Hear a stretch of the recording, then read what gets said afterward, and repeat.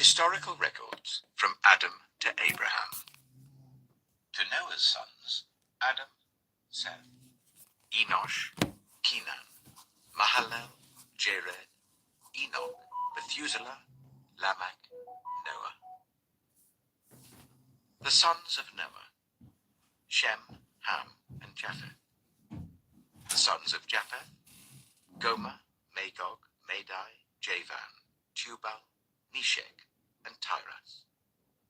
The sons of Gomer, Ashkenaz, Riphath, and Tidama. The sons of Javan, Elisha, Tarshish, the Kittites, and the Rodanites. The sons of Ham, Cush, Egypt, Put, and Canaan.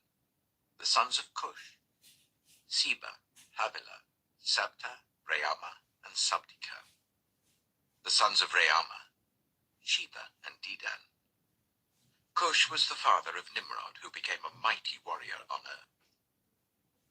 Egypt was the father of the Ludites, Anamites, Lehabites, Naphthathites, Pathrusites, Kazuhites, from whom the Philistines came, and Caphtorites. Canaan was the father of Sidon, his firstborn, and of the Hittites, Jebusites, Amorites, Girgashites, Hivites, Archites, Sinites, Arvadites, Zemarites, and Hamathites. The sons of Shem, Elam, Ashur, Arphaxad, Lud, and Aram. The sons of Aram, Uz, Hul, Gether, and Meshech. Arphaxad was the father of Shelah, and Shelah the father of Eber. Two sons were born to Eber. One was named Peleg, because in his time the earth was divided. His brother was named Joktan. Joktan was the father of Almodad, Sheleth, Hazarmaveth, Jirah, Hadoram, Uzal, Dikla, Obel, Abimael, Sheba, Ophir, Havilah, and Jobab. All these were sons of Joktan.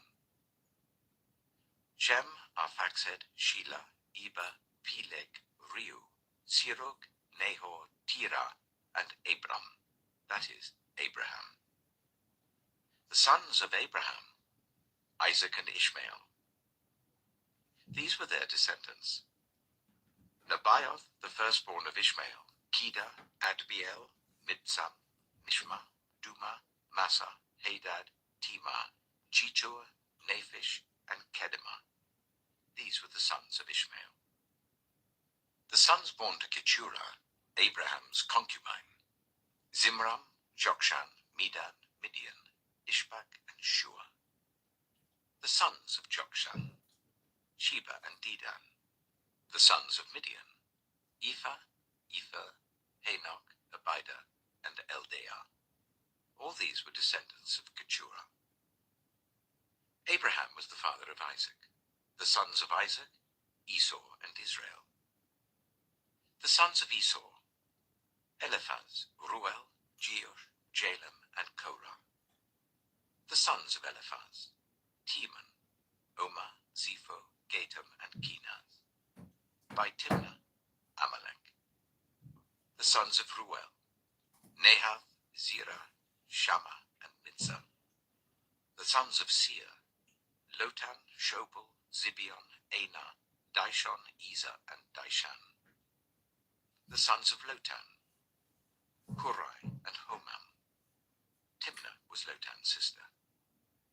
The sons of Shobal, Alvan, Manahath, Ebal, Shepho, and Onan. The sons of Zibeon, Aya and Anah. The sons of Anah, Dishon. The sons of Dishon, Hemdan, Eshban, Ithran, and Kiran. The sons of Ezer, Bilhan, Zealvan, and Achan. The sons of Dishan, Uz, and Aran. These were the kings who reigned in Edom before any Israelite king reigned. Bela, son of Beor, whose city was named Dinhabah. When Bela died, Jobab, son of Zerah from Bozrah, succeeded him as king. When Jobab died, Husham from the land of the Temanites succeeded him as king. When Husham died, Hadad, son of Bedad, who defeated Midian in the country of Moab, succeeded him as king. His city was named Avith. When Hadad died, Samlah from Masrekah succeeded him as king. When Samlah died, Shaul from Rehoboth on the river succeeded him as king. When Shaul died, Baal-Hanan son of Akbor succeeded him as king. When Baal-Hanan died, Hadad succeeded him as king. His city was named Peiu, and his wife's name was Mehetabel, daughter of Matred, the daughter of Mesahab. Hadad also died. The chiefs of Edom were Timnah, Alva, Jetheth, Aholibamah, Elah, Pinon, Kenaz, Teman, Mibzar, Magdiel, and Iram. These were the chiefs of Edom. 1 Chronicles chapter 2.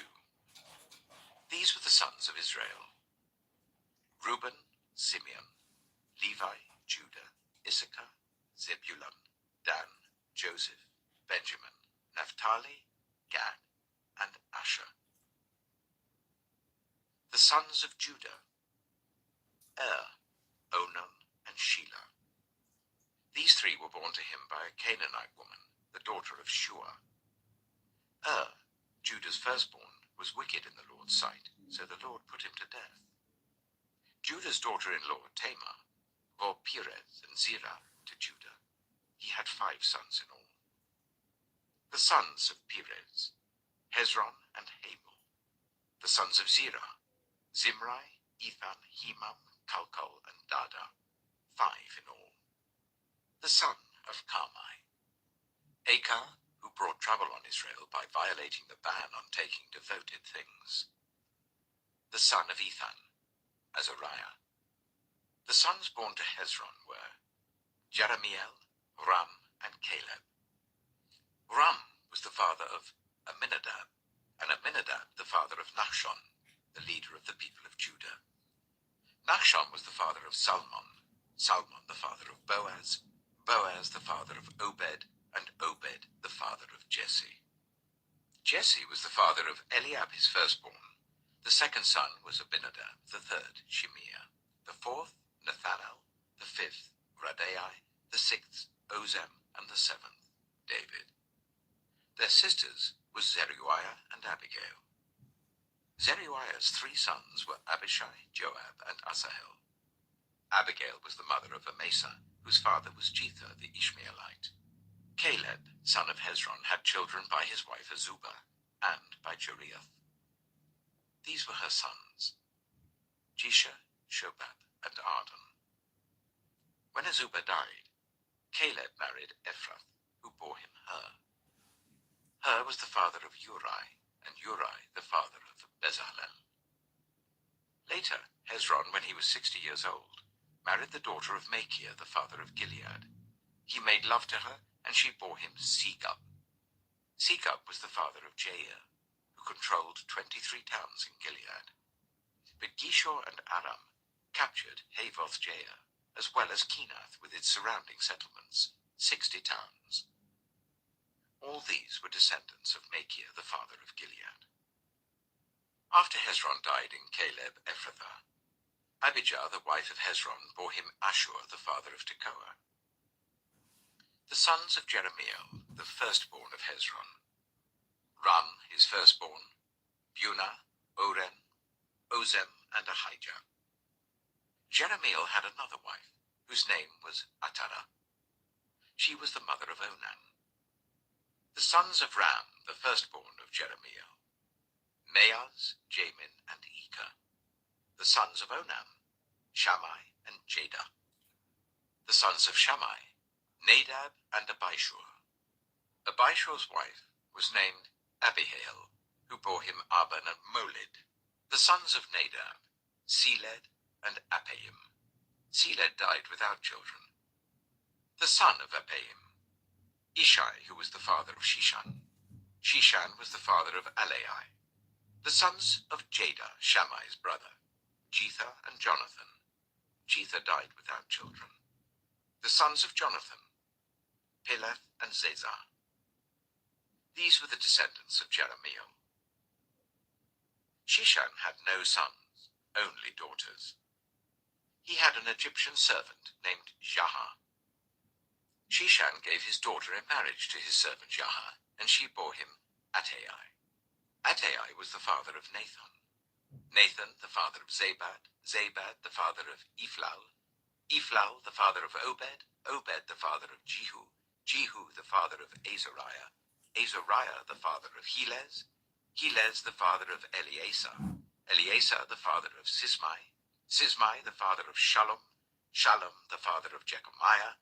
And Jechamiah, the father of Elishama. The sons of Caleb, the brother of Jeremiel. Misha, his firstborn, who was the father of Ziv, and his son Marisha, who was the father of Hebron. The sons of Hebron: Korah, Tappuah, Rechem, and Shema. Shema was the father of Raham, and Raham the father of Jochiam. Rechem was the father of Shimei. The son of Shimei was Maon, and Maon was the father of Beth-zur. Caleb's concubine Ephah was the mother of Haran, Moza, and Gezaz. Haran was the father of Gezaz. The sons of Jedai: Rechem, Jotham, Gishan, Peleg, Ephah, and Sheaph. Caleb's concubine Maacah was the mother of Sheba and Teaina. She also gave birth to Sheaph, the father of Madmannah, and to Sheva, the father of Machbena and Gibeah. Caleb's daughter was Aksah. These were the descendants of Caleb.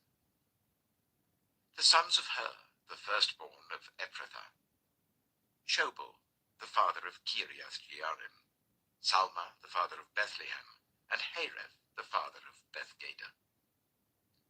The descendants of Shobal, the father of Kiriath-Jearim, were Haroeh, half the Manahathites, and the clans of Kiriath-Jearim, the Ithrites, Puthites, Shumathites, Mishreites. From these descended the Zorathites and Eshtaolites.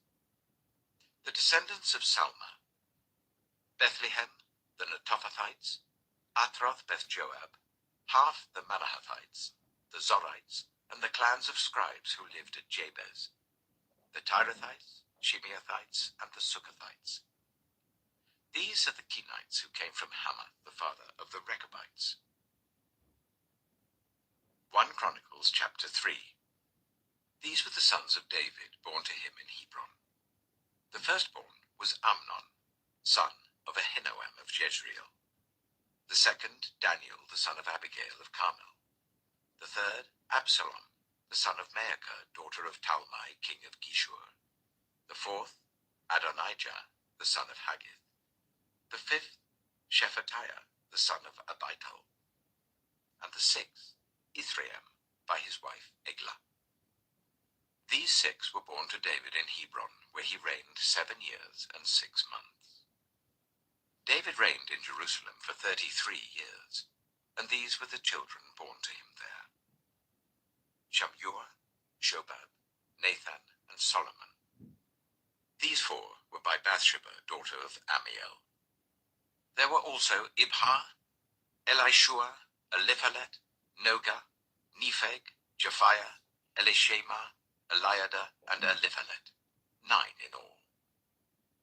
All these were the sons of David, besides his sons by his concubines, and Tamar was their sister. Solomon's son was Rehoboam, Abijah his son, Asa his son, Jehoshaphat his son, Jehoram his son, Ahaziah his son, Joash his son, Amaziah his son, Azariah his son, Jotham his son, Ahaz his son, Hezekiah his son, Manasseh his son, Ammon his son, Josiah his son. The sons of Josiah: Johanan the firstborn, Jehoiakim the second son, Zedekiah the third, Shallum the fourth. The successors of Jehoiakim: Jehoiakim his son, and Zedekiah. The descendants of Jehoiakim the captive: Shealtiel his son, Malchiram, Pedaiah, Shenazar, Jechamiah, Hoshama, and Nedabiah. The sons of Pedaiah: Zerubbabel and Shimei. The sons of Zerubbabel: Meshullam and Hananiah. Shelomith was their sister. There were also 5 others: Hashubah, Ohel, Berechiah, Hazadiah, and Jushab, he said. The descendants of Hananiah: Pelatiah and Jeshiah, and the sons of Rephaiah, of Arnan, of Obadiah, and of Shechaniah. The descendants of Shechaniah: Shemaiah and his sons: Hattush, Igal, Bariah, Neariah, and Shaphat, 6 in all. The sons of Neariah: Eloah-enai, Hizkiah, Azrikam, 3 in all. The sons of Elioenai: Hodaviah, Eliashib, Pelaiah, Akub, Johanan, Eliah, and Anani, 7 in all. 1 Chronicles chapter 4. The descendants of Judah: Perez, Hezron, Carmi, and Shobal. Reiah, son of Shobal, was the father of Jahath, and Jahath the father of Ahumai and Lahad. These were the clans of the Zorathites. These were the sons of Etam: Jezreel, Ishma, and Idbash. Their sister was named Hazalel-Ponai. Penuel was the father of Gedor, and Ezer the father of Usha. These were the descendants of Hur, the firstborn of Ephrathah, and father of Bethlehem. Ashur, the father of Tekoa, had 2 wives, Helah and Neara. Neara bore him Ahuzam, Hepher, Temani, and Heahashtarai. These were the descendants of Neara. The sons of Helah: Zereth, Zohar, Ethnon, and Koz, who was the father of Anab and Hazobiah, and the clans of Ahahel, son of Harum. Jabez was more honorable than his brothers. His mother had named him Jabez, saying, "I gave birth to him in pain." Jabez cried out to the God of Israel, "Oh, that you would bless me and enlarge my territory. Let your hand be with me and keep me from harm, so that I will be free from pain." And God granted his request. Chelub, Shuha's brother, was the father of Mihah, who was the father of Eshton. Eshton was the father of Beth-Raphah, Paziah, and Tehinnah the father of Nahash. These were the men of Rechah. The sons of Kenaz: Othniel and Sariah. The sons of Othniel: Hathath and Meonothai. Meonothai was the father of Ophrah. Sariah was the father of Joab, the father of Jehoshaphat. It was called this because its people were skilled workers. The sons of Caleb, son of Jephunneh: Iru, Elah, If you want to and read the Nahum. Bible but you don't know The where son to of start, Elah: please listen to this. The sons of Jehalelel: Ziph, Ziphah, Tiria, and Asarel. The sons of Ezra: Jether, Mered, Ephah, and Jalon. One of Mered's wives gave birth to Miriam, Shammai, and Ishbah, the father of Eshtemoa. His wife, from the tribe of Judah, gave birth to Jered, the father of Gedor, Heber, the father of Soko, and Jekuthiel, the father of Zanoah. These were the children of Pharaoh's daughter, Bithiah, whom Mered had married. The sons of Hodiah's wife, the sister of Nahum: the father of Keilah, the Garmite, and Eshtemoa, the Maacathite. The sons of Shimon: Amnon, Rinnah, Ben-Hanan, and Tilon. The descendants of Ishai: Zoheth and Ben-Zoheth. The sons of Shelah, son of Judah: the father of Leka, Leada, the father of Marashah, and the clans of the linen workers at Beth-Ashbia: Jokem, the men of Koseba, and Joash and Seraph, who ruled in Moab, and Jeshubai-Lehem. These records are from ancient times. They were the potters who lived at Netaim and Gedera. They stayed there and worked for the king. The descendants of Simeon: Nemuel, Jamin, Jarib, Zerah, and Shaul. Shallum was Shaul's son, Mibsam his son, and Mishma his son. descendants of Mishma: Hamuel his son, Zakua his son, and Shimei his son. Shimei had 16 sons and 6 daughters, but his brothers did not have many children, so their entire clan did not become as numerous as the people of Judah. They lived in Beersheba, Moladah, Hazar Shuel, Bilhah, Ezem, Tolad, Bethuel, Hormah, Ziklag, Beth Markaboth, Hazar Suhim, Beth Birai, and Shearaim. These were their towns until the reign of David. Their surrounding villages were Etam, Ain, Rimmon, Token, and Ashan, 5 towns. And all the villages around these towns, as far as Baalath. These were their settlements, and they kept a genealogical record. Meshobab, Jamlech, Joshua, son of Amaziah, Joel, Jehu, son of Josabiah, the son of Sariah, the son of Aziel. Also Elioenai, Jacoba, Jeshoshiah, Asaiah, Adiel, Jesimiel, Benaiah, and Sizer, son of Shiphi, the son of Alon, the son of Jediah, the son of Shimri, the son of Shemaiah. The men listed above by name were leaders of their clans. Their families increased greatly, and they went to the outskirts of Gedor, to the east of the valley, in search of pasture for their flocks. They found rich, good pasture, and the land was spacious, peaceful, and quiet. Some Hamites had lived there formerly. The men whose names were listed came in the days of Hezekiah, king of Judah. They attacked the Hamites in their dwellings and also the Meunites who were there, and completely destroyed them, as is evident to this day. Then they settled in their place because there was pasture for their flocks.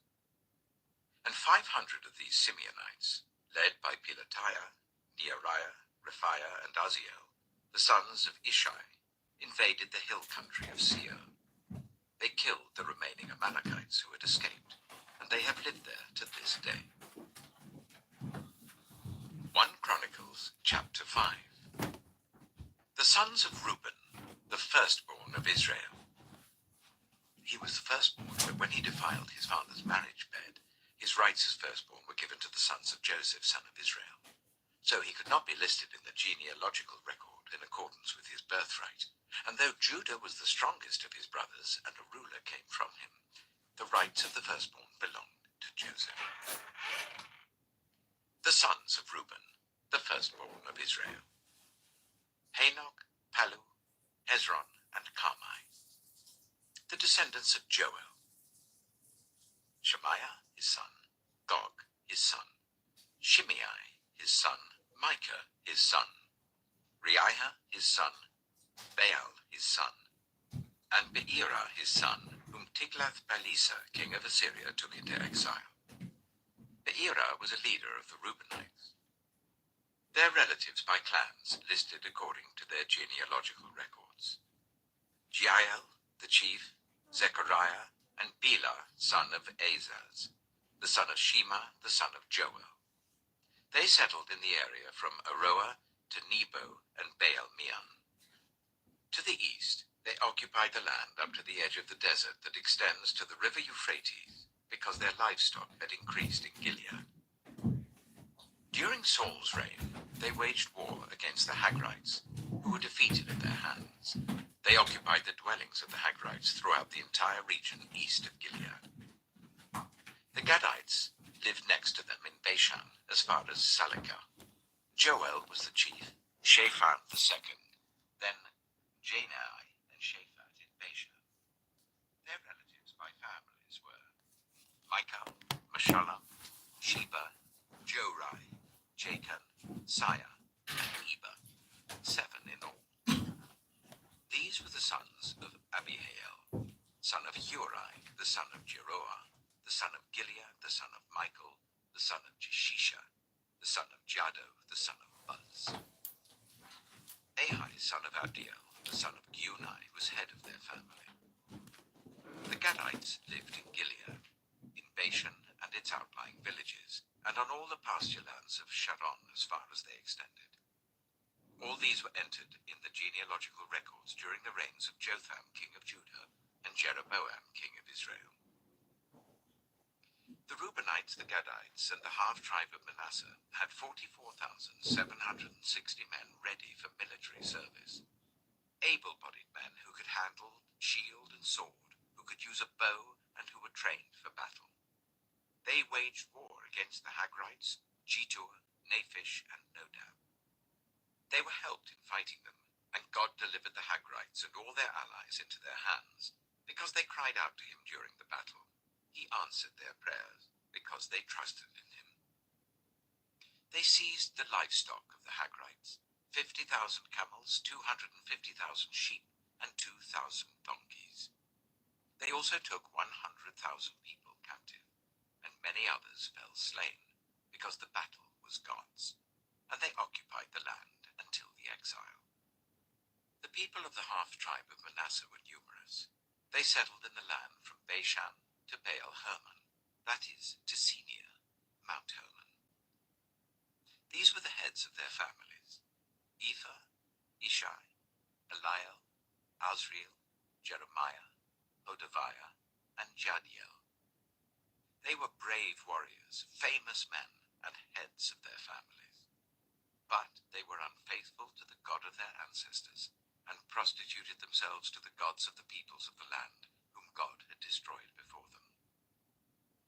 So the God of Israel stirred up the spirit of Pul, king of Assyria, that is, Tiglath-Pileser, king of Assyria, who took the Reubenites, the Gadites, and the half-tribe of Manasseh into exile. He took them to Halah, Habor, Harah, and the river of Gozan, where they are to this day. 1 Chronicles chapter 6. The sons of Levi: Gershon, Kohath, and Merari.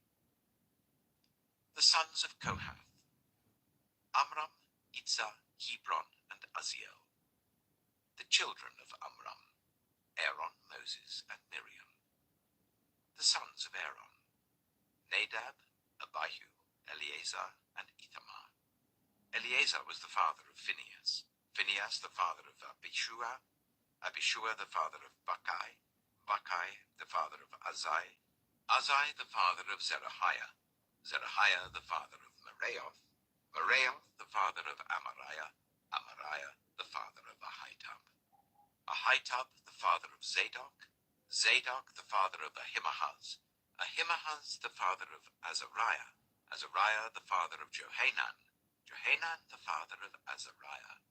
It was he who served as priest in the temple Solomon built in Jerusalem.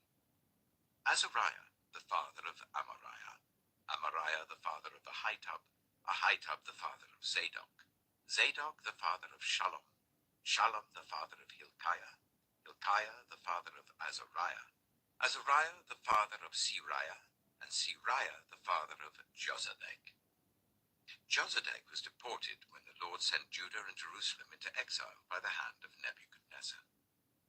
The sons of Levi: Gershon, Kohath, and Merari. These are the names of the sons of Gershon: Libni and Shimei. The sons of Kohath: Amram, Itzah, Hebron, and Uzziel. The sons of Merari: Malai and Mushai. These are the clans of the Levites listed according to their fathers. Of Gershon: Libni his son, Jahath his son, Zimmah his son, Joah his son, Iddo his son, Zerah his son, and Jeatherai his son. The descendants of Kohath: Aminadab his son, Korah his son, Asa his son, Elkanah his son, Abiasaph his son, Asa his son, Tahath his son, Uriel his son, Uzziah his son, and Shaul his son. The descendants of Elkanah: Amasai, Ahimoth, Elkanah his son, Zophai his son, Nahath his son, Eliab his son, Jeroham his son, Elkanah his son, and Samuel his son. The sons of Samuel: Joel the firstborn, and Abijah the second son. The descendants of Merari: Malai, Libni his son, Shimei his son, Uzzah his son, Shemaiah his son, Haggiah his son, and Asaiah his son. These are the men David put in charge of the music in the house of the Lord after the ark came to rest there. They ministered with music before the tabernacle, the tent of meeting, until Solomon built the temple of the Lord in Jerusalem. They performed their duties according to the regulations laid down for them. Here are the men who served together with their sons. From the Kohathites, Heman, the musician, the son of Joel, the son of Samuel, the son of Elkanah, the son of Jeroham, the son of Eliel, the son of Toah, the son of Zaph, the son of Elkanah, the son of Mahath, the son of Amasai, the son of Elkanah, the son of Joel, the son of Azariah, the son of Zephaniah, the son of Tahath, the son of Asa, the son of Abiasaph, the son of Korah, the son of Itzah, the son of Kohath, the son of Levi, the son of Israel, and Heman's associate Asaph, who served at his right hand. Asaph, son of Berechiah, the son of Shimeah, the son of Michael, the son of Baasiah, the son of Malchiah, the son of Ethnai, the son of Zerah, the son of Adiah, the son of Ethan, the son of Zimmah, the son of Shimei, the son of Jahath, the son of Gershon, the son of Levi. And from their associates, the Merarites at his left hand, Ethan, son of Kishai, the son of Abdai, the son of Malach, the son of Hashabiah, the son of Amaziah, the son of Hilkiah, the son of Amzai, the son of Benai, the son of Shema, the son of Malai, the son of Yushai, the son of Merari, the son of Levi. Their fellow Levites were assigned to all the other duties of the tabernacle, the house of God. But Aaron and his descendants were the ones who presented offerings on the altar of burnt offering and on the altar of incense in connection with all that was done in the most holy place, making atonement for Israel, in accordance with all that Moses, the servant of God, had commanded. These were the descendants of Aaron: Eleazar, his son, Phinehas, his son, Abishua, his son, Bacchai, his son, Uzai, his son, Zerahiah, his son, Merioth, his son, Amariah, his son, Ahitub, his son, Zadok, his son, and Ahimaaz, his son. These were the locations of their settlements allotted as their territory. They were assigned to the descendants of Aaron, who were from the Kohathite clan, because the first lot was for them. They were given Hebron in Judah with its surrounding pasture lands, but the fields and villages around the city were given to Caleb, son of Jephunneh. So the descendants of Aaron were given Hebron, a city of refuge, and Libnah, Yattah, Eshtemoa, Hilen, Debir, Ashan, Jattah, and Beth-Shemesh, together with their pasture lands. And from the tribe of Benjamin they were given Gibeon, Geba, Alameth, and Anathoth, together with their pasture lands. The total number of towns distributed among the Kohathite clans came to 13. The rest of Kohath's descendants were allotted 10 towns from the clans of half the tribe of Manasseh. The descendants of Gershon, clan by clan, were allotted 13 towns from the tribes of Issachar, Asher, Naphtali, and from the part of the tribe of Manasseh that is in Bashan. The descendants of Merari, clan by clan, were allotted 12 towns from the tribes of Reuben, Gad, and Zebulun. So the Israelites gave the Levites these towns and their pasture lands.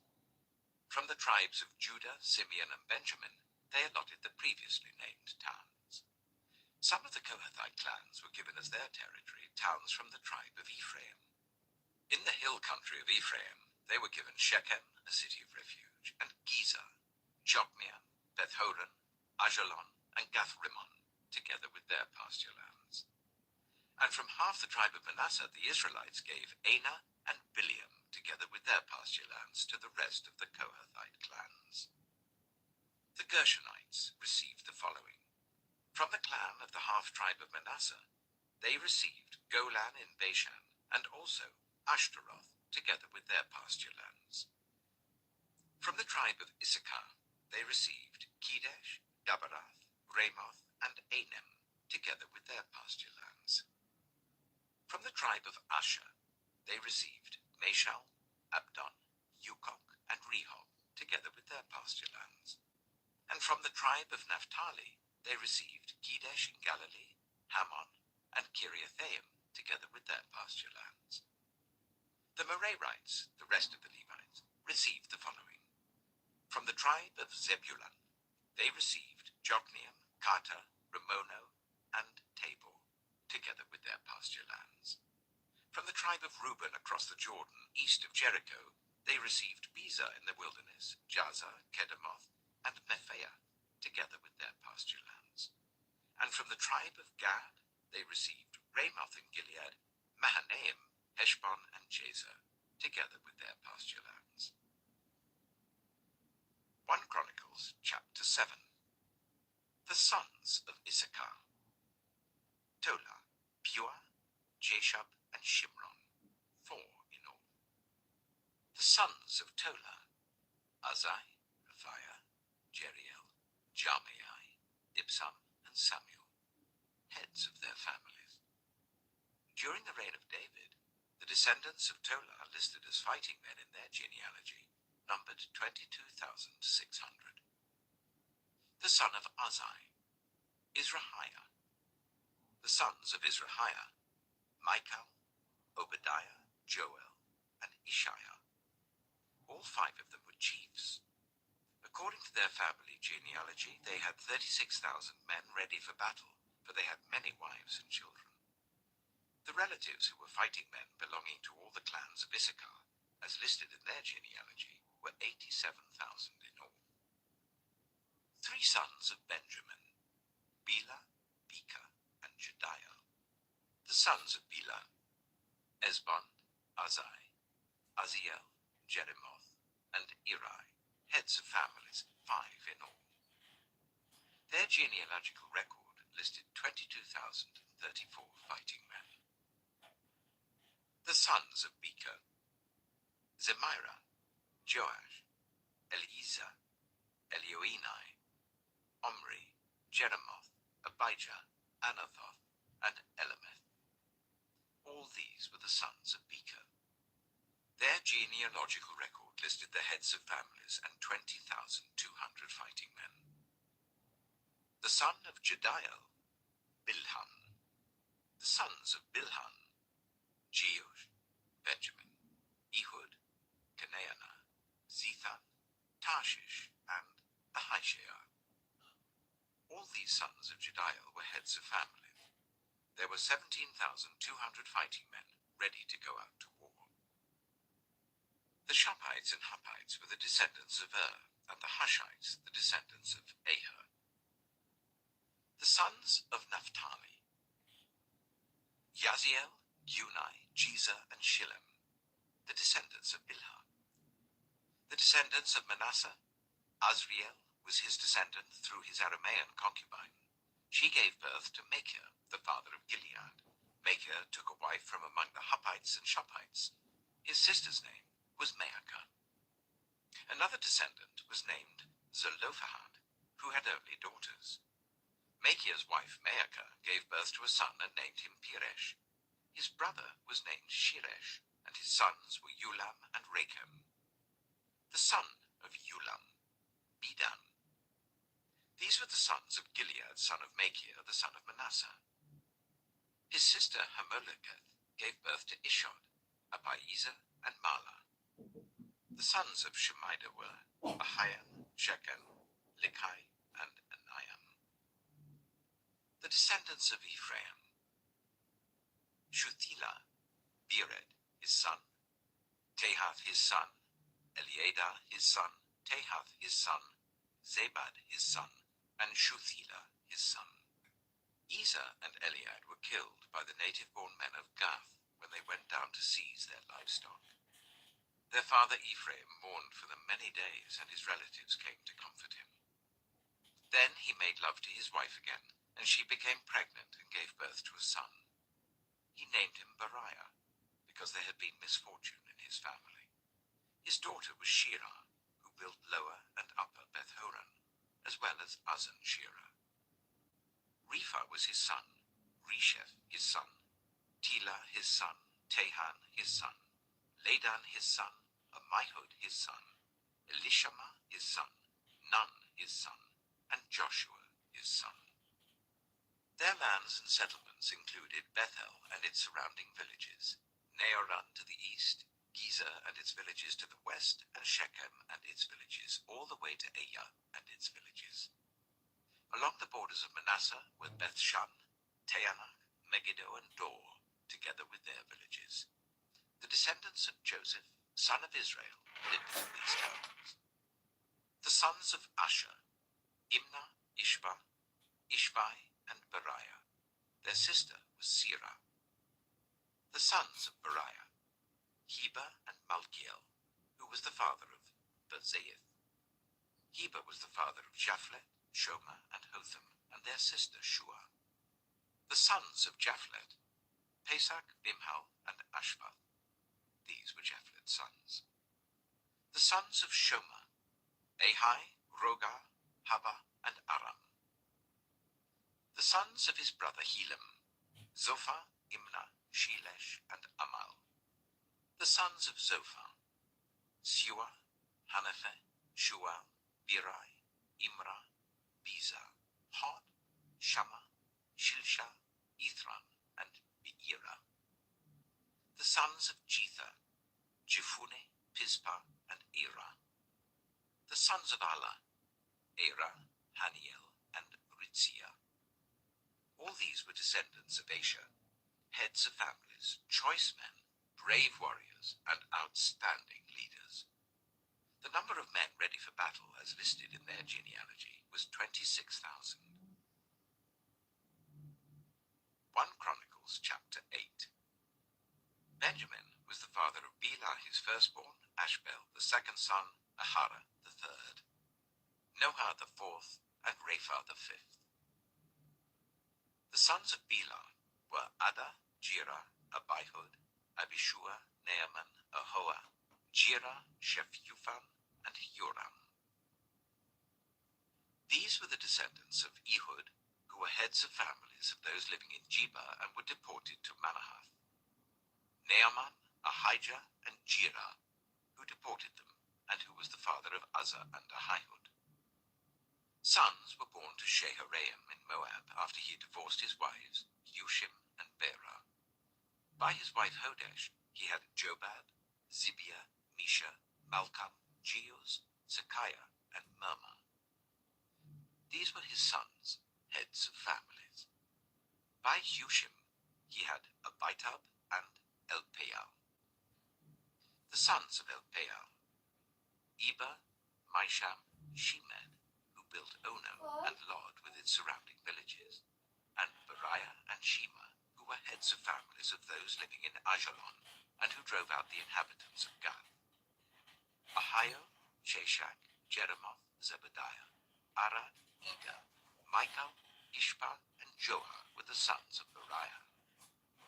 Zebediah, Meshullam, Hizkai, Heber, Ishmerai, Isliah, and Jobab were the sons of Elpaal. Jakim, Zikri, Zabdi, Elienai, Zilethai, Eliel, Ediah, Beriah, and Shimra were the sons of Shimei. Ishpan, Eber, Eliel, Abnon, Zikri, Hanan, Ananiah, Elam, Anthothijah, Ifdia, and Penuel were the sons of Sheshach. Shamshurai, Shehariah, Ataliah, Jarashiah, Elijah, and Zikri were the sons of Jeroham. All these were heads of families, chiefs as listed in their genealogy, and they lived in Jerusalem. Jeiel, the father of Gibeon, lived in Gibeon. His wife's name was Maacah, and his firstborn son was Abdon, followed by Zur, Kish, Baal, Ner, Nadab, Gedor, Ahio, Zikah, and Mikloth, who was the father of Shimeah. They too lived near their relatives in Jerusalem. Ner was the father of Kish, Kish the father of Saul, and Saul the father of Jonathan, Malchishua, Abinadab, and Eshbaal. The son of Jonathan, Merid-Baal, who was the father of Micah. The sons of Micah, Pithon, Melech, Teriah, and Ahaz. Ahaz was the father of Jehoiada. Jehoiada was the father of Alamath, Azmaveth, and Zimri was the father of Mosa. Mosa was the father of Biniah. Rapha was his son, Eleazar his son, and Azel his son. Azel had 6 sons, and these were their names: Azrikam, Bokeru, Ishmael, Shariah, Obadiah, and Hanan. All these were the sons of Azel. The sons of his brother Eshek: Ulam his firstborn, Jeush the second son, and Eliphalet the third. The sons of Ulam were brave warriors who could handle the bow. They had many sons and grandsons, 150 in all. All these were the descendants of Benjamin. 1 Chronicles chapter 9. All Israel was listed in the genealogies in the book of the kings of Israel and Judah. They were taken captive to Babylon because of their unfaithfulness. Now the first to resettle on their own property in their own towns were some Israelites, priests, Levites, and temple servants. Those from Judah, from Benjamin, and from Ephraim and Manasseh who lived in Jerusalem were Uthai, son of Ammihud, the son of Omri, the son of Imri, the son of Bani, a descendant of Perez, son of Judah. Of the Shilonites, Isaiah the firstborn and his sons. Of the Zerahites, Jeuel. The people from Judah numbered 690. Of the Benjaminites, Salu, son of Meshallam, the son of Hodaviah, the son of Hasenuah. Ibniah, son of Jeroham, Eli, son of Azai, the son of Mikri, and Meshallam, son of Shephatiah, the son of Ruel, the son of Ibnijah. The people from Benjamin, as listed in their genealogy, numbered 956. All these men were heads of their families. Of the priests, Jedaiah, Jehoiarib, Jachin, Azariah, son of Hilkiah, the son of Meshallam, the son of Zadok, the son of Meraioth, the son of Ahitub, the official in charge of the house of God. Adaiah, the son of Jeroham, the son of Pashur, the son of Malchijah, and Maasai, son of Adiel, the son of Jazarah, the son of Meshallam, the son of Meshillemeth, the son of Immer. The priests, who were heads of families, numbered 1,760. They were able men responsible for ministering in the house of God. Of the Levites, Shemaiah, son of Hashub, the son of Azrikam, the son of Hashabiah, a Merarite, Bakbakkar, Hiresh, Galal, and Mattaniah, son of Micah, the son of Zikri, the son of Asaph, Obadiah, son of Shemaiah, the son of Galal, the son of Jeduthun, and Berechiah, son of Asa, the son of Elkanah, who lived in the villages of the Netophathites. The gatekeepers: Shallum, Akub, Talmon, Ahiman, and their fellow Levites, Shallum their chief being stationed at the king's gate on the east up to the present time. These were the gatekeepers belonging to the camp of the Levites. Shallum, son of Kor, the son of Ebiasaph, the son of Korah, and his fellow gatekeepers from his family, the Korahites, were responsible for guarding the thresholds of the tent, just as their ancestors had been responsible for guarding the entrance to the dwelling of the Lord. In earlier times, Phinehas, son of Eleazar, was the official in charge of the gatekeepers, and the Lord was with him. Zechariah, son of Meshelemiah, was the gatekeeper at the entrance to the tent of meeting. Altogether, those chosen to be gatekeepers at the thresholds numbered 212. They were registered by genealogy in their villages. The gatekeepers had been assigned to their positions of trust by David and Samuel the seer. They and their descendants were in charge of guarding the gates of the house of the Lord, the house called the Tent of Meeting. The gatekeepers were on the 4 sides, east, west, north, and south. Their fellow Levites in their villages had to come from time to time and share their duties for 7-day periods. But the 4 principal gatekeepers, who were Levites, were entrusted with the responsibility for the rooms and treasuries in the house of God. They would spend the night stationed round the house of God because they had to guard it, and they had charge of the key for opening it each morning. Some of them were in charge of the articles used in the temple service. They counted them when they were brought in and when they were taken out. Others were assigned to take care of the furnishings and all the other articles of the sanctuary, as well as the special flour and wine and the olive oil, incense and spices.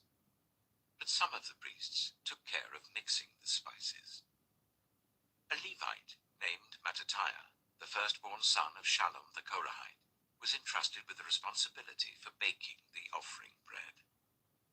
Some of the Kohathites, their fellow Levites, were in charge of preparing for every Sabbath the bread set out on the table. Those who were musicians, heads of Levite families, stayed in the rooms of the temple and were exempt from other duties because they were responsible for the work day and night. All these were heads of Levite families, chiefs, as listed in their genealogy, and they lived in Jerusalem. Jeiel, the father of Gibeon, lived in Gibeon. His wife's name was Maacah, and his firstborn son was Abdon, followed by Zur, Kish, Baal, Ner, Nadab, Gedor, Ahio, Zechariah, and Mikloth. Mikloth was the father of Shimeam. They too lived near their relatives in Jerusalem. Ner was the father of Kish, Kish the father of Saul, and Saul the father of Jonathan, Malchishua, Abinadab, and Eshbaal. The son of Jonathan, Merid-Baal, who was the father of Micah. The sons of Micah, Pithon, Melech, Teriah, and Ahaz. Ahaz was the father of Jada. Jada was the father of Alameth, Azmaveth, and Zimri. And Zimri was the father of Moza. Moza was the father of Bimea. Raphiah was his son, Eleazar his son, and Azel his son. Azel had 6 sons, and these were their names: Azrikam, Bokeru, Ishmael, Sheariah, Obadiah, and Hanan. These were the sons of Azel. 1 Chronicles, chapter 10. Now the Philistines fought against Israel. The Israelites fled before them, and many fell dead on Mount Gilboa. The Philistines were in hot pursuit of Saul and his sons, and they killed his sons Jonathan, Abinadab, and Malchishua. The fighting grew fierce around Saul, and when the archers overtook him, they wounded him. Saul said to his armor-bearer, "Draw your sword and run me through, or these uncircumcised fellows will come and abuse me." But his armor-bearer was terrified and would not do it. So Saul took his own sword and fell on it. When the armor-bearer saw that Saul was dead, he too fell on his sword and died. So Saul and his 3 sons died, and all his house died together. When all the Israelites in the valley saw that the army had fled and that Saul and his sons had died, they abandoned their towns and fled, and the Philistines came and occupied them. The next day, when the Philistines came to strip the dead, they found Saul and his sons fallen on Mount Gilboa. They stripped him and took his head and his armor, and sent messengers throughout the land of the Philistines to proclaim the news among their idols and their people. They put his armor in the temple of their gods, and hung up his head in the temple of Dagon. When all the inhabitants of Jabesh Gilead heard what the Philistines had done to Saul, all their valiant men went and took the bodies of Saul and his sons and brought them to Jabesh. Then they buried their bones under the great tree in Jabesh, and they fasted 7 days. Saul died because he was unfaithful to the Lord. He did not keep the word of the Lord, and even consulted a medium for guidance, and did not inquire of the Lord. So the Lord put him to death, and turned the kingdom over to David, son of Jesse. 1 Chronicles chapter 11. All Israel came together to David at Hebron and said, "We are your own flesh and blood. In the past, even while Saul was king, you were the one who led Israel on their military campaigns. And the Lord your God said to you, 'You will shepherd my people Israel, and you will become their ruler.'"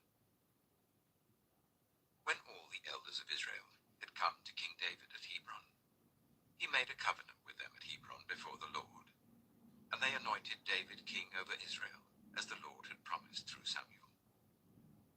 David and all the Israelites marched to Jerusalem, that is, Jebus.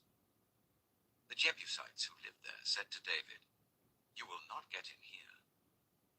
Nevertheless, David captured the fortress of Zion, which is the city of David.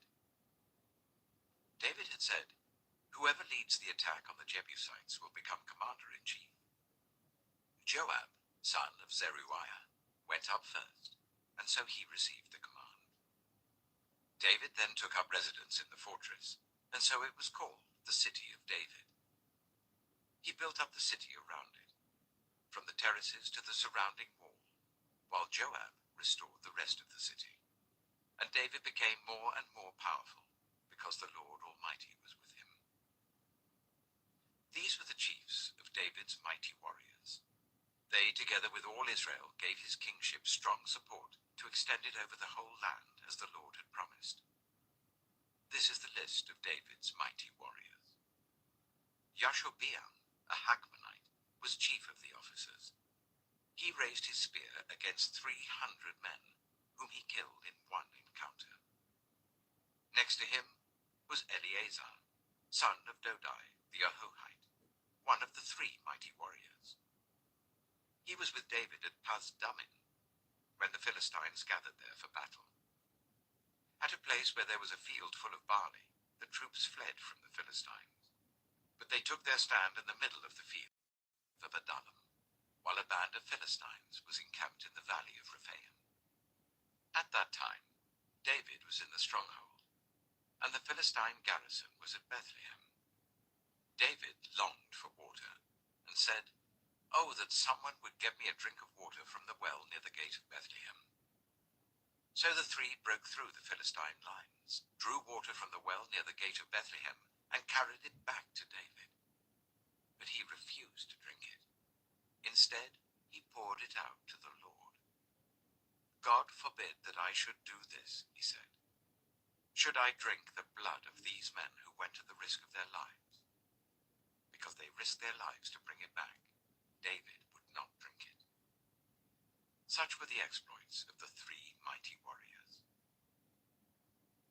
Abishai, the brother of Joab, was chief of the 3. He raised his spear against 300 men, whom he killed, and so he became as famous as the 3. He was doubly honored above the 3 and became their commander, even though he was not included among them. Benaiah, son of Jehoiada, a valiant fighter from Kabzeel, performed great exploits. He struck down Moab's 2 mightiest warriors.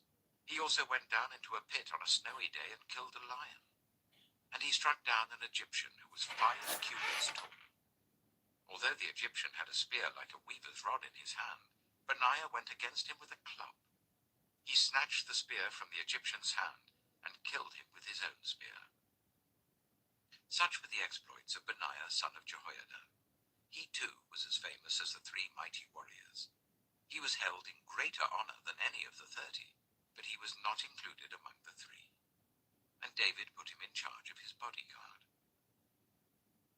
The mighty warriors were Asahel, the brother of Joab, Elhanan, son of Dodo from Bethlehem, Shamoth, the Harorite, Helez, the Pelonite, Ira, son of Ikesh from Tekoa, Abiezer from Anathoth, Sibbecai, the Hushathite, Ilai, the Ahohite, Maharai, the Netophathite, Heled, son of Baana, the Netophathite, Itai, son of Ribai, from Gibeah in Benjamin, Benaiah, the Pirathonite, Hurai, from the ravines of Gaash, Abiel, the Arbathite, Asmaveth, the Baherumite, Eliabah, the Shaalbonite, the sons of Hashem, the Gizonite, Jonathan, son of Shaji the Hererite, Ahiam, son of Sakar the Hererite, Eliphal, son of Kepha the Machirathite, Ahijah the Pelonite, Hezro the Carmelite, Naharai, son of Ezbai, Joel, Paz, son of Haggai, Zelek the Ammonite, Naharai the Beerothite, the armor-bearer of Joab, son of Zeruiah, Ira the Ithrite, Gareb the Ithrite, Uriah the Hittite, Zabad, son of Alai, Adina, son of Shizah the Reubenite, who was chief of the Reubenites, and the 30 with him, Hanan, son of Maacah, Joshaphat the Mithnite, Isaiah the Ashterathite, Shema and Jeiel, the sons of Hotham the Arorite, Jediael, son of Shimrai, his brother Jorah the Tizite, Eliel the Mahavite, Jerubbaal, and Joshaviah, the sons of Elnaam, Ithmah the Moabite, Eliel, Obed, and Jehaziel the Mezobaite. 1 Chronicles chapter 12. These were the men who came to David at Ziklag, while he was banished from the presence of Saul, son of Kish. They were among the warriors who helped him in battle. They were armed with bows, and were able to shoot arrows or to sling stones, right-handed or left-handed. They were relatives of Saul from the tribe of Benjamin. Ahiezer, their chief, and Joash, the sons of Shemaiah, the Gibeathite, Jeziel and Pelet, the sons of Azmaveth, Berekah, Jehu the Anathothite, and Ishmaiah the Gibeonite, a mighty warrior among the 30 who was a leader of the 30. Jeremiah, Jahaziel, Johanan, Jozabad the Gederathite, Eluzai, Jerimoth, Bealiah, Shemariah, and Shephatiah the Haruphite, Elkanah, Ishiah, Azarel, Joezer, and Jeshobeam the Korahites, and Joelah and Zebediah, the sons of Jeroham, from Gedor. Some Gadites defected to David at his stronghold in the wilderness. They were brave warriors, ready for battle and able to handle the shield and spear. Their faces were the faces of lions, and they were as swift as gazelles in the mountains. Ezer was the chief, Obadiah the second in command, Eliab the third, Mishmanah the fourth, Jeremiah the fifth, Attai the sixth, Eliel the seventh, Johanan the eighth, Elzabad the ninth, Jeremiah the 10th, and Machbanai the 11th. These Gadites were army commanders. The least was a match for 100, and the greatest for 1,000. It was they who crossed the Jordan in the first month when it was overflowing all its banks, and they put to flight everyone living in the valleys to the east and to the west. Other Benjaminites and some men from Judah also came to David in his stronghold. David went out to meet them and said to them, "If you have come to me in peace to help me, I am ready for you to join me. But if you have come to betray me to my enemies when my hands are free from violence, may the God of our ancestors see it and judge you." Then the Spirit came on Amasai, chief of the 30, and he said, "We are yours, David. We are with you, son of Jesse. Success, success to you, and success to those who help you, for your God will help you." So David received them and made them leaders of his raiding bands. Some of the tribe of Manasseh defected to David when he went with the Philistines to fight against Saul. He and his men did not help the Philistines because, after consultation, their rulers sent him away. They said, "It will cost us our heads if he deserts to his master Saul." When David went to Ziklag, these were the men of Manasseh who defected to him: Adnah, Jozabad, Jediael, Michael, Jozabad, Elihu, and Zillethai, leaders of units of 1,000 in Manasseh. They helped David against raiding bands, for all of them were brave warriors, and they were commanders in his army. Day after day men came to help David, until he had a great army, like the army of God. These are the numbers of the men armed for battle, who came to David at Hebron, to turn Saul's kingdom over to him, as the Lord had said. From Judah, carrying shield and spear, 6,800 armed for battle. From Simeon, warriors ready for battle, 7,100. From Levi, 4,600, including Jehoiada, leader of the family of Aaron, with 3,700 men, and Zadok, a brave young warrior with 22 officers from his family. From Benjamin, Saul's tribe, 3,000, most of whom had remained loyal to Saul's house until then. From Ephraim, brave warriors famous in their own clans, 20,800. From half the tribe of Manasseh, designated by name to come and make David king, 18,000. From Issachar, men who understood the times and knew what Israel should do, 200 chiefs with all their relatives under their command. From Zebulun, experienced soldiers prepared for battle with every type of weapon to help David with undivided loyalty, 50,000. From Naphtali, 1,000 officers together with 37,000 men carrying shields and spears. From Dan, ready for battle, 28,600. From Asher, experienced soldiers prepared for battle, 40,000. And from east of the Jordan, from Reuben, Gad, and the half-tribe of Manasseh, armed with every type of weapon, 120,000. All these were fighting men who volunteered to serve in the ranks. They came to Hebron fully determined to make David king over all Israel. All the rest of the Israelites were also of one mind to make David king. The men spent 3 days there with David, eating and drinking, for their families had supplied provisions for them.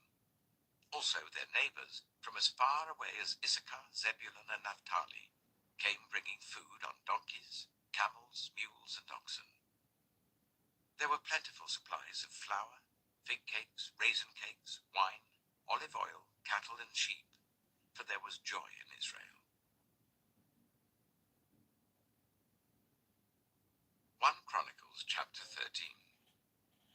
David conferred with each of his officers, the commanders of thousands and commanders of hundreds. He then said to the whole assembly of Israel, "If it seems good to you, and if it is the will of the Lord our God, let us send word far and wide to the rest of our people throughout the territories of Israel, and also to the priests and Levites who are with them in their towns and pasture lands, to come and join us. Let us bring the ark of our God back to us, for we did not inquire of it during the reign of Saul." The whole assembly agreed to do this, because it seemed right to all the people.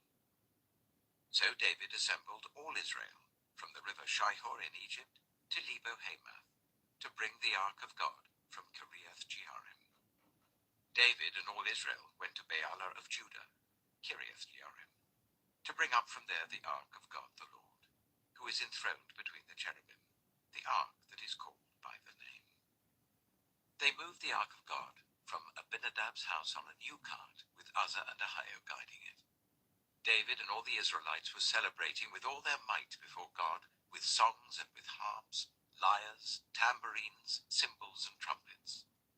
When they came to the threshing floor of Kidon, Uzzah reached out his hand to steady the ark, because the oxen stumbled.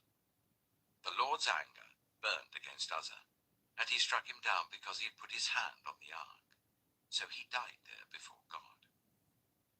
Then David was angry because the Lord's wrath had broken out against Uzzah, and to this day that place is called Perez Uzzah. David was afraid of God that day, and asked, "How can I ever bring the ark of God to me?" He did not take the ark to be with him in the city of David. Instead, he took it to the house of Obed-Edom the Gittite. The ark of God remained with the family of Obed-Edom in his house for 3 months, and the Lord blessed his household and everything he had. 1 Chronicles chapter 14. Now Hiram, king of Tyre, sent messengers to David, along with cedar logs, stonemasons, and carpenters, to build a palace for him. And David knew that the Lord had established him as king over Israel, and that his kingdom had been highly exalted for the sake of his people Israel. In Jerusalem, David took more wives, and became the father of more sons and daughters. These are the names of the children born to him there: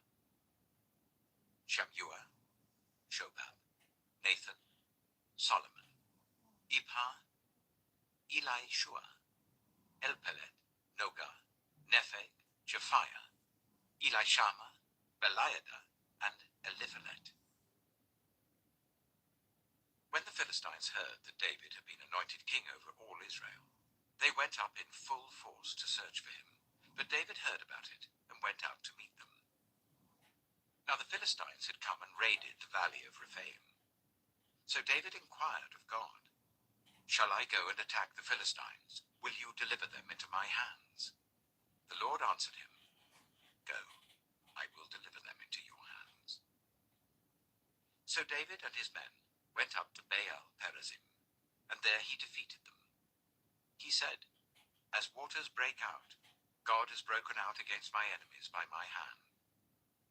So that place was called Baal Perazim. The Philistines had abandoned their gods there, and David gave orders to burn them in the fire. Once more the Philistines raided the valley. So David inquired of God again, and God answered him, "Do not go directly after them, but circle round them and attack them in front of the poplar trees. As soon as you hear the sound of marching in the tops of the poplar trees, move out to battle, because that will mean God has gone out in front of you to strike the Philistine army." So David did as God commanded him, and they struck down the Philistine army all the way from Gibeon to Gezer. So David's fame spread throughout every land, and the Lord made all the nations fear him. 1 Chronicles chapter 15. After David had constructed buildings for himself in the city of David, he prepared a place for the ark of God and pitched a tent for it. Then David said, "No one but the Levites may carry the ark of God, because the Lord chose them to carry the ark of the Lord and to minister before him forever." David assembled all Israel in Jerusalem to bring up the ark of the Lord to the place he had prepared for it. He called together the descendants of Aaron and the Levites. From the descendants of Kohath, Uriel, the leader, and 120 relatives. From the descendants of Merari, Isaiah, the leader, and 220 relatives. From the descendants of Gershon, Joel, the leader, and 130 relatives. From the descendants of Elizaphan, Shemaiah, the leader, and 200 relatives. From the descendants of Hebron, Eliel, the leader, and 80 relatives. From the descendants of Uzziel, Aminadab, the leader, and 112 relatives. Then David summoned Zadok and Abiathar the priests, and Uriel and Isaiah, Joel, Shemaiah, Eliel, and Aminadab, the Levites. He said to them, "You are the heads of the Levitical families. You and your fellow Levites are to consecrate yourselves and bring up the ark of the Lord, the God of Israel, to the place I have prepared for it. It was because you, the Levites, did not bring it up the first time that the Lord our God broke out in anger against us. We did not inquire of him about how to do it in the prescribed way." So the priests and Levites consecrated themselves in order to bring up the ark of the Lord, the God of Israel. And the Levites carried the ark of God with the poles on their shoulders, as Moses had commanded, in accordance with the word of the Lord. David told the leaders of the Levites to appoint their fellow Levites as musicians, to make a joyful sound with musical instruments, lyres, harps, and cymbals. So the Levites appointed Heman, son of Joel. From his relatives, Asaph, son of Berechiah, and from their relatives, the Merarites, Ethan, son of Cushiah, and with them their relatives next in rank, Zechariah, Jahaziel, Shemiramoth, Jehiel, Uni, Eliab, Benaiah, Maaseiah, Mattitiah, Eliphelihu, Micniah, Obed-Edom, and Jeiel, the gatekeepers. The musicians, Heman, Asaph, and Ethan, were to sound the bronze cymbals. Zechariah, Jahaziel, Shemiramoth, Jehiel, Uni, Eliab, Maaseiah, and Benaiah were to play the lyres according to Alamoth. And Mattitiah, Eliphelihu, Micniah, Obed-Edom, Jeiel, and Azaziah were to play the harps, directing according to Sheminith. Kenaniah, the head Levite, was in charge of the singing. That was his responsibility because he was skillful at it. Berechiah and Elkanah were to be doorkeepers for the ark. Shebaniah, Joshaphat, Nathanael, Amasai, Zechariah, Benaiah, and Eliezer, the priests, were to blow trumpets before the ark of God. Obed-Edom and Jehiah were also to be doorkeepers for the ark. So David and the elders of Israel and the commanders of units of 1,000 went to bring up the ark of the covenant of the Lord from the house of Obed-Edom with rejoicing. Because God had helped the Levites who were carrying the ark of the covenant of the Lord, 7 bulls and 7 rams were sacrificed. Now David was clothed in a robe of fine linen, as were all the Levites who were carrying the ark, and as were the musicians, and Kenaniah, who was in charge of the singing of the choirs. David also wore a linen ephod. So all Israel brought up the ark of the covenant of the Lord with shouts, with the sounding of ram's horns and trumpets, and of cymbals, and the playing of lyres and harps. As the ark of the covenant of the Lord was entering the city of David, Michal, daughter of Saul, watched from a window. And when she saw King David dancing and celebrating, she despised him in her heart. 1 Chronicles chapter 16. They brought the ark of God and set it inside the tent that David had pitched for it, and they presented burnt offerings and fellowship offerings before God. After David had finished sacrificing the burnt offerings and fellowship offerings, he blessed the people in the name of the Lord. Then he gave a loaf of bread, a cake of dates, and a cake of raisins to each Israelite man and woman. He appointed some of the Levites to minister before the ark of the Lord, to extol, thank, and praise the Lord, the God of Israel.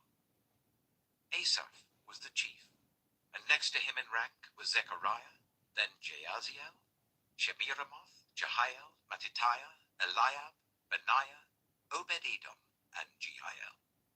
They were to play the lyres and harps. Asaph was to sound the cymbals, and Benaiah and Jahaziel, the priests, were to blow the trumpets regularly before the ark of the covenant of God. That day David first appointed Asaph and his associates to give praise to the Lord in this manner. Give praise to the Lord, proclaim his name, make known among the nations what he has done, sing to him, sing praise to him, tell of all his wonderful acts. Glory in his holy name. Let the hearts of those who seek the Lord rejoice. Look to the Lord in his strength. Seek his face always. Remember the wonders he has done, his miracles and the judgments he pronounced. You, his servants, the descendants of Israel, his chosen ones, the children of Jacob. He is the Lord our God. His judgments are in all the earth. He remembers his covenant forever, the promise he made for 1,000 generations, the covenant he made with Abraham, the oath he swore to Isaac. He confirmed it to Jacob as a decree, to Israel as an everlasting covenant. To you I will give the land of Canaan as the portion you will inherit. When they were but few in number, few indeed and strangers in it, they wandered from nation to nation, from one kingdom to another. He allowed no one to oppress them. For their sake he rebuked kings. Do not touch my anointed ones. Do my prophets no harm. Sing to the Lord, all the earth. Proclaim his salvation day after day. Declare his glory among the nations, his marvelous deeds among all peoples. For great is the Lord and most worthy of praise. He is to be feared above all gods. For all the gods of the nations are idols. The Lord made the heavens. Splendor and majesty are before him. Strength and joy are in his dwelling place. Ascribe to the Lord, all you families of nations. Ascribe to the Lord glory and strength. Ascribe to the Lord the glory due to his name. Bring an offering and come before him. Worship the Lord in the splendor of his holiness. Tremble before him, all the earth. The world is firmly established. It cannot be moved. Let the heavens rejoice. rejoice. Let the earth be glad. Let them say among the nations, the Lord reigns. Let the sea resound and all that is in it. Let the fields be jubilant and everything in them. Let the trees of the forest sing. Let them sing for joy before the Lord, for he comes to judge the earth. Give thanks to the Lord, for he is good. His love endures forever. Cry out, save us, God our Saviour. Gather us and deliver us from the nations, that we may give thanks to your holy name and glory in your praise. Praise be to the Lord, the God of Israel, from everlasting to everlasting. Then all the people said, Amen, and praise the Lord. David left Asaph and his associates before the Ark of the Covenant of the Lord to minister there regularly, according to each day's requirements. He also left Obed-Edom and his 68 associates to minister with them. Obed-Edom, son of Jeduthun, and also Hosah were gatekeepers. David left Zadok the priest and his fellow priests before the tabernacle of the Lord at the high place in Gibeon, to present burnt offerings to the Lord on the altar of burnt offering, regularly, morning and evening, in accordance with everything written in the law of the Lord, which he had given Israel. With them were Heman and Jeduthun, and the rest of those chosen and designated by name to give thanks to the Lord, for his love endures forever. Heman and Jeduthun were responsible for the sounding of the trumpets and cymbals, and for the playing of the other instruments for sacred song. The sons of Jeduthun were stationed at the gate. Then all the people left, each for their own home, and David returned home to bless his family. 1 Chronicles, chapter 17. After David was settled in his palace, he said to Nathan the prophet, Here I am, living in a house of cedar, while the ark of the covenant of the Lord is under a tent. Nathan replied to David, Whatever you have in mind, do it, for God is with you. But that night the word of God came to Nathan, saying, Go and tell my servant David, this is what the Lord says. You are not the one to build me a house to dwell in. I have not dwelt in a house from the day I brought Israel up out of Egypt to this day. I have moved from one tent site to another, from one dwelling place to another. Wherever I have moved with all the Israelites, did I ever say to any of their leaders whom I commanded to shepherd my people, Why have you not built me a house of cedar?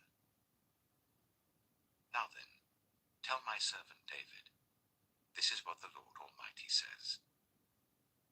I took you from the pasture, from tending the flock, and appointed you ruler over my people Israel. I have been with you wherever you have gone, and I have cut off all your enemies from before you.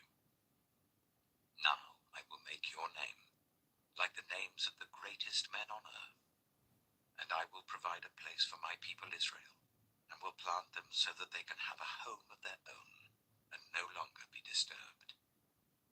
Wicked people will not oppress them any more, as they did at the beginning, and have done ever since the time I appointed leaders over my people Israel. I will also subdue all your enemies. I declare to you that the Lord will build a house for you. When your days are over, and you go to be with your ancestors, I will raise up your offspring to succeed you, one of your own sons, and I will establish his kingdom.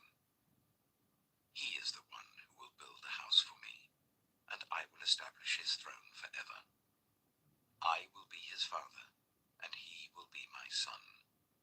I will never take my love away from him, as I took it away from your predecessor.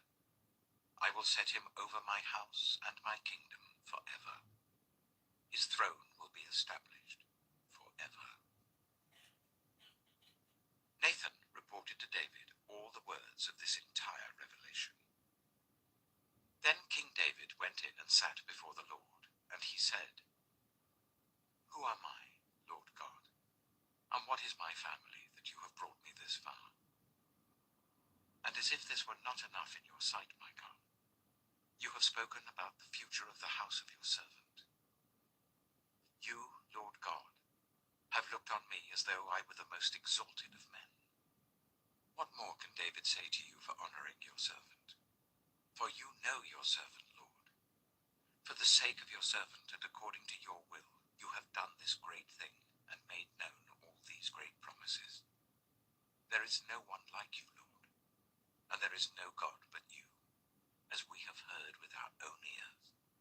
And who is like your people Israel, the one nation on earth, whose God went out to redeem a people for himself, and to make a name for yourself, and to perform great and awesome wonders by driving out nations from before your people, whom you redeemed from Egypt. You made your people Israel your very own forever, and you, Lord, have become their God. And now, Lord, let the promise you have made concerning your servant and his house be established forever. Do as you promised, so that it will be established, and that your name will be great forever. Then people will say, the Lord Almighty, the God over Israel, is Israel's God. And the house of your servant David will be established before you. You, my God, have revealed to your servant that you will build a house for him. So your servant has found courage to pray to you. You, Lord, are God. You have promised these good things to your servant. Now you have been pleased to bless the house of your servant, that it may continue forever in your sight. For you, Lord, have blessed it, and it will be blessed forever. 1 Chronicles chapter 18. In the course of time, David defeated the Philistines and subdued them, and he took Gath and its surrounding villages from the control of the Philistines. David also defeated the Moabites, and they became subject to him and brought him tribute. Moreover, David defeated Hadadezer, king of Zobah, in the vicinity of Hamath, when he went to set up his monument at the river Euphrates. David captured 1,000 of his chariots, 7,000 charioteers, and 20,000 foot soldiers. He hamstrung all but 100 of the chariot horses. When the Arameans of Damascus came to help Hadadezer, king of Zobah, David struck down 22,000 of them. He put garrisons in the Aramean kingdom of Damascus, and the Arameans became subject to him and brought him tribute. The Lord gave David victory wherever he went. David took the gold shields carried by the officers of Hadadezer and brought them to Jerusalem. From Tebah and Kun, towns that belonged to Hadadezer, David took a great quantity of bronze, which Solomon used to make the bronze sea, the pillars, and various bronze articles.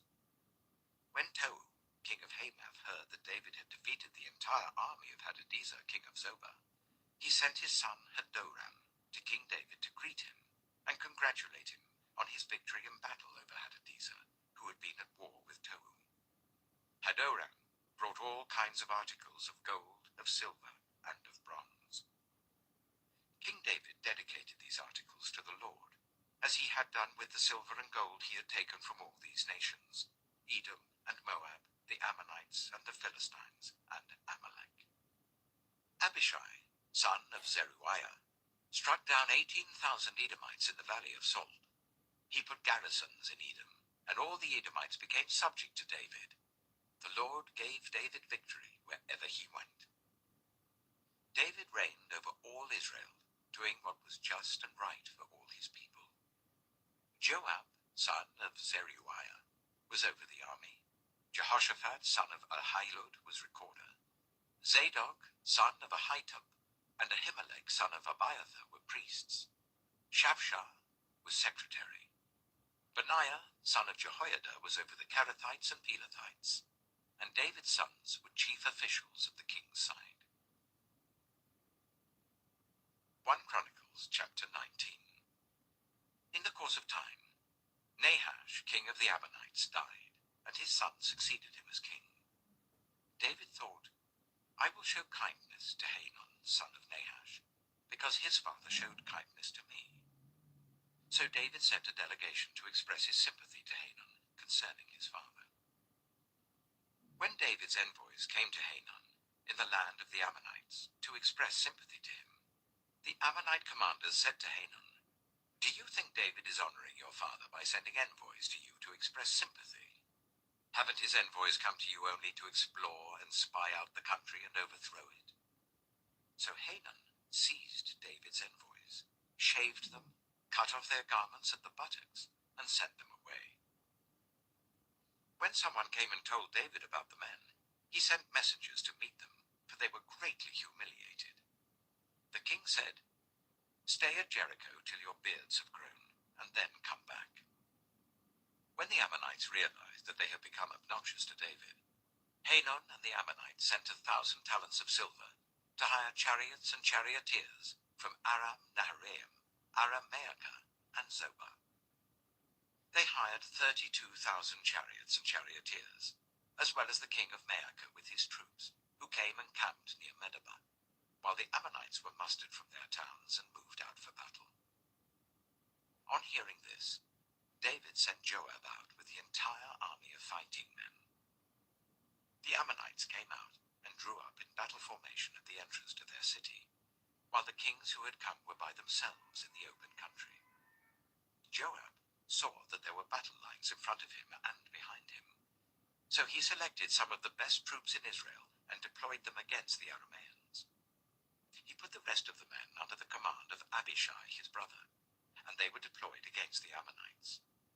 Joab said, "If the Arameans are too strong for me, then you are to rescue me. But if the Ammonites are too strong for you, then I will rescue you. Be strong. Let us fight bravely for our people and the cities of our God. The Lord will do what is good in his sight." Then Joab and the troops with him advanced to fight the Arameans, and they fled before him. When the Ammonites realized that the Arameans were fleeing, they too fled before his brother Abishai and went inside the city. So Joab went back to Jerusalem. After the Arameans saw that they had been routed by Israel, they sent messengers and had Arameans brought from beyond the river Euphrates, with Shophak, the commander of Hadadezer's army, leading them. When David was told of this, he gathered all Israel and crossed the Jordan. He advanced against them and formed his battle lines opposite them. David formed his lines to meet the Arameans in battle, and they fought against him. But they fled before Israel, and David killed 7,000 of their charioteers and 40,000 of their foot soldiers. He also killed Shophak, the commander of their army. When the vassals of Hadadezer saw that they had been routed by Israel, they made peace with David and became subject to him. So the Arameans were not willing to help the Ammonites anymore. 1 Chronicles chapter 20. In the spring, at the time when kings go off to war, Joab led out the armed forces. He laid waste the land of the Ammonites and went to Rabbah and besieged it, but David remained in Jerusalem. Joab attacked Rabbah and left it in ruins. David took the crown from the head of their king. Its weight was found to be 1 talent of gold, and it was set with precious stones, and it was placed on David's head. He took a great quantity of plunder from the city, and brought out the people who were there, consigning them to labor with saws and with iron picks and axes. David did this to all the Ammonite towns. Then David and his entire army returned to Jerusalem. In the course of time, war broke out with the Philistines at Giza. At that time, Sibbecai the Hushathite killed Sippai, one of the descendants of the Rephaites, and the Philistines were subjugated. In another battle with the Philistines, Elhanan, son of Jair, killed Lahmi, the brother of Goliath the Gittite, who had a spear with a shaft like a weaver's rod. In still another battle, which took place at Gath, there was a huge man with 6 fingers on each hand and 6 toes on each foot, 24 in all. He also was descended from Rapha. When he taunted Israel, Jonathan, son of Shemiah, David's brother, killed him. These were descendants of Rapha in Gath, and they fell at the hands of David and his men. 1 Chronicles chapter 21. Satan rose up against Israel and incited David to take a census of Israel. So David said to Joab and the commanders of the troops, "Go and count the Israelites from Beersheba to Dan. Then report back to me so that I may know how many there are." But Joab replied, "May the Lord multiply his troops 100 times over. My lord the king, are they not all my lord's subjects? Why does my lord want to do this? Why should he bring guilt on Israel?" The king's word, however, overruled Joab. So Joab left and went throughout Israel and then came back to Jerusalem. Joab reported the number of the fighting men to David. In all Israel, there were 1,100,000 men who could handle a sword, including 470,000 in Judah. But Joab did not include Levi and Benjamin in the numbering, because the king's command was repulsive to him. This command was also evil in the sight of God, so he punished Israel. Then David said to God, "I have sinned greatly by doing this. Now I beg you, take away the guilt of your servant. I have done a very foolish thing." The Lord said to Gad, David's seer, "Go and tell David, this is what the Lord says. I am giving you 3 options. Choose one of them for me to carry out against you." So Gad went to David and said to him, "This is what the Lord says. Take your choice. 3 years of famine, 3 months of being swept away before your enemies, with their swords overtaking you, or 3 days of the sword of the Lord, days of plague in the land, with the angel of the Lord ravaging every part of Israel. Now then, decide how I should answer the one who sent me." David said to Gad, "I am in deep distress. Let me fall into the hands of the Lord, for his mercy is very great. But do not let me fall into human hands." So the Lord sent a plague on Israel, and 70,000 men of Israel fell dead. And God sent an angel to destroy Jerusalem. But as the angel was doing so, the Lord saw it and relented concerning the disaster, and said to the angel who was destroying the people, "Enough, withdraw your hand." The angel of the Lord was then standing at the threshing floor of Araunah the Jebusite. David looked up and saw the angel of the Lord standing between heaven and earth with a drawn sword in his hand extended over Jerusalem. Then David and the elders, clothed in sackcloth, fell face down. David said to God, "Was it not I who ordered the fighting men to be counted? I, the shepherd, have sinned and done wrong. These are but sheep. What have they done? Lord my God, let your hand fall on me and my family, but do not let this plague remain on your people." Then the angel of the Lord ordered Gad to tell David to go up and build an altar to the Lord on the threshing floor of Araunah the Jebusite. So David went up in obedience to the word that Gad had spoken in the name of the Lord. While Araunah was threshing wheat, he turned and saw the angel. His 4 sons who were with him hid themselves. Then David approached, and when Araunah looked and saw him, he left the threshing floor and bowed down before David with his face to the ground. David said to him, "Let me have the site of your threshing floor, so that I can build an altar to the Lord, that the plague on the people may be stopped. Sell it to me at the full price." Araunah said to David, "Take it. Let my lord the king do whatever pleases him. Look, I will give the oxen for the burnt offerings, the threshing sledges for the wood, and the wheat for the grain offering. I will give all this." But King David replied to Araunah, "No, I insist on paying the full price. I will not take for the Lord what is yours, or sacrifice a burnt offering that costs me nothing." So David paid Araunah 600 shekels of gold for the site. David built an altar to the Lord there, and sacrificed burnt offerings and fellowship offerings. He called on the Lord, and the Lord answered him with fire from heaven on the altar of burnt offering. Then the Lord spoke to the angel, and he put his sword back into its sheath. At that time, when David saw that the Lord had answered him on the threshing floor of Araunah the Jebusite, he offered sacrifices there. The tabernacle of the Lord, which Moses had made in the wilderness, and the altar of burnt offering were at that time on the high place at Gibeon. But David could not go before it to inquire of God, because he was afraid of the sword of the angel of the Lord. 1 Chronicles chapter 22.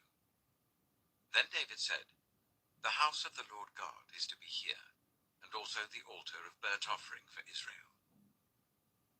So David gave orders to assemble the foreigners residing in Israel, and from among them he appointed stone cutters to prepare dressed stones for building the house of God.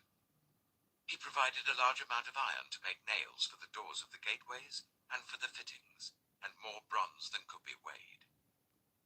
He also provided more cedar logs than could be counted, for the Sidonians and the Tyrians had brought large numbers of them to David.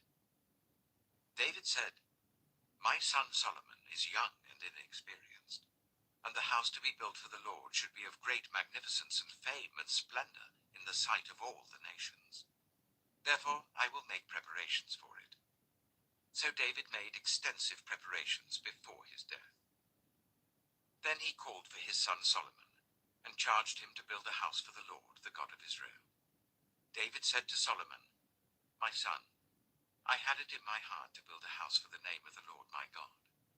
But this word of the Lord came to me. You have shed much blood and have fought many wars. You are not to build a house for my name, because you have shed much blood on the earth in my sight. But you will have a son, who will be a man of peace and rest, and I will give him rest from all his enemies on every side. His name will be Solomon, and I will grant Israel peace and quiet during his reign. He is the one who will build a house for my name. He will be my son, and I will be his father. And I will establish the throne of his kingdom over Israel forever. Now, my son, the Lord be with you. And may you have success and build the house of the Lord your God, as he said you would. May the Lord give you discretion and understanding when he puts you in command over Israel, so that you may keep the law of the Lord your God. Then you will have success, if you are careful to observe the decrees and laws that the Lord gave to Moses for Israel. Be strong and courageous. Do not be afraid or discouraged. I have taken great pains to provide for the temple of the Lord 100,000 talents of gold, 1,000,000 talents of silver, quantities of bronze and iron too great to be weighed, and wood and stone, and you may add to them. You have many workers, stone cutters, masons, and carpenters, as well as those skilled in every kind of work, in gold and silver, bronze and iron, craftsmen beyond number. Now begin the work, and the Lord be with you." Then David ordered all the leaders of Israel to help his son Solomon. He said to them, "Is not the Lord your God with you? And has not he granted you rest on every side? For he has given the inhabitants of the land into my hands, and the land is subject to the Lord and to his people. Now devote your heart and soul to seeking the Lord your God. Begin to build the sanctuary of the Lord God, so that you may bring the ark of the covenant of the Lord and the sacred articles belonging to God into the temple that will be built for the name of the Lord." 1 Chronicles chapter 23. When David was old and full of years, he made his son Solomon king over Israel. He also gathered together all the leaders of Israel, as well as the priests and Levites. The Levites 30 years old or more were counted, and the total number of men was 38,000. David said, "Of these, 24,000 are to be in charge of the work of the temple of the Lord, and 6,000 are to be officials and judges. 4,000 are to be gatekeepers, and 4,000 are to praise the Lord with the musical instruments I have provided for that purpose."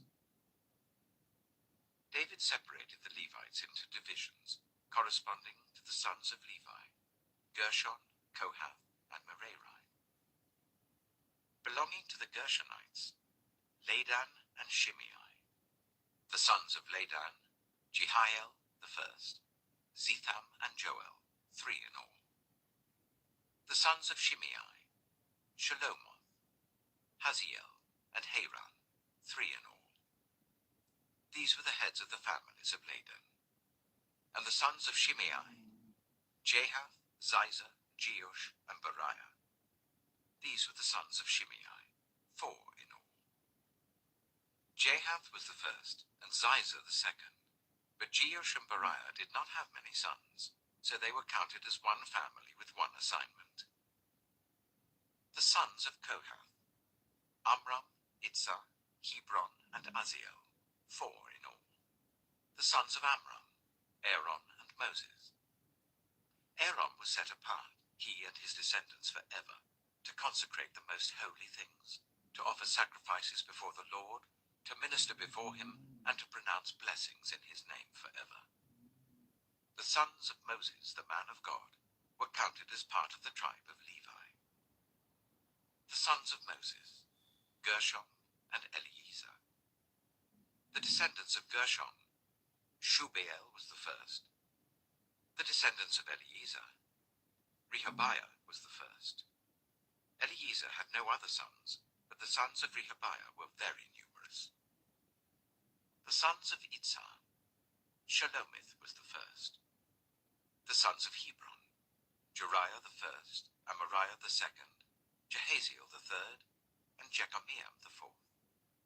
The sons of Aziel: Micah the first, and Ishiah the second.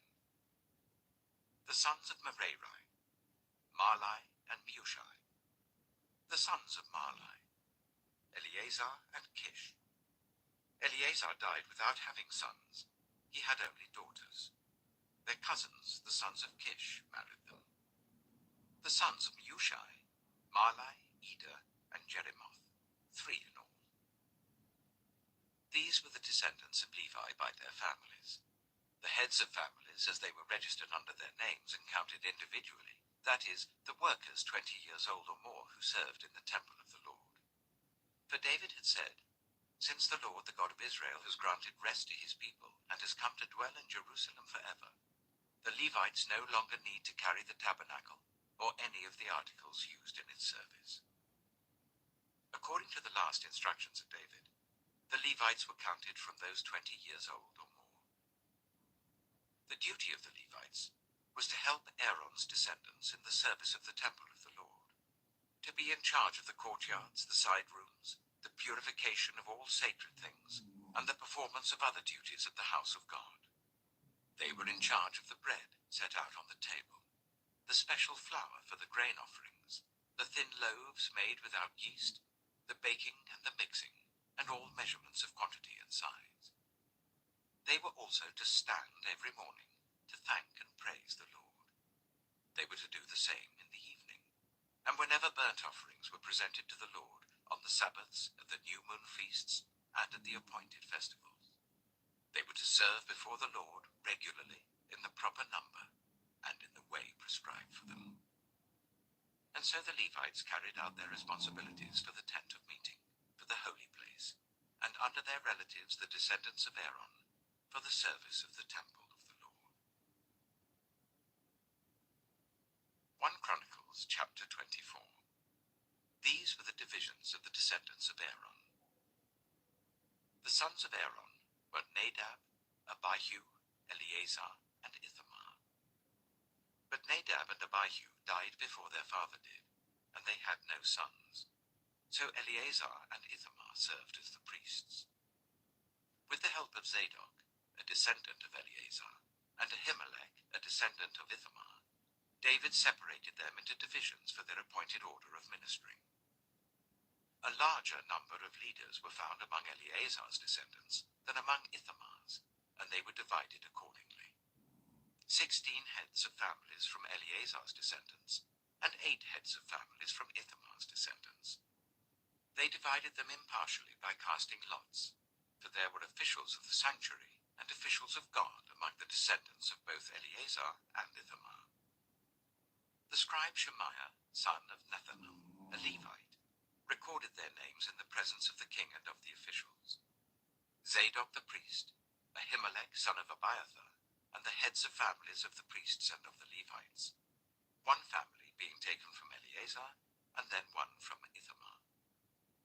The first lot fell to Jehoiarib, the second to Jediah, the third to Harim, the fourth to Seorim, the fifth to Malchijah, the sixth to Mijamin, the seventh to Hakkoz, the eighth to Abijah, the ninth to Jeshua, the 10th to Shechaniah, the 11th to Eliashib, the 12th to Jakim, the 13th to Huppah, the 14th to Jezebab, the 15th to Bilgah, the 16th to Immer, the 17th to Hezah, the 18th to Hapizez, the 19th to Petahiah, the 20th to Jehezkel, the 21st to Jakin, the 22nd to Gamul, the 23rd to Deliah, and the 24th to Maaziah. This was their appointed order of ministering when they entered the temple of the Lord, according to the regulations prescribed for them by their ancestor Aaron, as the Lord the God of Israel had commanded him. As for the rest of the descendants of Levi, from the sons of Amram, Shubael, from the sons of Shubael, Jediah. As for Rehabiah, from his sons, Ishiah was the first. From the Isharites, Shelomoth. From the sons of Shelomoth, Jahath. The sons of Hebron, Jeriah the first, Amariah the second, Jehaziel the third, and Jekameam the fourth. The son of Aziel, Micah. From the sons of Micah, Shema, the brother of Micah, Ishiah. From the sons of Ishiah, Zechariah. The sons of Merari, Malai and Mushai. The sons of Jehaziah, Beno. The sons of Merari, from Jehaziah, Beno, Shoham, Zakkur, and Ibri. From Malai, Eleazar, who had no sons. From Kish, the son of Kish, Jerahmeel. And the sons of Mushai, Malai, Eder, and Jeremoth. These were the Levites according to their families. They also cast lots, just as their relatives, the descendants of Aaron, did, in the presence of King David, and of Zadok, Ahimelech, and the heads of families of the priests and of the Levites. The families of the eldest brother were treated the same as those of the youngest. 1 Chronicles chapter 25. David, together with the commanders of the army, set apart some of the sons of Asaph, Heman, and Jeduthun for the ministry of prophesying, accompanied by harps, lyres, and cymbals. Here is the list of the men who performed this service. From the sons of Asaph, Zakkur, Joseph, Nethaniah, and Azariah. The sons of Asaph were under the supervision of Asaph, who prophesied under the king's supervision. As for Jeduthun, and from his sons, Gedaliah, Zirai, Jeshiah, Shimei, Hashabiah, and Mattithiah, 6 in all, under the supervision of their father Jeduthun, who prophesied using the harp in thanking and praising the Lord. As for Heman, from his sons, Bukiah, Mattaniah, Uzziel, Shubael, and Jeremoth. Hananiah, Hanani, Eliathah, Gidaltai, and Romamti-Ezer. Joshbekashah, Malothai, Hoter, and Mahazioth. All these were sons of Heman, the king's seer. They were given to him through the promises of God to exalt him. God gave Heman 14 sons and 3 daughters. All these men were under the supervision of their father for the music of the temple of the Lord, with cymbals, lyres, and harps for the ministry at the house of God. Asaph, Jeduthun, and Heman were under the supervision of the king. Along with their relatives, all of them trained and skilled in music for the Lord, they numbered 288. Young and old alike, teacher as well as student, cast lots for their duties. The first lot, which was for Asaph, fell to Joseph, his sons and relatives, 12. The second to Gedaliah, him and his relatives and sons, 12. The third to Zakkur, his sons and relatives, 12. The fourth to Israel, his sons and relatives, 12. fifth to Nethaniah, his sons and relatives, 12. The sixth to Bukiah, his sons and relatives, 12. The seventh to Jezreelah, his sons and relatives, 12. The eighth to Jeshiah, his sons and relatives, 12. The ninth to Mattaniah, his sons and relatives, 12. The 10th to Shimei, his sons and relatives, 12. The 11th to Azarel, his sons and relatives, 12. The 12th to Hashabiah, his sons and relatives, 12. The 13th to Shubael, his sons and relatives, 12. The 14th to Mattatiah, his sons and relatives, 12. The 15th to Jeremoth, his sons and relatives, 12. The 16th to Hananiah, his sons and relatives, 12. The 17th to Joshkabesha, his sons and relatives, 12. The 18th to Hanani, his sons and relatives, 12. The 19th to Melothai, his sons and relatives, 12. The 20th to Eleazar, his sons and relatives, 12. The 21st to Hota, his sons and relatives, 12. The 22nd to Giddaltai, his sons and relatives, 12. The 23rd to Mahazioth, his sons and relatives, 12. The 24th to Ramamtai-Ezer, his sons and relatives, 12. 1 Chronicles chapter 26. The divisions of the gatekeepers. From the Korahites, Meshelemiah, son of Korah, one of the sons of Asaph. Meshelemiah had sons: Zechariah the firstborn, Jediael the second, Zebediah the third, Jathniel the fourth, Elam the fifth, Jehohanan the sixth, and Elihohenai the seventh. Obed-Edom also had sons: Shemaiah the firstborn, Jehozabad the second, Joah the third, Sakar the fourth, Nathanael the fifth, Amiel the sixth, Issachar the seventh, and Peulatai the eighth. For God had blessed Obed-Edom. Obed-Edom's son Shemaiah also had sons, who were leaders in their father's family, because they were very capable men. The sons of Shemaiah: Othni, Rephael, Obed, Elzabad. His relatives Elihu and Semachiah were also able men. All these were descendants of Obed-Edom. They and their sons and their relatives were capable men, with the strength to do the work. Descendants of Obed-Edom, 62 in all. Meshelemiah had sons and relatives who were able men, 18 in all. Hosa the Merarite had sons: Shimri the first, although he was not the firstborn, his father had appointed him first. Hilkiah the second, Tabaliah the third, and Zechariah the fourth. The sons and relatives of Hosa were 13 in all. These divisions of the gatekeepers, through their leaders, had duties for ministering in the temple of the Lord, just as their relatives had. Lots were cast for each gate according to their families, young and old alike. The lot for the east gate fell to Shelemiah. The lots were cast for his son Zechariah, a wise counselor, and the lot for the north gate fell to him. The lot for the south gate fell to Obed-Edom, and the lot for the storehouse fell to his sons. The lots for the west gate and the Shalaketh gate on the upper road fell to Shuppim and Hosa. Guard was alongside guard. There were 6 Levites, a day on the east, 4 a day on the north, 4 a day on the south, and 2 at a time at the storehouse. As for the court to the west, there were 4 at the road and 2 at the court itself. These were the divisions of the gatekeepers, who were descendants of Korah and Merari. Their fellow Levites were in charge of the treasuries of the house of God, and the treasuries for the dedicated things. The descendants of Ladan, who were Gershonites through Ladan, and who were heads of families belonging to Ladan the Gershonite, were Jehieli. The sons of Jehieli: Zetham and his brother Joel. They were in charge of the treasuries of the temple of the Lord. From the Amramites, the Issarites, the Hebronites, and the Uzzielites.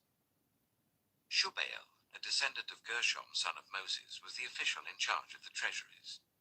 His relatives, through Eliezer: Rehabiah, his son, Jeshiah his son, Joram his son, Zichri his son, and Shelomith his son. Shelomith and his relatives were in charge of all the treasuries for the things dedicated by King David, by the heads of families who were the commanders of thousands and commanders of hundreds, and by the other army commanders. Some of the plunder taken in battle they dedicated for the repair of the temple of the Lord. And everything dedicated by Samuel the seer, and by Saul son of Kish, Abner son of Ner, and Joab son of Zeruiah, and all the other dedicated things were in the care of Shelomith and his relatives. From the Israelites, Kenaniah and his sons were assigned duties away from the temple as officials and judges over Israel. From the Hebronites, Hashabiah and his relatives, 1,700 able men, were responsible in Israel west of the Jordan for all the work of the Lord and for the king's service.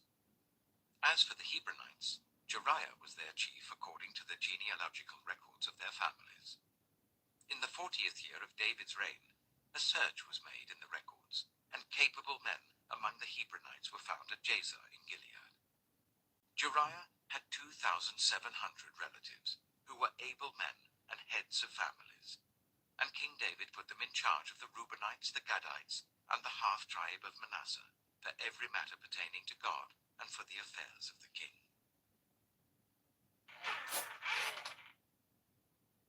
1 Chronicles chapter 27.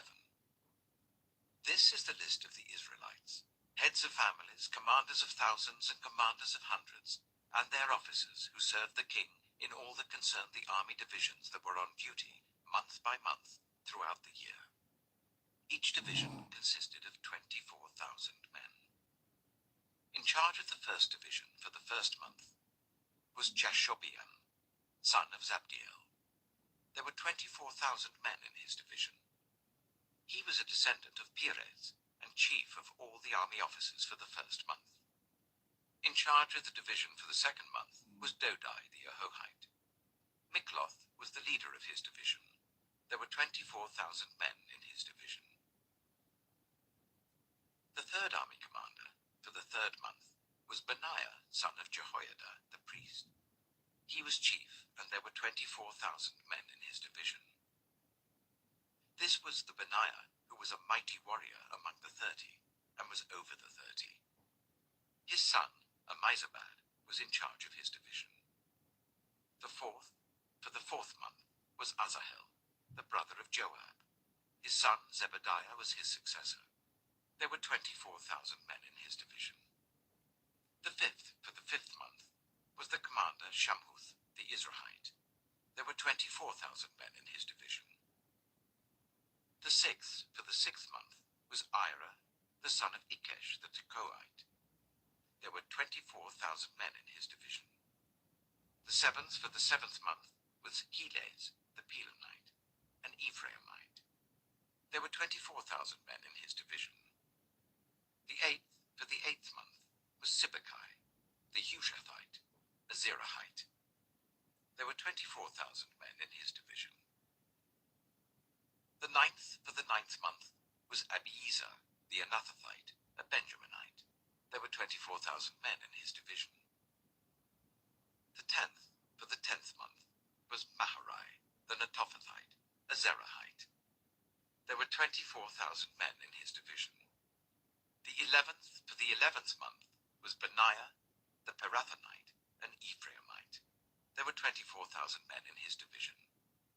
The 12th, for the 12th month, was Heldai, the Netophathite, from the family of Othniel. There were 24,000 men in his division. The leaders of the tribes of Israel. Over the Reubenites, Eliezer, son of Zichri. Over the Simeonites, Shephatiah, son of Maacah. Over Levi, Hashabiah, son of Kemuel. Over Aaron, Zadok. Over Judah, Elihu, a brother of David. Over Issachar, Omri, son of Michael. Over Zebulun, Ishmaiah, son of Obadiah. Over Naphtali, Jeremoth, son of Azriel. Over the Ephraimites, Hoshea, son of Azaziah. Over half the tribe of Manasseh, Joel, son of Pedaiah. Over the half-tribe of Manasseh and Gilead, Iddo, son of Zechariah. Over Benjamin, Jehaziel, son of Abner. Over Dan, Azarel, son of Jeroham. These were the leaders of the tribes of Israel. David did not take the number of the men 20 years old or less, because the Lord had promised to make Israel as numerous as the stars in the sky. Joab, son of Zeruiah, began to count the men but did not finish. God's wrath came on Israel on account of this numbering, and the number was not entered in the book of the annals of King David.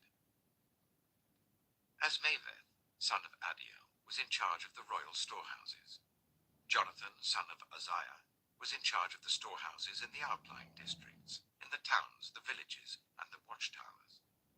Ezrai, son of Kelub, was in charge of the workers who farmed the land.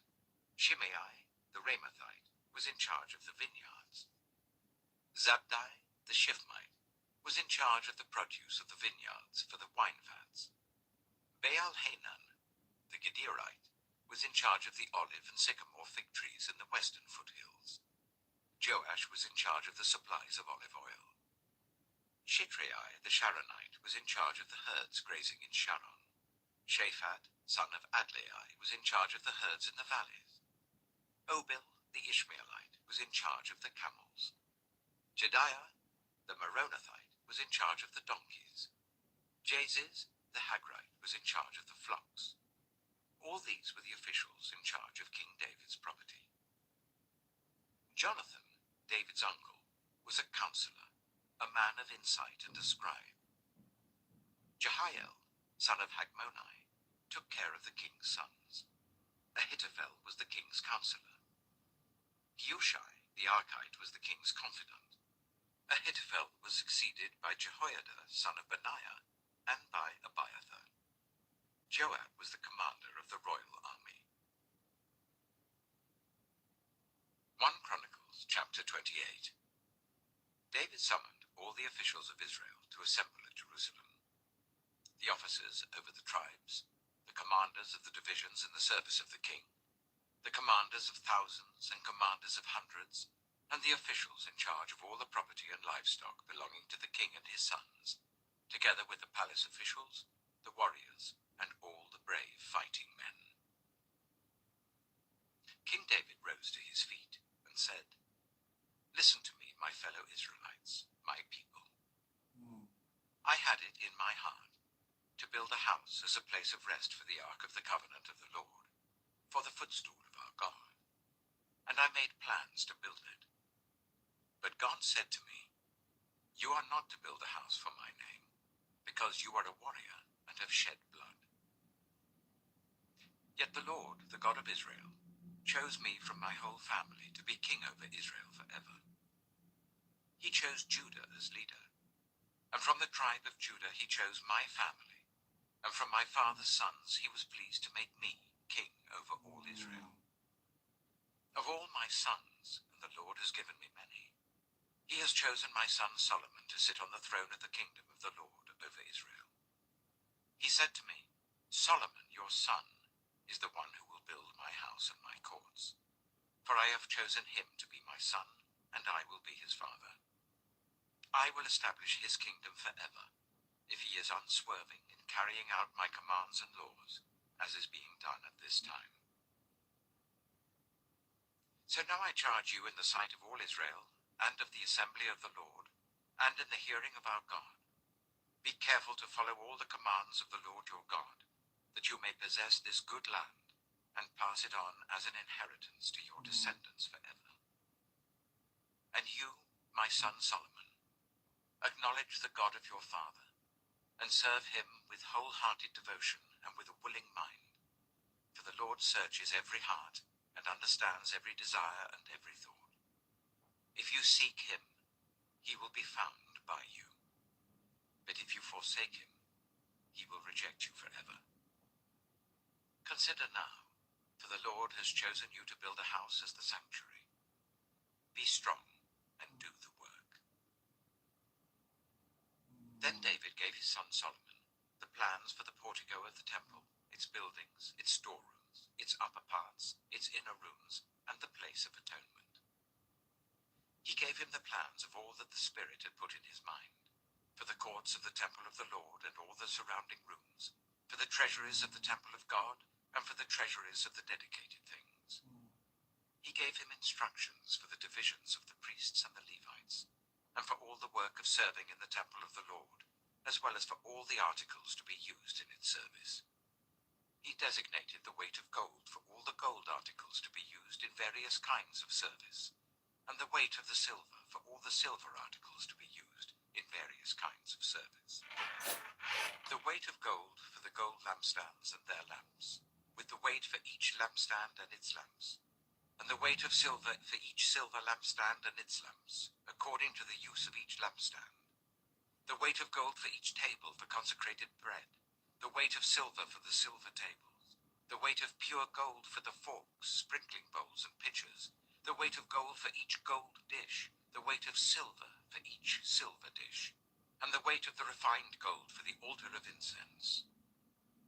He also gave him the plan for the chariot, that is, the cherubim of gold that spread their wings and overshadow the ark of the covenant of the Lord. All this, David said, I have in writing as a result of the Lord's hand on me, and he enabled me to understand all the details of the plan. David also said to Solomon his son, Be strong and courageous and do the work. Do not be afraid or discouraged, for the Lord God, my God, is with you. He will not fail you or forsake you until all the work for the service of the temple of the Lord is finished. The divisions of the priests and Levites are ready for all the work on the temple of God, and every willing person skilled in any craft will help you in all the work. The officials and all the people will obey your every command. 1 Chronicles chapter 29. Then King David said to the whole assembly, My son Solomon, the one whom God has chosen, is young and inexperienced. The task is great, because this palatial structure is not for man, but for the Lord God. With all my resources, I have provided for the temple of my God. Gold for the gold work, silver for the silver, bronze for the bronze, iron for the iron, wood for the wood, as well as onyx for the settings, turquoise stones of various colors, and all kinds of fine stone and marble, all of these in large quantities. Besides, in my devotion to the temple of my God, I now give my personal treasures of gold and silver for the temple of my God, over and above everything I have provided for this holy temple. 3,000 talents of gold, gold of Ophir, and 7,000 talents of refined silver, for the overlaying of the walls of the buildings, for the gold work and the silver work, and for all the work to be done by the craftsmen. Now who is willing to consecrate themselves to the Lord today? Then the leaders of families, the officers of the tribes of Israel, the commanders of thousands and commanders of hundreds, and the officials in charge of the king's work, gave willingly. They gave towards the work on the temple of God 5,000 talents, and 10,000 darics of gold, 10,000 talents of silver, 18,000 talents of bronze, and 100,000 talents of iron. Anyone who had precious stones gave them to the treasury of the temple of the Lord, in the custody of Jehiel the Gershonite. The people rejoiced at the willing response of their leaders, for they had given freely and wholeheartedly to the Lord. David the king also rejoiced greatly. David praised the Lord in the presence of the whole assembly, saying, Praise be to you, Lord, the God of our father Israel, from everlasting to everlasting. Yours, Lord, is the greatness and the power and the glory and the majesty and the splendor, for everything in heaven and earth is yours. Yours, Lord, is the kingdom. You are exalted as head over all. Wealth and honor come from you. You are the ruler of all things. In your hands are strength and power to exalt and give strength to all. Now, our God, we give you thanks and praise your glorious name. But who am I, and who are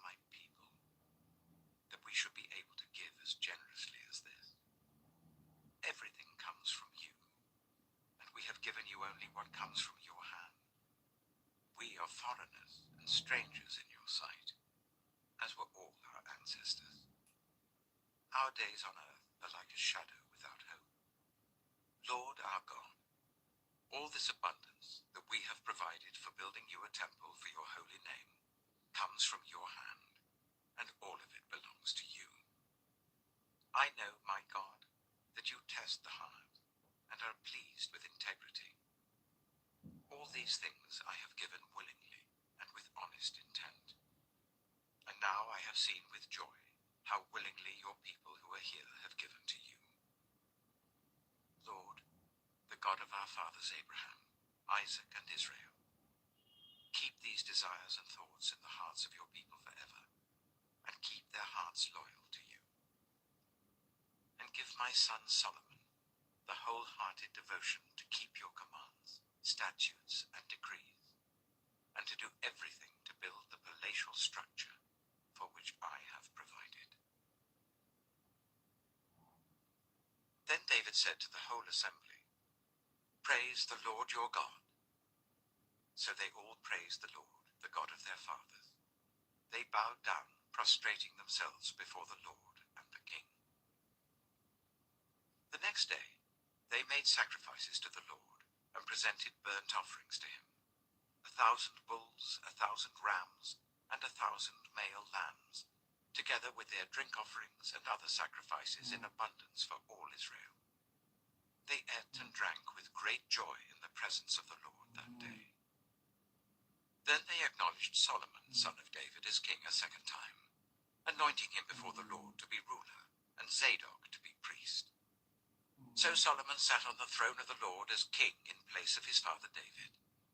He prospered, and all Israel obeyed him. All the officers and warriors, as well as all of King David's sons, pledged their submission to King Solomon. The Lord highly exalted Solomon in the sight of all Israel, and bestowed on him royal splendor, such as no king over Israel ever had before. David, son of Jesse, was king over all Israel. He ruled over Israel for 40 years, 7 in Hebron and 33 in Jerusalem. He died at a good old age, having enjoyed long life, wealth, and honor. His son Solomon succeeded him as king. As for the events of King David's reign, from beginning to end, they are written in the records of Samuel the seer, the records of Nathan the prophet, and the records of Gad the seer, together with the details of his reign and power, and the circumstances that surrounded him and Israel, and the kingdoms of all the other lands. The second book of Chronicles. 2 Chronicles, chapter 1. Solomon, son of David, established himself firmly over his kingdom, for the Lord his God was with him, and made him exceedingly great. Then Solomon spoke to all Israel, to the commanders of thousands and commanders of hundreds, to the judges and to all the leaders in Israel, the heads of families. And Solomon and the whole assembly went to the high place at Gibeon, for God's tent of meeting was there, which Moses the Lord's servant had made in the wilderness. Now David had brought up the ark of God from Kiriath-Jearim to the place he had prepared for it, because he had pitched a tent for it in Jerusalem. But the bronze altar that Bezalel, son of Uri, son of Hur, had made, was in Gibeon in front of the tabernacle of the Lord. So Solomon and the assembly inquired of him there. Solomon went up to the bronze altar before the Lord in the tent of meeting, and offered 1,000 burnt offerings on it. That night God appeared to Solomon and said to him, "Ask for whatever you want me to give you." Solomon answered God, "You have shown great kindness to David my father, and have made me king in his place. Now, Lord God, let your promise to my father David be confirmed, for you have made me king over a people who are as numerous as the dust of the earth. Give me wisdom and knowledge, that I may lead this people, for who is able to govern this great people of yours?"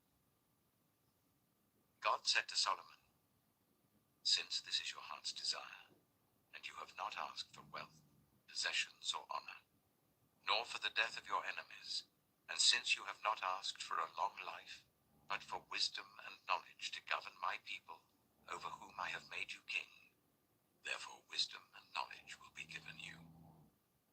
And I will also give you wealth, possessions, and honor, such as no king who was before you ever had, and none after you will have. Then Solomon went to Jerusalem from the high place at Gibeon, from before the tent of meeting, and he reigned over Israel. Solomon accumulated chariots and horses. He had 1,400 chariots and 12,000 horses, which he kept in the chariot cities, and also with him in Jerusalem. The king made silver and gold as common in Jerusalem as stones, and cedar as plentiful as sycamore fig trees in the foothills. Solomon's horses were imported from Egypt and from Kuwait. The royal merchants purchased them from Kuwait at the current price. They imported a chariot from Egypt for 600 shekels of silver, and a horse for 150. They also exported them to all the kings of the Hittites and of the Arameans. 2 Chronicles chapter 2. Solomon gave orders to build a temple for the name of the Lord, and a royal palace for himself. He conscripted 70,000 men as carriers, and 80,000 as stone cutters in the hills, and 3,600 as foremen over them. Solomon sent this message to Hiram, king of Tyre. Send me cedar logs, as you did for my father David, when you sent him cedar to build a palace to live in.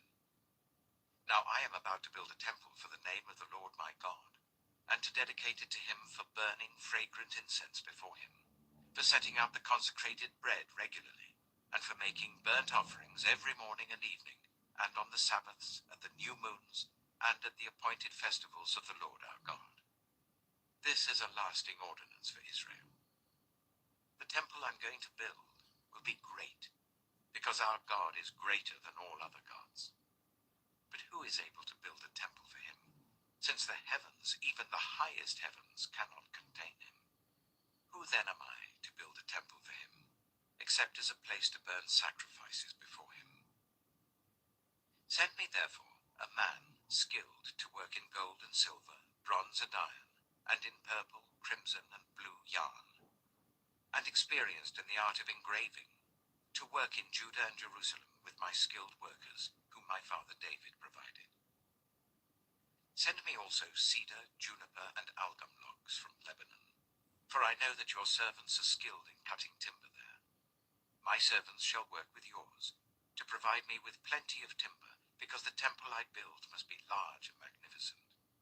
I will give your servants, the woodsmen who cut the timber, 20,000 cors of ground wheat, 20,000 cors of barley, 20,000 baths of wine, and 20,000 baths of olive oil. Hiram, king of Tyre, replied by letter to Solomon. Because the Lord loves his people, he has made you their king. And Hiram added, Praise be to the Lord, the God of Israel, who made heaven and earth. He has given King David a wise son, endowed with intelligence and discernment, who will build a temple for the Lord and a palace for himself. I am sending you Huram Abi, a man of great skill, whose mother was from Dan, and whose father was from Tyre. He is trained to work in gold and silver, bronze and iron, stone and wood, and with purple and blue and crimson yarn, and fine linen. He is experienced in all kinds of engraving, and can execute any design given to him. He will work with your skilled workers, and with those of my lord David your father. Now let my lord send his servants the wheat and barley and the olive oil and wine he promised, and we will cut all the logs from Lebanon that you need, and will float them as rafts by sea down to Joppa. You can then take them up to Jerusalem. Solomon took a census of all the foreigners residing in Israel, after the census his father David had taken, and they were found to be 153,600. He assigned 70,000 of them to be carriers, and 80,000 to be stone cutters in the hills, with 3,600 foremen over them to keep the people working. 2 Chronicles chapter 3. Then Solomon began to build the temple of the Lord in Jerusalem on Mount Moriah, where the Lord had appeared to his father David. It was on the threshing floor of Araunah the Jebusite, the place provided by David. He began building on the 2nd day of the 2nd month in the 4th year of his reign. The foundation Solomon laid for building the temple of God was 60 cubits long and 20 cubits wide, using the cubit of the old standard. The portico at the front of the temple was 20 cubits long across the width of the building and 20 cubits high. He overlaid the inside with pure gold. He paneled the main hall with juniper and covered it with fine gold and decorated it with palm tree and chain designs. He adorned the temple with precious stones, and the gold he used was gold of Parvaim. He overlaid the ceiling beams, door frames, walls, and doors of the temple with gold, and he carved cherubim on the walls. He built the most holy place, its length corresponding to the width of the temple, 20 cubits long and 20 cubits wide. He overlaid the inside with 600 talents of fine gold. The gold nails weighed 50 shekels. He also overlaid the upper parts with gold. For the most holy place, he made a pair of sculptured cherubim and overlaid them with gold. The total wingspan of the cherubim was 20 cubits. One wing of the first cherub was 5 cubits long and touched the temple wall, while its other wing, also 5 cubits long, touched the wing of the other cherub. Similarly, one wing of the second cherub was 5 cubits long and touched the other temple wall, and its other wing, also 5 cubits long, touched the wing of the first cherub. The wings of these cherubim extended 20 cubits. They stood on their feet, facing the main hall. He made the curtain of blue, purple, and crimson yarn and fine linen, with cherubim worked into it. For the front of the temple, he made 2 pillars, which together were 35 cubits long, each with a capital 5 cubits high. He made interwoven chains and put them on top of the pillars. He also made 100 pomegranates and attached them to the chains. He erected the pillars in the front of the temple, one to the south and one to the north. The one to the south he named Jachin, and the one to the north, Boaz. 2 Chronicles chapter 4. He made a bronze altar, 20 cubits long, 20 cubits wide, and 10 cubits high. He made the sea of cast metal, circular in shape, measuring 10 cubits from rim to rim and 5 cubits high. It took a line of 30 cubits to measure round it. Below the rim, figures of bulls encircled it, 10 to a cubit. The bulls were cast in 2 rows in one piece with the sea. The sea stood on 12 bulls, 3 facing north, 3 facing west, 3 facing south, and 3 facing east. The sea rested on top of them, and their hind quarters were towards the center. It was a hand-breadth in thickness, and its rim was like the rim of a cup, like a lily blossom. It held 3,000 baths. He then made 10 basins for washing, and placed 5 on the south side and 5 on the north. In them the things to be used for the burnt offerings were rinsed, but the sea was to be used by the priests for washing. He made 10 gold lampstands according to the specifications for them, and placed them in the temple, 5 on the south side and 5 on the north. He made 10 tables and placed them in the temple, 5 on the south side and 5 on the north. He also made 100 gold sprinkling bowls. He made the courtyard of the priests, and the large court and the doors for the court, and overlaid the doors with bronze. He placed the sea on the south side, at the southeast corner. And Huram also made the pots and shovels and sprinkling bowls. So Huram finished the work he had undertaken for King Solomon in the temple of God.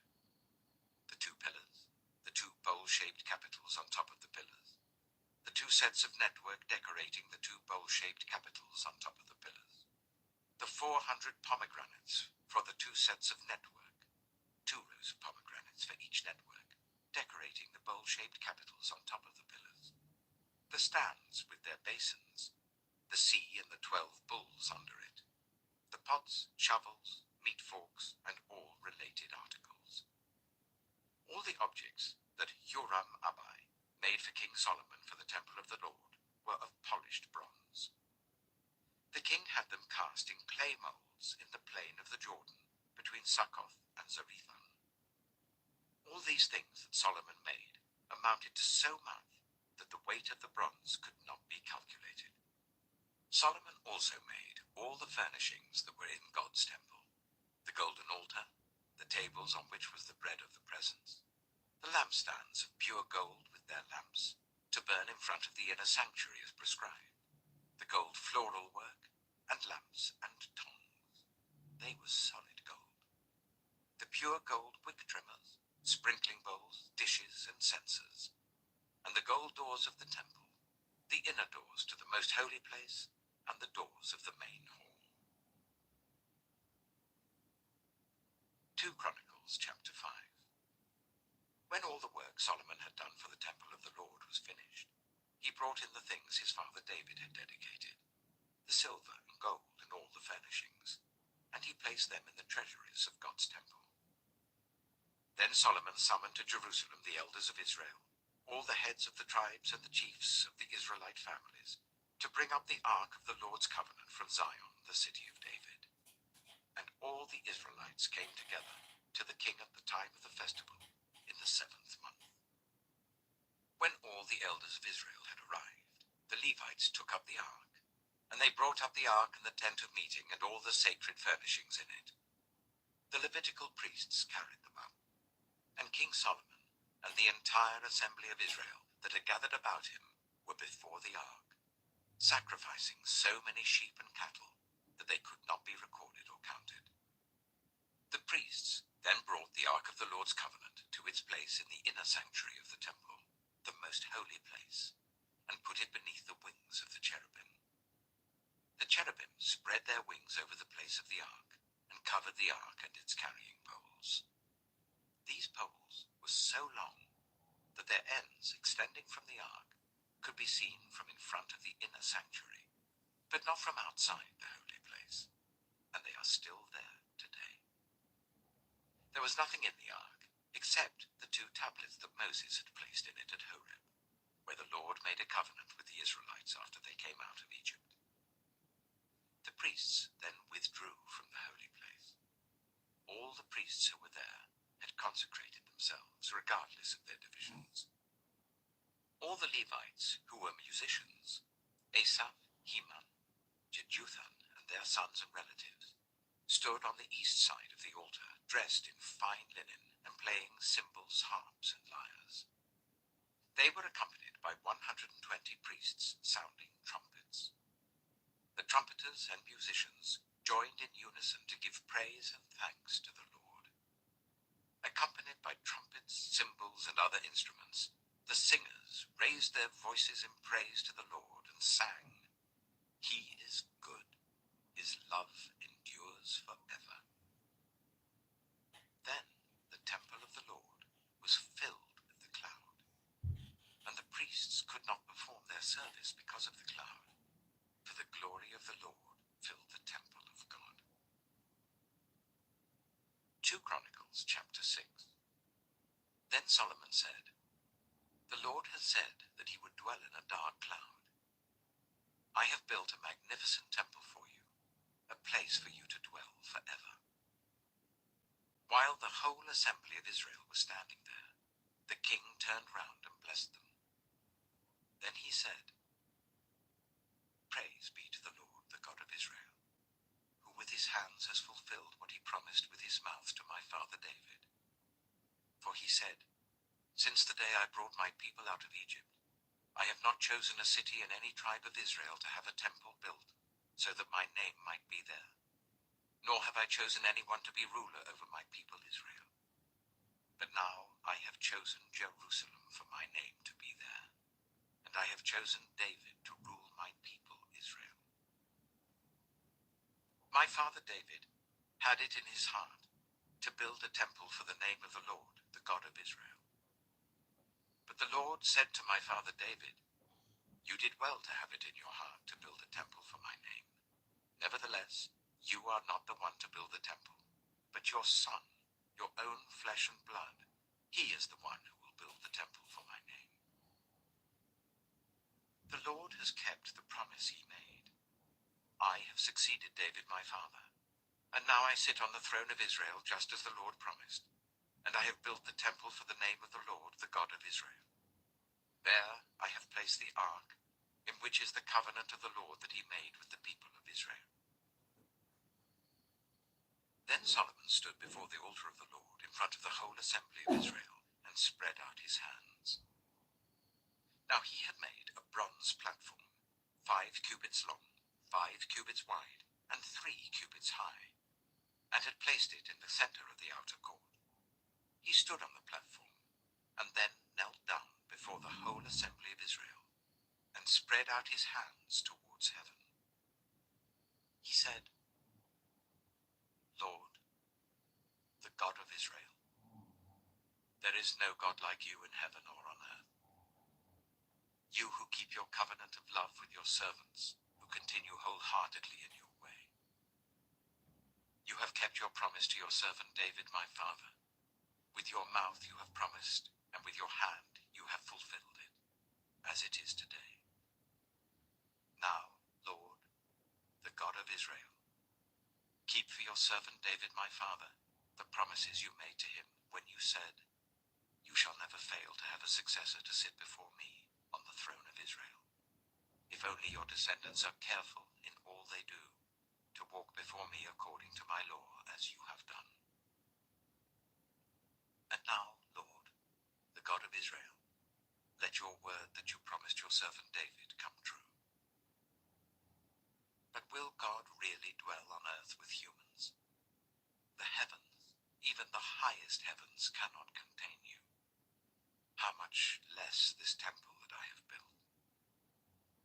Yet, Lord my God, give attention to your servant's prayer and his plea for mercy. Hear the cry and the prayer that your servant is praying in your presence. May your eyes be open towards this temple day and night, this place of which you said you would put your name there. May you hear the prayer your servant prays towards this place. Hear the supplications of your servant and of your people Israel when they pray towards this place. Hear from heaven your dwelling place, and when you hear, forgive. When anyone wrongs their neighbor, and is required to take an oath, and they come and swear the oath before your altar in this temple, then hear from heaven and act. Judge between your servants, condemning the guilty and bringing down on their heads what they have done, and vindicating the innocent by treating them in accordance with their innocence. When your people Israel have been defeated by an enemy because they have sinned against you, and when they turn back and give praise to your name, praying and making supplication before you in this temple, then hear from heaven, and forgive the sin of your people Israel, and bring them back to the land you gave to them and their ancestors. When the heavens are shut up, and there is no rain because your people have sinned against you, and when they pray towards this place and give praise to your name, and turn from their sin because you have afflicted them, then hear from heaven, and forgive the sin of your servants, your people Israel. Teach them the right way to live, and send rain on the land that you gave your people for an inheritance.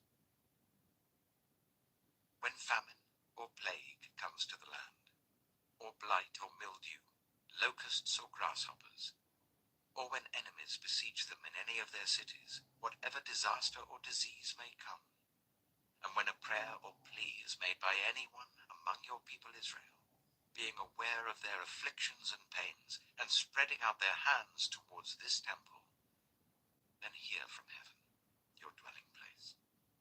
Forgive and deal with everyone according to all they do, since you know their hearts, for you alone know the human heart, so that they will fear you and walk in obedience to you all the time they live in the land that you gave our ancestors. As for the foreigner, who does not belong to your people Israel, but has come from a distant land because of your great name and your mighty hand and your outstretched arm. When they come and pray towards this temple, then hear from heaven, your dwelling place. Do whatever the foreigner asks of you, so that all the peoples of the earth may know your name and fear you, as do your own people Israel, and may know that this house that I have built bears your name. When your people go to war against their enemies, wherever you send them, and when they pray to you towards this city you have chosen, and the temple I have built for your name, then hear from heaven their prayer and their plea, and uphold their cause. When they sin against you, for there is no one who does not sin, and you become angry with them and give them over to the enemy, who takes them captive to a land far away or near, and if they have a change of heart in the land where they are held captive, and repent, and plead with you in the land of their captivity, and say, we have sinned, we have done wrong, and acted wickedly. And if they turn back to you with all their heart and soul in the land of their captivity where they were taken, and pray towards the land that you gave their ancestors, towards the city you have chosen, and towards the temple that I have built for your name, then from heaven, your dwelling place, hear their prayer and their pleas, and uphold their cause, and forgive your people who have sinned against you. Now, my God, may your eyes be open and your ears attentive to the prayers offered in this place. Now arise, Lord God, and come to your resting place, you and the ark of your might. May your priests, Lord God, be clothed with salvation. May your faithful people rejoice in your goodness. Lord God, do not reject your anointed one. Remember the great love promised to David, your servant.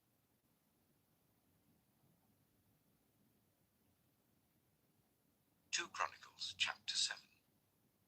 When Solomon finished praying, fire came down from heaven and consumed the burnt offering and the sacrifices, and the glory of the Lord filled the temple. The priests could not enter the temple of the Lord, because the glory of the Lord filled it. When all the Israelites saw the fire coming down, and the glory of the Lord above the temple, they knelt on the pavement with their faces to the ground, and they worshipped and gave thanks to the Lord, saying, He is good, His love endures forever. Then the king and all the people offered sacrifices before the Lord. And King Solomon offered a sacrifice of 22,000 head of cattle, and 120,000 sheep and goats. So the king and all the people dedicated the temple of God. The priests took up their positions, as did the Levites with the Lord's musical instruments, which King David had made for praising the Lord, and which were used when he gave thanks, saying, His love endures forever. Opposite the Levites, the priests blew their trumpets, and all the Israelites were standing. Solomon consecrated the middle part of the courtyard in front of the temple of the Lord, and there he offered burnt offerings and the fat of the fellowship offerings, because the bronze altar he had made could not hold the burnt offerings, the grain offerings, and the fat portions. So Solomon observed the festival at that time for 7 days, and all Israel with him, a vast assembly, people from Lebo-Hamath to the Wadi of Egypt. On the 8th day they held an assembly, for they had celebrated the dedication of the altar for 7 days, and the festival for 7 days more. On the 23rd day of the 7th month, he sent the people to their homes, joyful and glad in heart, for the good things the Lord had done for David and Solomon, and for his people Israel. When Solomon had finished the temple of the Lord, and the royal palace, and had succeeded in carrying out all he had in mind to do in the temple of the Lord and in his own palace, the Lord appeared to him at night and said, I have heard your prayer, and have chosen this place for myself as a temple for sacrifices. When I shut up the heavens, so that there is no rain, or command locusts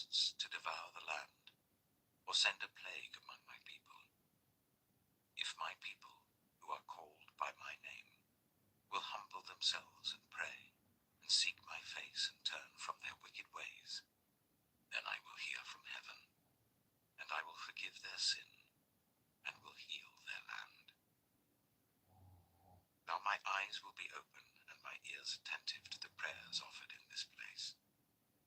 I have chosen and consecrated this temple, so that my name may be there forever. My eyes and my heart will always be there. As for you, if you walk before me faithfully, as David your father did, and do all I command, and observe my decrees and laws, I will establish your royal throne as I covenanted with David your father when I said, you shall never fail to have a successor to rule over Israel. But if you turn away and forsake the decrees and commands I have given you, and go off to serve other gods and worship them, then I will uproot Israel from my land, which I have given them, and will reject this temple which I have consecrated for my name. I will make it a byword and an object of ridicule among all peoples. This temple will become a heap of rubble. All who pass by will be appalled and say, why has the Lord done such a thing to this land and to this temple? People will answer, because they have forsaken the Lord, the God of their ancestors, who brought them out of Egypt, and have embraced other gods, worshipping and serving them. That is why he brought all this disaster on them. 2 Chronicles chapter 8. At the end of 20 years, during which Solomon built the temple of the Lord and his own palace, Solomon rebuilt the villages that Hiram had given him and settled Israelites in them. Solomon then went to Hamath Zobah and captured it. He also built up Tadmor in the desert, and all the store cities he had built in Hamath. He rebuilt Upper Beth-horon and Lower Beth-horon as fortified cities, with walls and with gates and bars, as well as Baalath and all his store cities, and all the cities for his chariots and for his horses. Whatever he desired to build in Jerusalem, in Lebanon, and throughout all the territory that he ruled. There were still people left from the Hittites, Amorites, Perizzites, Hivites, and Jebusites. These people were not Israelites. Solomon conscripted the descendants of all these people remaining in the land, whom the Israelites had not destroyed, to serve as slave labor, as it is to this day. But Solomon did not make slaves of the Israelites for his work. They were his fighting men, commanders of his captains, and commanders of his chariots and charioteers. They were also King Solomon's chief officials, 250 officials supervising the men. Solomon brought Pharaoh's daughter up from the city of David to the palace he had built for her, for he said, my wife must not live in the palace of King David of Israel, because the places the ark of the Lord has entered are holy. On the altar of the Lord that he built in front of the portico, Solomon sacrificed burnt offerings to the Lord, according to the daily requirements for offerings commanded by Moses for the Sabbaths, the new moons, and the 3 annual festivals, the festival of unleavened bread, the festival of weeks, and the festival of tabernacles. In keeping with the ordinance of his father David, he appointed the divisions of the priests for their duties, and the Levites to lead the praise, and to assist the priests according to each day's requirement. He also appointed the gatekeepers by divisions for the various gates, because this was what David, the man of God, had ordered. They did not deviate from the king's commands to the priests or to the Levites in any matter, including that of the treasuries. All Solomon's work was carried out, from the day the foundation of the temple of the Lord was laid until its completion. So the temple of the Lord was finished. Then Solomon went to Ezion-Geber and Elath on the coast of Edom. And Hiram sent him ships commanded by his own men, sailors who knew the sea. These, with Solomon's men, sailed to Ophir, and brought back 450 talents of gold, which they delivered to King Solomon. 2 Chronicles chapter 9. Queen of Sheba heard of Solomon's fame, she came to Jerusalem to test him with hard questions. Arriving with a very great caravan, with camels carrying spices, large quantities of gold and precious stones, she came to Solomon and talked with him about all she had on her mind. Solomon answered all her questions. Nothing was too hard for him to explain to her. When the Queen of Sheba saw the wisdom of Solomon, as well as the palace he had built, the food on his table, the seating of his officials, the attending servants in their robes, the cupbearers in their robes, and the burnt offerings he made at the temple of the Lord, she was overwhelmed. She said to the king, "The report I heard in my own country about your achievements and your wisdom is true. But I did not believe what they said until I came and saw with my own eyes. Indeed, not even half the greatness of your wisdom was told me. You have far exceeded the report I heard. How happy your people must be. How happy your officials who continually stand before you and hear your wisdom. Praise be to the Lord your God, who has delighted in you and placed you on his throne as king to rule for the Lord your God. Because of the love of your God for Israel and his desire to uphold them forever, he has made you king over them, to maintain justice and righteousness." Then she gave the king 120 talents of gold, large quantities of spices, and precious stones. There had never been such spices as those the Queen of Sheba gave to King Solomon. The servants of Hiram and the servants of Solomon brought gold from Ophir. They also brought algum wood and precious stones. The king used the algum wood to make steps for the temple of the Lord and for the royal palace, and to make harps and lyres for the musicians. Nothing like them had ever been seen in Judah. King Solomon gave the Queen of Sheba all she desired and asked for.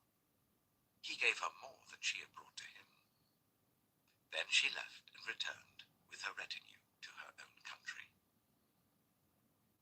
The weight of the gold that Solomon received yearly was 666 talents, not including the revenues brought in by merchants and traders.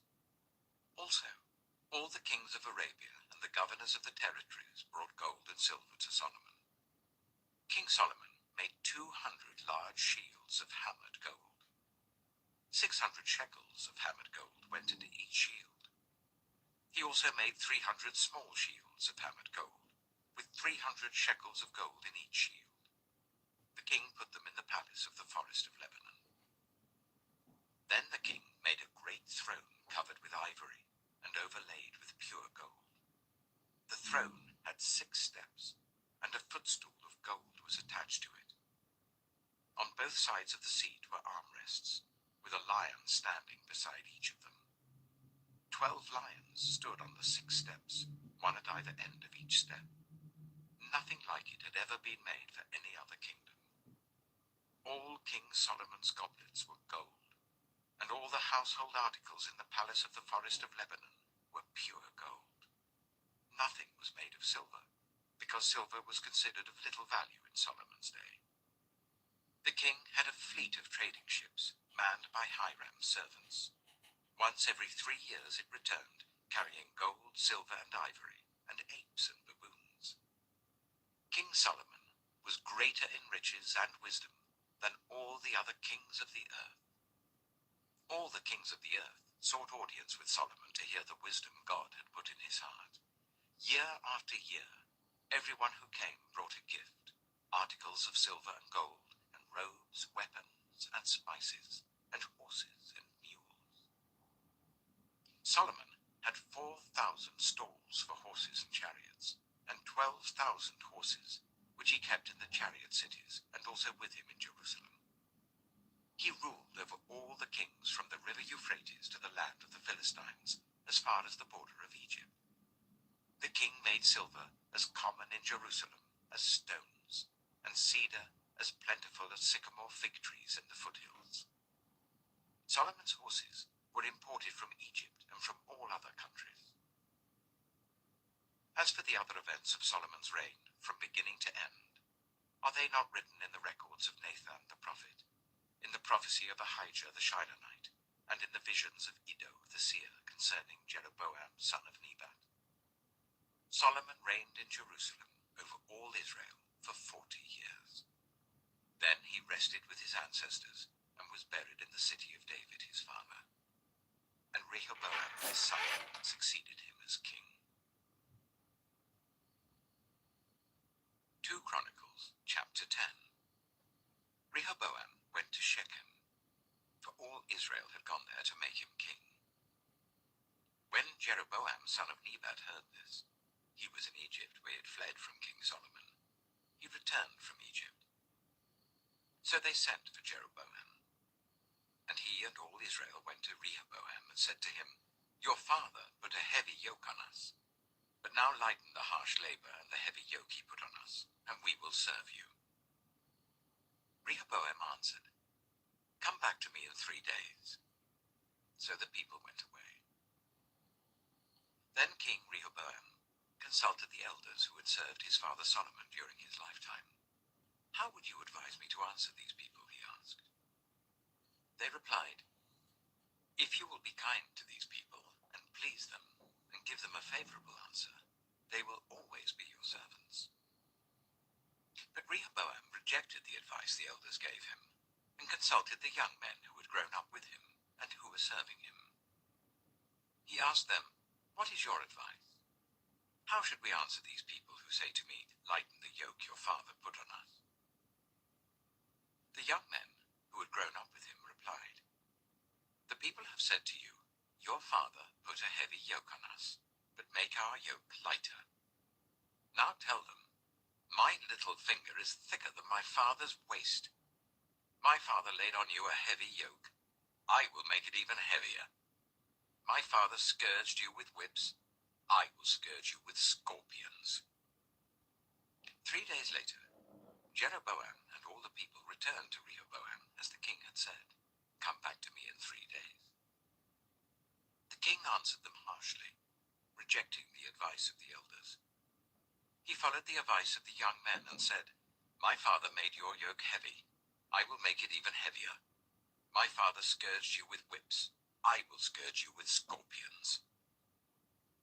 So the king did not listen to the people, for this turn of events was from God, to fulfill the word that the Lord had spoken to Jeroboam son of Nebat through Ahijah the Shilonite. When all Israel saw that the king refused to listen to them, they answered the king, What share do we have in David? What part in Jesse's son? To your tents, Israel. Look after your own house, David. So all the Israelites went home. But as for the Israelites who were living in the towns of Judah, Rehoboam still ruled over them. King Rehoboam sent out Adoniram, who was in charge of forced labor. But the Israelites stoned him to death. King Rehoboam, however, managed to get into his chariot and escape to Jerusalem. So Israel has been in rebellion against the house of David to this day. 2 Chronicles chapter 11. When Rehoboam arrived in Jerusalem, he mustered Judah and Benjamin, 180,000 able young men, to go to war against Israel and to regain the kingdom for Rehoboam. But this word of the Lord came to Shemaiah the man of God. Say to Rehoboam son of Solomon king of Judah, and to all Israel in Judah and Benjamin, this is what the Lord says. Do not go up to fight against your fellow Israelites. Go home, every one of you, for this is my doing. So they obeyed the words of the Lord and turned back from marching against Jeroboam. Rehoboam lived in Jerusalem and built up towns for defense in Judah: Bethlehem, Etam, Tekoa, Bethzua, Soko, Adullam, Gath, Marisha, Ziph, Adoraim, Lachish, Azekah, Zorah, Ajalon, and Hebron. These were fortified cities in Judah and Benjamin. He strengthened their defenses and put commanders in them, with supplies of food, olive oil, and wine. He put shields and spears in all the cities and made them very strong. So Judah and Benjamin were his. The The priests and Levites from all their districts throughout Israel sided with him. The Levites even abandoned their pasture lands and property and came to Judah and Jerusalem, because Jeroboam and his sons had rejected them as priests of the Lord, when he appointed his own priests for the high places and for the goat and calf idols he had made. Those from every tribe of Israel, who set their hearts on seeking the Lord, the God of Israel, followed the Levites to Jerusalem to offer sacrifices to the Lord, the God of their ancestors. They strengthened the kingdom of Judah and supported Rehoboam, son of Solomon, for 3 years, following the ways of David and Solomon during this time. Rehoboam married Mahalath, who was the daughter of David's son Jerimoth, and Abihail, the daughter of Jesse's son Eliab. She bore him sons, Jeush, Shemariah, and Zaham. Then he married Maacah, daughter of Absalom, who bore him Abijah, Attai, Ziza, and Shelomith. Rehoboam loved Maacah, daughter of Absalom, more than any of his other wives and concubines. In all, he had 18 wives and 60 concubines, 28 sons, and 60 daughters. Rehoboam appointed Abijah, son of Maacah, as crown prince among his brothers, in order to make him king. He acted wisely, dispersing some of his sons throughout the districts of Judah and Benjamin, and to all the fortified cities. He gave them abundant provisions, and took many wives for them. 2 Chronicles chapter 12. After Rehoboam's position as king was established, and he had become strong, he and all Israel with him abandoned the law of the Lord. Because they had been unfaithful to the Lord, Shishak, king of Egypt, attacked Jerusalem in the 5th year of King Rehoboam. With 1,200 chariots and 60,000 horsemen, and the innumerable troops of Libyans, Sukkites, and Cushites that came with him from Egypt, he captured the fortified cities of Judah and came as far as Jerusalem. Then the prophet Shemaiah came to Rehoboam and to the leaders of Judah who had assembled in Jerusalem for fear of Shishak, and he said to them, "This is what the Lord says. You have abandoned me, therefore I now abandon you to Shishak." The leaders of Israel and the king humbled themselves and said, "The Lord is just." When the Lord saw that they humbled themselves, this word of the Lord came to Shemaiah: "Since they have humbled themselves, I will not destroy them, but will soon give them deliverance. My wrath will not be poured out on Jerusalem through Shishak. They will, however, become subject to him, so that they may learn the difference between serving me and serving the kings of other lands." When Shishak, king of Egypt, attacked Jerusalem, he carried off the treasures of the temple of the Lord and the treasures of the royal palace. He took everything, including the gold shields that Solomon had made. So King Rehoboam made bronze shields to replace them, and assigned these to the commanders of the guard on duty at the entrance to the royal palace. Whenever the king went to the Lord's temple, the guards went with him bearing the shields, and afterwards they returned them to the guard room. Because Rehoboam humbled himself, the Lord's anger turned from him, and he was not totally destroyed. Indeed, there was some good in Judah.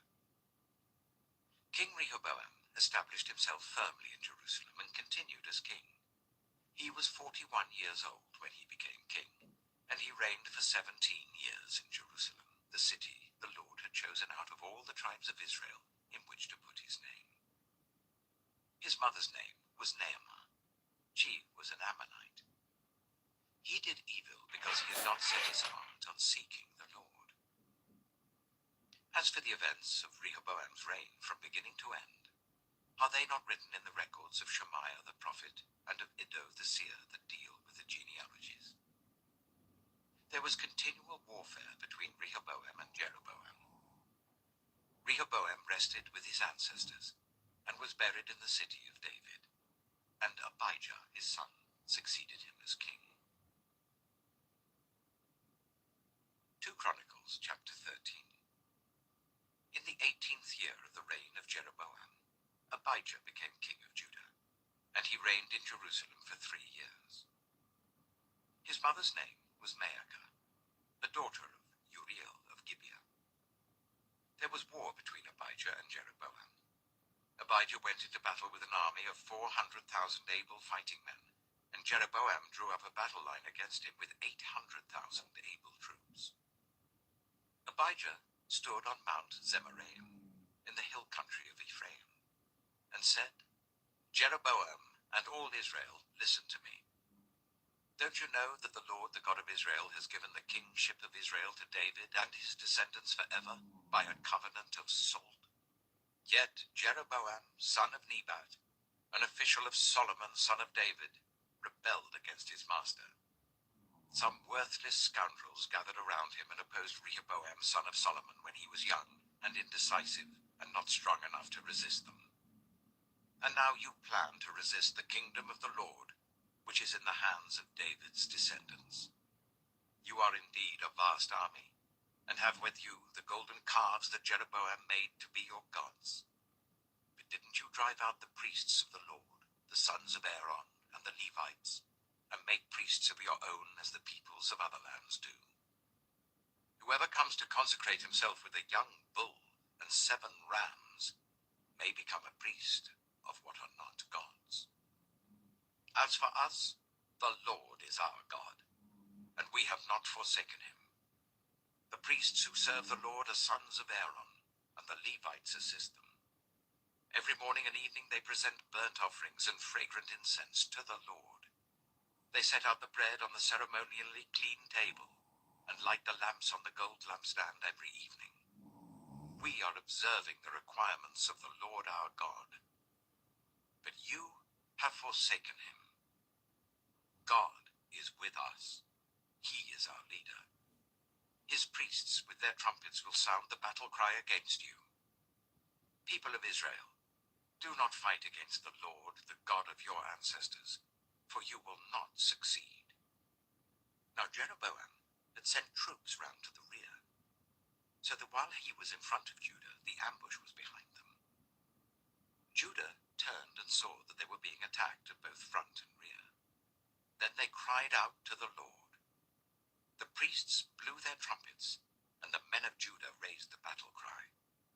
At the sound of their battle cry, God routed Jeroboam and all Israel before Abijah and Judah. The Israelites fled before Judah, and God delivered them into their hands.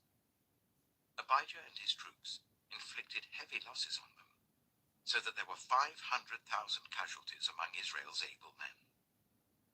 The Israelites were subdued on that occasion, and the people of Judah were victorious because they relied on the Lord, the God of their ancestors. Abijah pursued Jeroboam and took from him the towns of Bethel, Jeshanah, and Ephron, with their surrounding villages. Jeroboam did not regain power during the time of Abijah, and the Lord struck him down, and he died. But Abijah grew in strength. He married 14 wives and had 22 sons and 16 daughters. The other events of Abijah's reign, what he did and what he said, are written in the annotations of the prophet Iddo. 2 Chronicles, chapter 14. And Abijah rested with his ancestors, and was buried in the city of David. Asa his son succeeded him as king, and in his days the country was at peace for 10 years. Asa did what was good and right in the eyes of the Lord his God. He removed the foreign altars and the high places, smashed the sacred stones, and cut down the Asherah poles.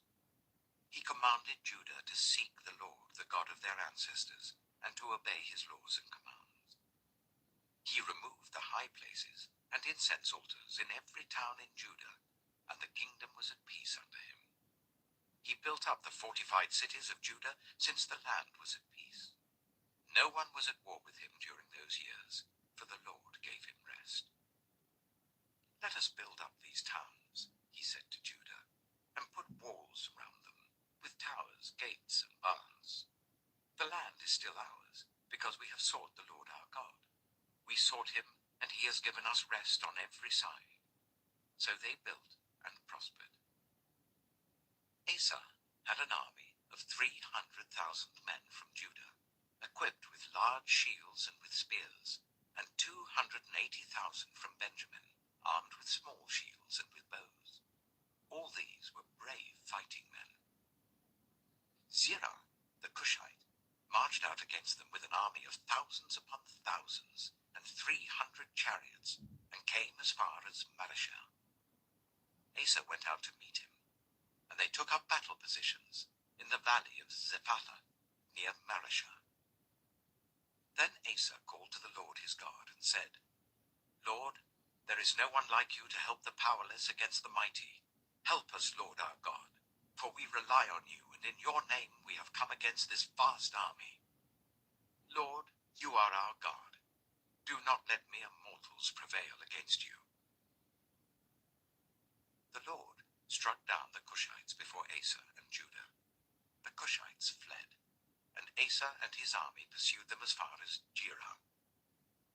Such a great number of Cushites fell that they could not recover. They were crushed before the Lord and his forces. The men of Judah carried off a large amount of plunder. They destroyed all the villages around Jerah, for the terror of the Lord had fallen on them. They looted all these villages, since there was much plunder there. They also attacked the camps of the herdsmen, and carried off droves of sheep and goats and camels. Then they returned to Jerusalem. 2 Chronicles, chapter 15. The Spirit of God came on Azariah, son of Oded. He went out to meet Asa and said to him, Listen to me, Asa and all Judah and Benjamin. The Lord is with you when you are with him. If you seek him, he will be found by you. But if you forsake him, he will forsake you. For a long time Israel was without the true God, without a priest to teach, and without the law. But in their distress they turned to the Lord, the God of Israel, and sought him, and he was found by them. In those days it was not safe to travel about, for all the inhabitants of the lands were in great turmoil. One nation was being crushed by another, and one city by another, because God was troubling them with every kind of distress. But as for you, be strong and do not give up, for your work will be rewarded.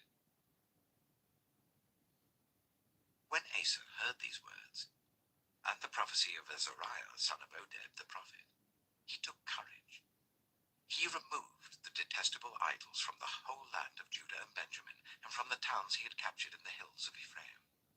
He repaired the altar of the Lord that was in front of the portico of the Lord's temple. Then he assembled all Judah and Benjamin, and the people from Ephraim, Manasseh, and Simeon, who had settled among them, for large numbers had come over to him from Israel, when they saw that the Lord his God was with him. They assembled at Jerusalem in the 3rd month of the 15th year of Asa's reign. At that time they sacrificed to the Lord 700 head of cattle and 7,000 sheep and goats from the plunder they had brought back. They entered into a covenant to seek the Lord, the God of their ancestors, with all their heart and soul.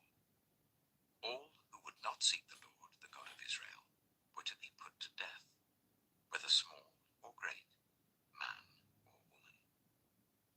They took an oath to the Lord with loud acclamation, with shouting, and with trumpets and horns. All Judah rejoiced about the oath, because they had sworn it wholeheartedly. They sought God eagerly, and he was found by them. So the Lord gave them rest on every side. King Asa also deposed his grandmother Maacah from her position as queen mother, because she had made a repulsive image for the worship of Asherah. Asa cut it down, broke it up, and burned it in the Kidron Valley. Although he did not remove the high places from Israel, Asa's heart was fully committed to the Lord all his life. He brought into the temple of God the silver and gold and the articles that he and his father had dedicated. There was no more war until the 35th year of Asa's reign. 2 Chronicles, chapter 16. Asa's reign, Baasha, king of Israel, went up against Judah and fortified Ramah to prevent anyone from leaving or entering the territory of Asa, king of Judah. Asa then took the silver and gold out of the treasuries of the Lord's temple and of his own palace, and sent it to Ben-Hadad, king of Aram, who was ruling in Damascus. "Let there be a treaty between me and you," he said, "as there was between my father and your father. See, I am sending you silver and gold. Now break your treaty with Baasha, king of Israel, so that he will withdraw from me." Ben-Hadad agreed with King Asa, and sent the commanders of his forces against the towns of Israel. They conquered Ijon, Dan, Abel-Maim, and all the store cities of Naphtali. When Baasha heard this, he stopped building Ramah and abandoned his work. Then King Asa brought all the men of Judah, and they carried away from Ramah the stones and timber Baasha had been using. With them he built up Jebah and Mizpah. At that time, Hanani, the seer, came to Asa, king of Judah, and said to him, "Because you relied on the king of Aram and not on the Lord your God, the army of the king of Aram has escaped from your hand. Were not the Cushites and Libyans a mighty army with great numbers of chariots and horsemen? Yet when you relied on the Lord, he delivered them into your hand. For the eyes of the Lord range throughout the earth to strengthen those whose hearts are fully committed to him. You have done a foolish thing, and from now on you will be at war." Asa was angry with the seer because of this. He was so enraged that he put him in prison. At the same time, Asa brutally oppressed some of the people. The events of Asa's reign from beginning to end are written in the book of the kings of Judah and Israel. In the 39th year of his reign, Asa was afflicted with a disease in his feet. Though his disease was severe, even in his illness he did not seek help from the Lord, but only from the doctors. Then, in the 41st year of his reign, Asa died and rested with his ancestors. They buried him in the tomb that he had cut out for himself in the city of David. They laid him on a bier covered with spices and various blended perfumes, and they made a huge fire in his honor. 2 Chronicles, chapter 17. Jehoshaphat, his son, succeeded him as king, and strengthened himself against Israel. He stationed troops in all the fortified cities of Judah, and put garrisons in Judah and in the towns of Ephraim that his father Asa had captured. The Lord was with Jehoshaphat, because he followed the ways of his father David before him. He did not consult the Baals, but sought the God of his father, and followed his commands rather than the practices of Israel. The Lord established the kingdom under his control, and all Judah brought gifts to Jehoshaphat, so that he had great wealth and honor. His heart was devoted to the ways of the Lord. Furthermore, he removed the high places and the Asherah poles from Judah. In the 3rd year of his reign, he sent his officials, Ben-Hail, Obadiah, Zechariah, Nathanael, and Micaiah, to teach in the towns of Judah. With them were certain Levites, Shemaiah, Nethaniah, Zebediah, Asahel, Shemiramoth, Jehonathan, Adonijah, Tobijah, and Tob-Adonijah, and the priests Elishama and Jehoram. They taught throughout Judah, taking with them the book of the law of the Lord. They went round to all the towns of Judah and taught the people. The fear of the Lord fell on all the kingdoms of the lands surrounding Judah, so that they did not go to war against Jehoshaphat. Some Philistines brought Jehoshaphat gifts and silver as tribute, and the Arabs brought him flocks, 7,700 rams and 7,700 goats. Jehoshaphat became more and more powerful. He built forts and store cities in Judah, and had large supplies in the towns of Judah. He also kept experienced fighting men in Jerusalem. Their enrollment by families was as follows. From Judah, commanders of units of 1,000, Adnah the commander, with 300,000 fighting men. Next, Jehohanan the commander, with 280,000. Next, Amasiah, son of Zichri, who volunteered himself for the service of the Lord, with 200,000. From Benjamin, Eliada, a valiant soldier with 200,000 men armed with bows and shields. Next, Jehoshaphat, with 180,000 men armed for battle. These were the men who served the king, besides those he stationed in the fortified cities throughout Judah. 2 Chronicles, chapter 18. Now Jehoshaphat had great wealth and honor, and he allied himself with Ahab by marriage. Some years later he went down to see Ahab in Samaria. Ahab slaughtered many sheep and cattle for him, and the people with him, and urged him to attack Ramoth-Gilead. Ahab, king of Israel, asked Jehoshaphat, king of Judah, "Will you go with me against Ramoth-Gilead?" Jehoshaphat replied, "I am as you are, and my people as your people. We will join you in the war." But Jehoshaphat also said to the king of Israel, "First seek the counsel of the Lord." So the king of Israel brought together the prophets, 400 men, and asked them, "Shall we go to war against Ramoth-Gilead, or shall I not?" "Go," they answered, "for God will give it into the king's hand." But Jehoshaphat asked, "Is there no longer a prophet of the Lord here, whom we can inquire of?" The king of Israel answered Jehoshaphat, "There is still one prophet through whom we can inquire of the Lord, but I hate him, because he never prophesies anything good about me, but always bad. He is Micaiah, son of Imlah." "The king should not say such a thing," Jehoshaphat replied.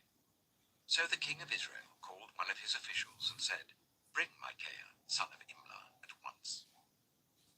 Dressed in their royal robes, the king of Israel and Jehoshaphat, king of Judah, were sitting on their thrones at the threshing floor by the entrance of the gate of Samaria, with all the prophets prophesying before them. Now Zedekiah, son of Kenaiah, had made iron horns, and he declared, "This is what the Lord says. With these you will gore the Arameans until they are destroyed." All the other prophets were prophesying the same thing. "Attack Ramoth-Gilead and be victorious," they said, "for the Lord will give it into the king's hand." The messenger who had gone to summon Micaiah said to him, "Look, the other prophets without exception are predicting success for the king. Let your word agree with theirs and speak favorably."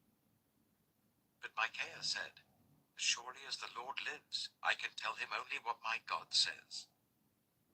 When he arrived, the king asked him, "Micaiah, shall we go to war against Ramoth-Gilead, or shall I not?" "Attack and be victorious," he answered, "for they will be given into your hand." The king said to him, "How many times must I make you swear to tell me nothing but the truth in the name of the Lord?" Then Micaiah answered, "I saw all Israel scattered on the hills like sheep without a shepherd. And the Lord said, 'These people have no master. Let each one go home in peace.'" The king of Israel said to Jehoshaphat, "Didn't I tell you that he never prophesies anything good about me, but only bad?" Micaiah continued, "Therefore hear the word of the Lord. I saw the Lord sitting on his throne, with all the multitudes of heaven standing on his right and on his left. And the Lord said, 'Who will entice Ahab, king of Israel, into attacking Ramoth-Gilead and going to his death there?' One suggested this, and another that. Finally, a spirit came forward, stood before the Lord, and said, 'I will entice him.' 'By what means?' the Lord asked. 'I will go and be a deceiving spirit in the mouths of all his prophets,' he said. 'You will succeed in enticing him,' said the Lord. 'Go and do it.'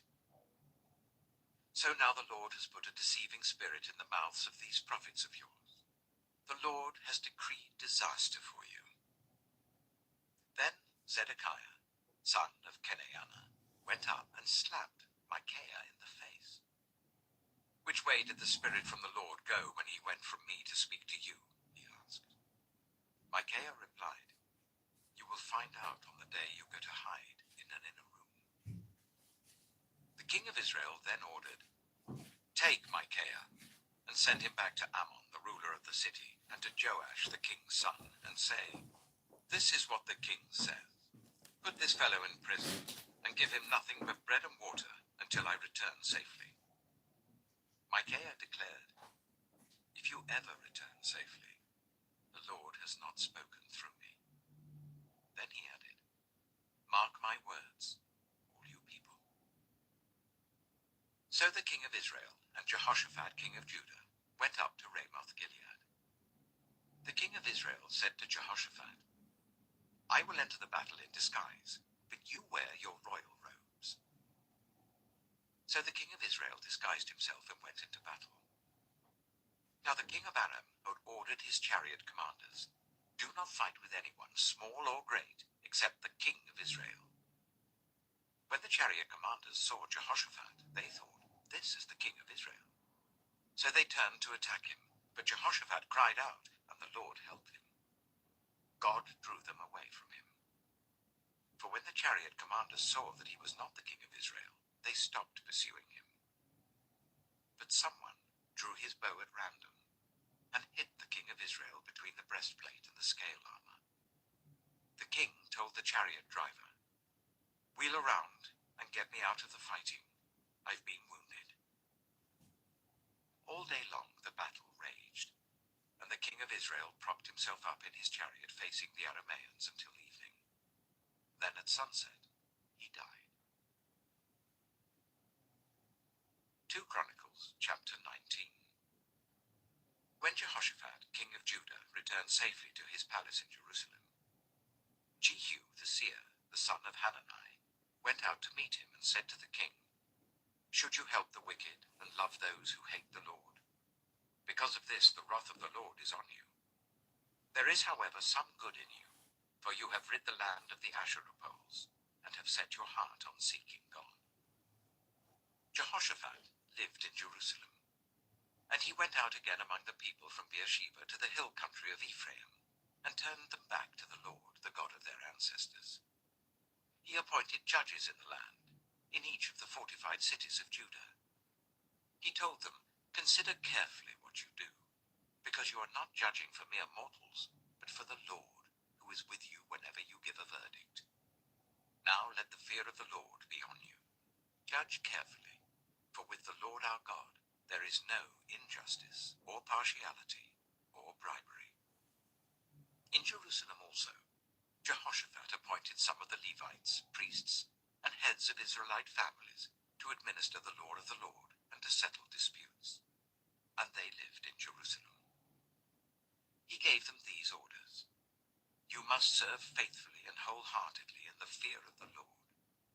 In every case that comes before you from your people who live in the cities, whether bloodshed or other concerns of the law, commands, decrees, or regulations, you are to warn them not to sin against the Lord. Otherwise his wrath will come on you and your people. Do this, and you will not sin." Amariah, the chief priest, will be over you in any matter concerning the Lord, and Zebediah, son of Ishmael, the leader of the tribe of Judah, will be over you in any matter concerning the king, and the Levites will serve as officials before you. Act with courage, and may the Lord be with those who do well.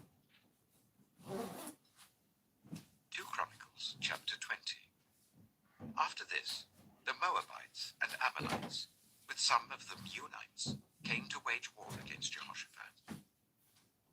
Some people came and told Jehoshaphat, "A vast army is coming against you from Edom, from the other side of the Dead Sea.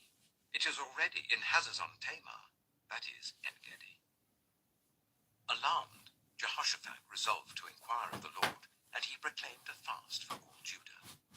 The people of Judah came together to seek help from the Lord. Indeed, they came from every town in Judah to seek him.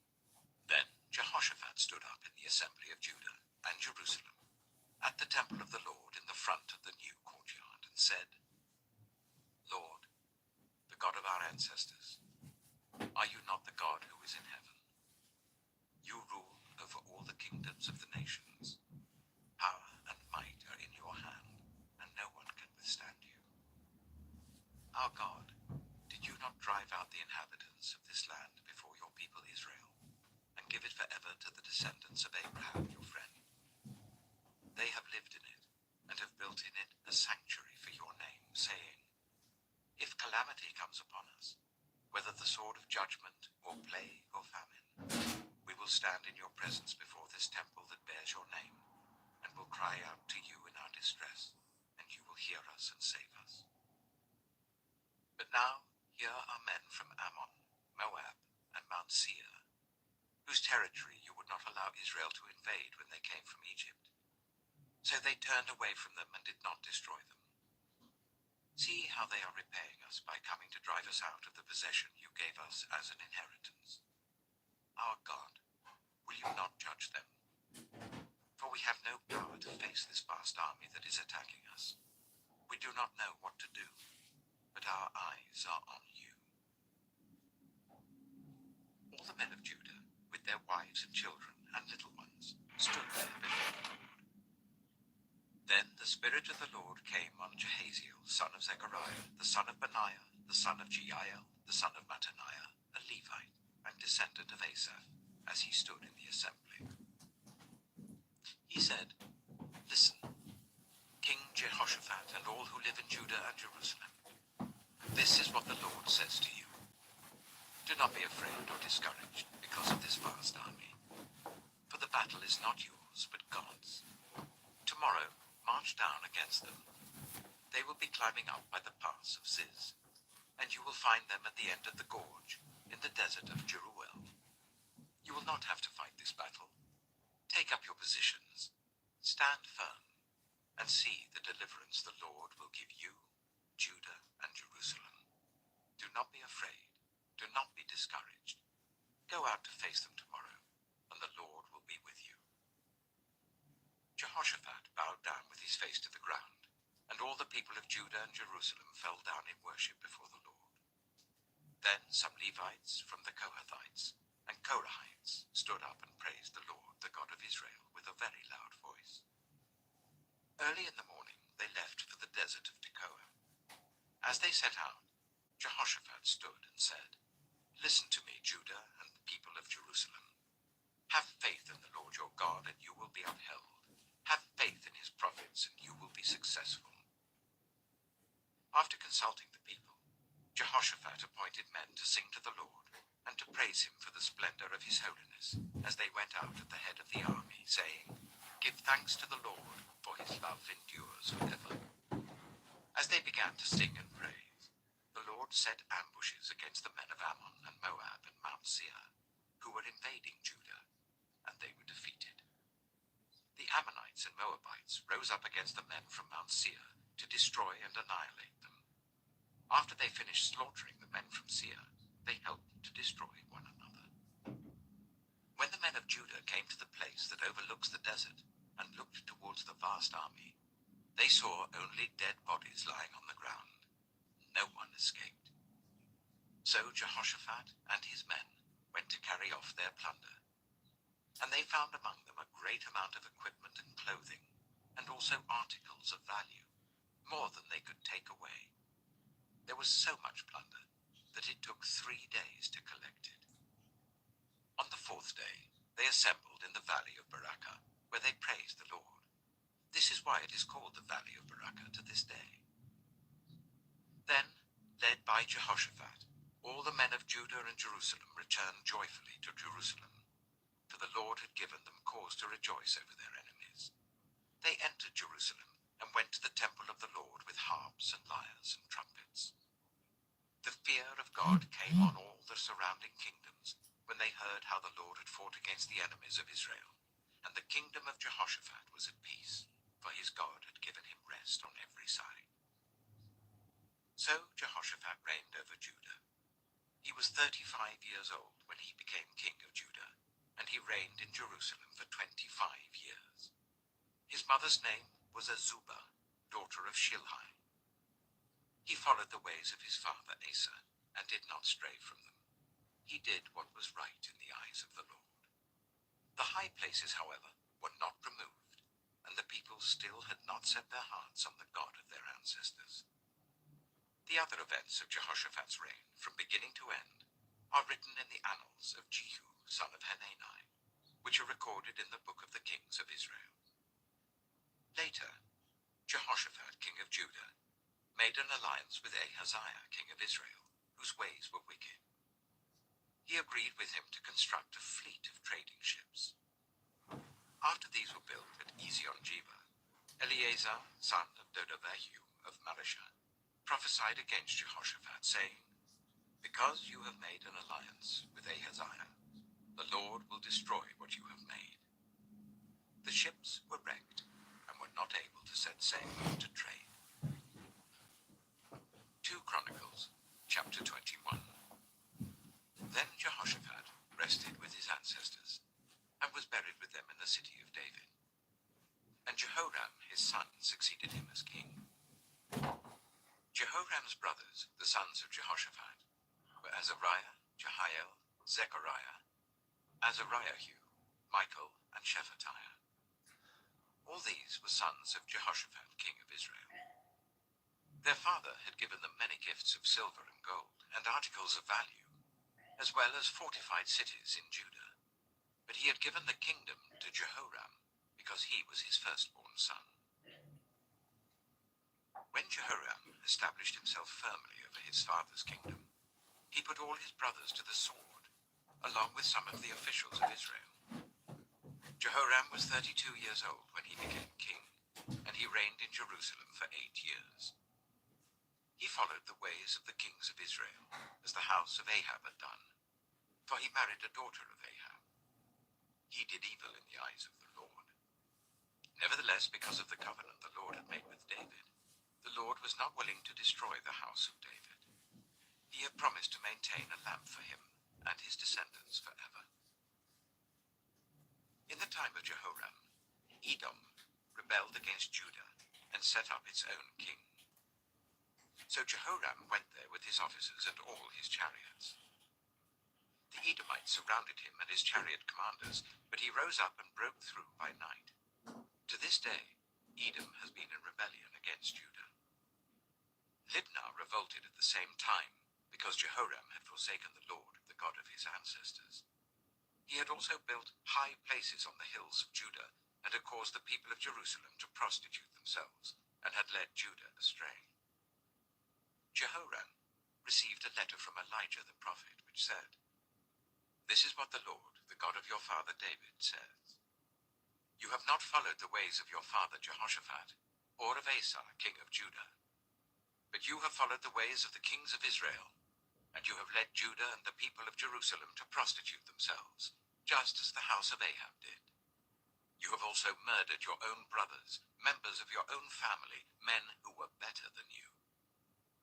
So now the Lord is about to strike your people, your sons, your wives, and everything that is yours, with a heavy blow. You yourself will be very ill with a lingering disease of the bowels, until the disease causes your bowels to come out." The Lord aroused against Jehoram the hostility of the Philistines and of the Arabs who lived near the Cushites. They attacked Judah, invaded it, and carried off all the goods found in the king's palace, together with his sons and wives. Not a son was left to him, except Ahaziah the youngest. After all this, the Lord afflicted Jehoram with an incurable disease of the bowels. In the course of time, at the end of the 2nd year, his bowels came out because of the disease, and he died in great pain. His people made no funeral fire in his honor, as they had for his predecessors.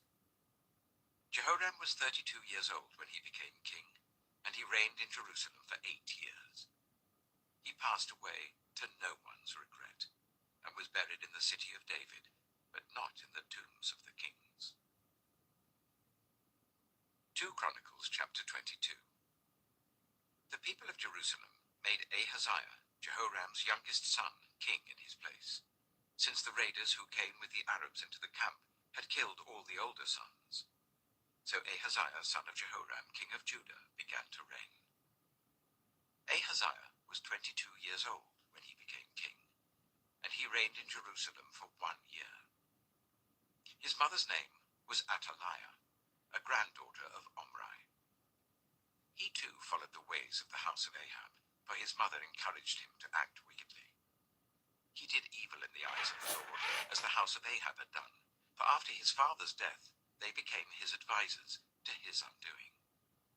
He also followed their counsel, when he went with Joram, son of Ahab, king of Israel, to wage war against Hazael, king of Aram, at Ramoth-Gilead. The Arameans wounded Joram, so he returned to Jezreel to recover from the wounds they had inflicted on him at Ramoth in his battle with Hazael, king of Aram. Then Ahaziah, son of Jehoram, king of Judah, went down to Jezreel to see Joram, son of Ahab, because he had been wounded. Through Ahaziah's visit to Joram, God brought about Ahaziah's downfall. When Ahaziah arrived, he went out with Joram to meet Jehu, son of Nimshi, whom the Lord had anointed to destroy the house of Ahab. While Jehu was executing judgment on the house of Ahab, he found the officials of Judah and the sons of Ahaziah's relatives, who had been attending Ahaziah, and he killed them. He then went in search of Ahaziah, and his men captured him while he was hiding in Samaria. He was brought to Jehu and put to death. They buried him, for they said he was a son of Jehoshaphat, who sought the Lord with all his heart. So there was no one in the house of Ahaziah powerful enough to retain the kingdom. When Athaliah, the mother of Ahaziah, saw that her son was dead, she proceeded to destroy the whole royal family of the house of Judah. But Jehosheba, the daughter of King Jehoram, took Joash, son of Ahaziah, and stole him away from among the royal princes who were about to be murdered, and put him and his nurse in a bedroom. Because Jehosheba, the daughter of King Jehoram, and wife of the priest Jehoiada, was Ahaziah's sister, she hid the child from Athaliah, so that she could not kill him. He remained hidden with them at the temple of God for 6 years, while Athaliah ruled the land. 2 Chronicles, chapter 23. In the 7th year, Jehoiada showed his strength. He made a covenant with the commanders of units of 100. Azariah, son of Jeroham, Ishmael, son of Jehohanan, Azariah, son of Obed, Maaseiah, son of Adiah, and Elishaphat, son of Zichri. They went throughout Judah and gathered the Levites and the heads of Israelite families from all the towns. When they came to Jerusalem, the whole assembly made a covenant with the king at the temple of God.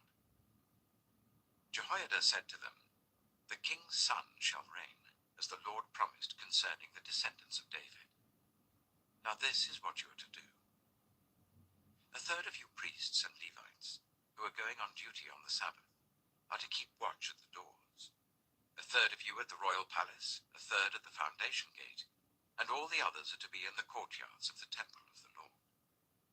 No one is to enter the temple of the Lord, except the priests and Levites on duty. They may enter, because they are consecrated, but all the others are to observe the Lord's command not to enter. The Levites are to station themselves round the king, each with weapon in hand. Anyone who enters the temple is to be put to death.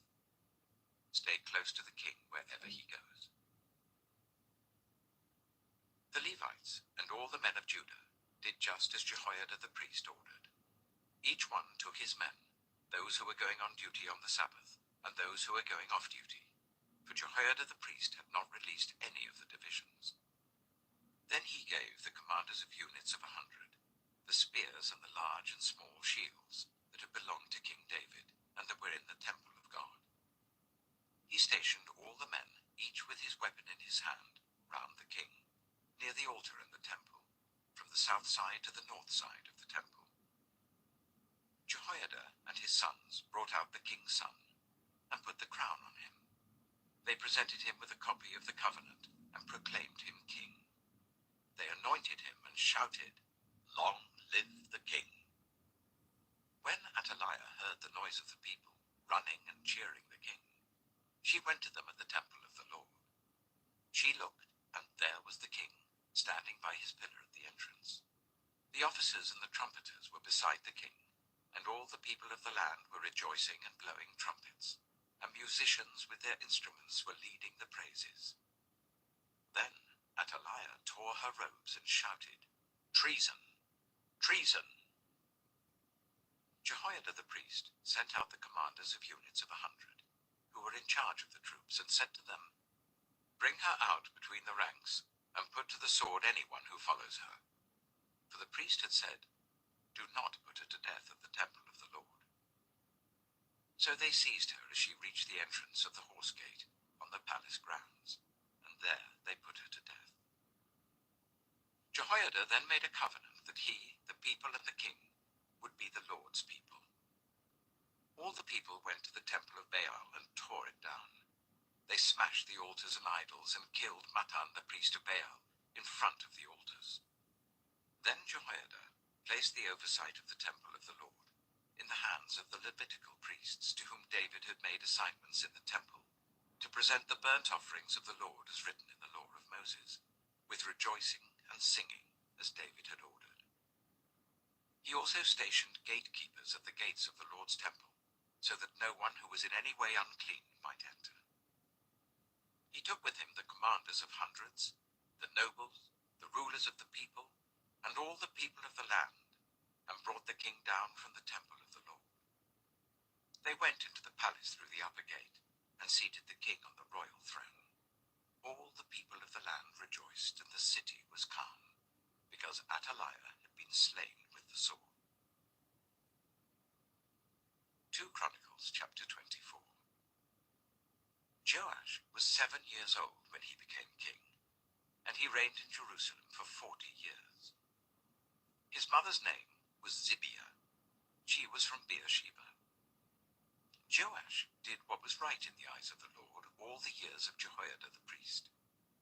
Jehoiada chose 2 wives for him, and he had sons and daughters. Sometime later, Joash decided to restore the temple of the Lord. He called together the priests and Levites and said to them, "Go to the towns of Judah and collect the money due annually from all Israel to repair the temple of your God. Do it now." But the Levites did not act at once. Therefore the king summoned Jehoiada the chief priest and said to him, "Why haven't you required the Levites to bring in from Judah and Jerusalem the tax imposed by Moses, the servant of the Lord, and by the assembly of Israel for the tent of the covenant law?" Now the sons of that wicked woman Athaliah had broken into the temple of God, and had used even its sacred objects for the Baals. At the king's command, a chest was made and placed outside, at the gate of the temple of the Lord. A proclamation was then issued in Judah and Jerusalem, that they should bring to the Lord the tax that Moses, the servant of God, had required of Israel in the wilderness. All the officials and all the people brought their contributions gladly, dropping them into the chest until it was full. Whenever the chest was brought in by the Levites to the king's officials, and they saw that there was a large amount of money, the royal secretary and the officer of the chief priest would come and empty the chest and carry it back to its place. They did this regularly and collected a great amount of money. The king and Jehoiada gave it to those who carried out the work required for the temple of the Lord.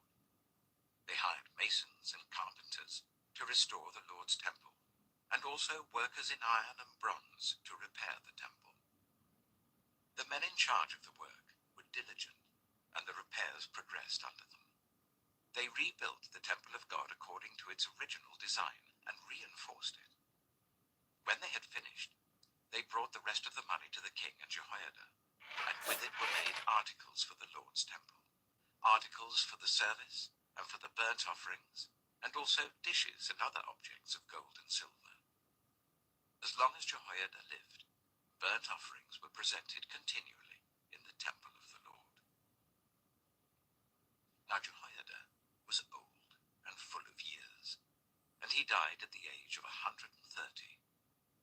He was buried with the kings in the city of David, because of the good he had done in Israel for God and his temple.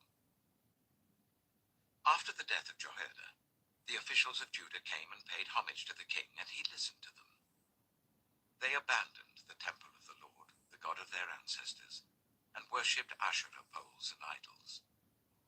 Because of their guilt, God's anger came on Judah and Jerusalem, although the Lord sent prophets to the people to bring them back to him, and though they testified against them, they would not listen.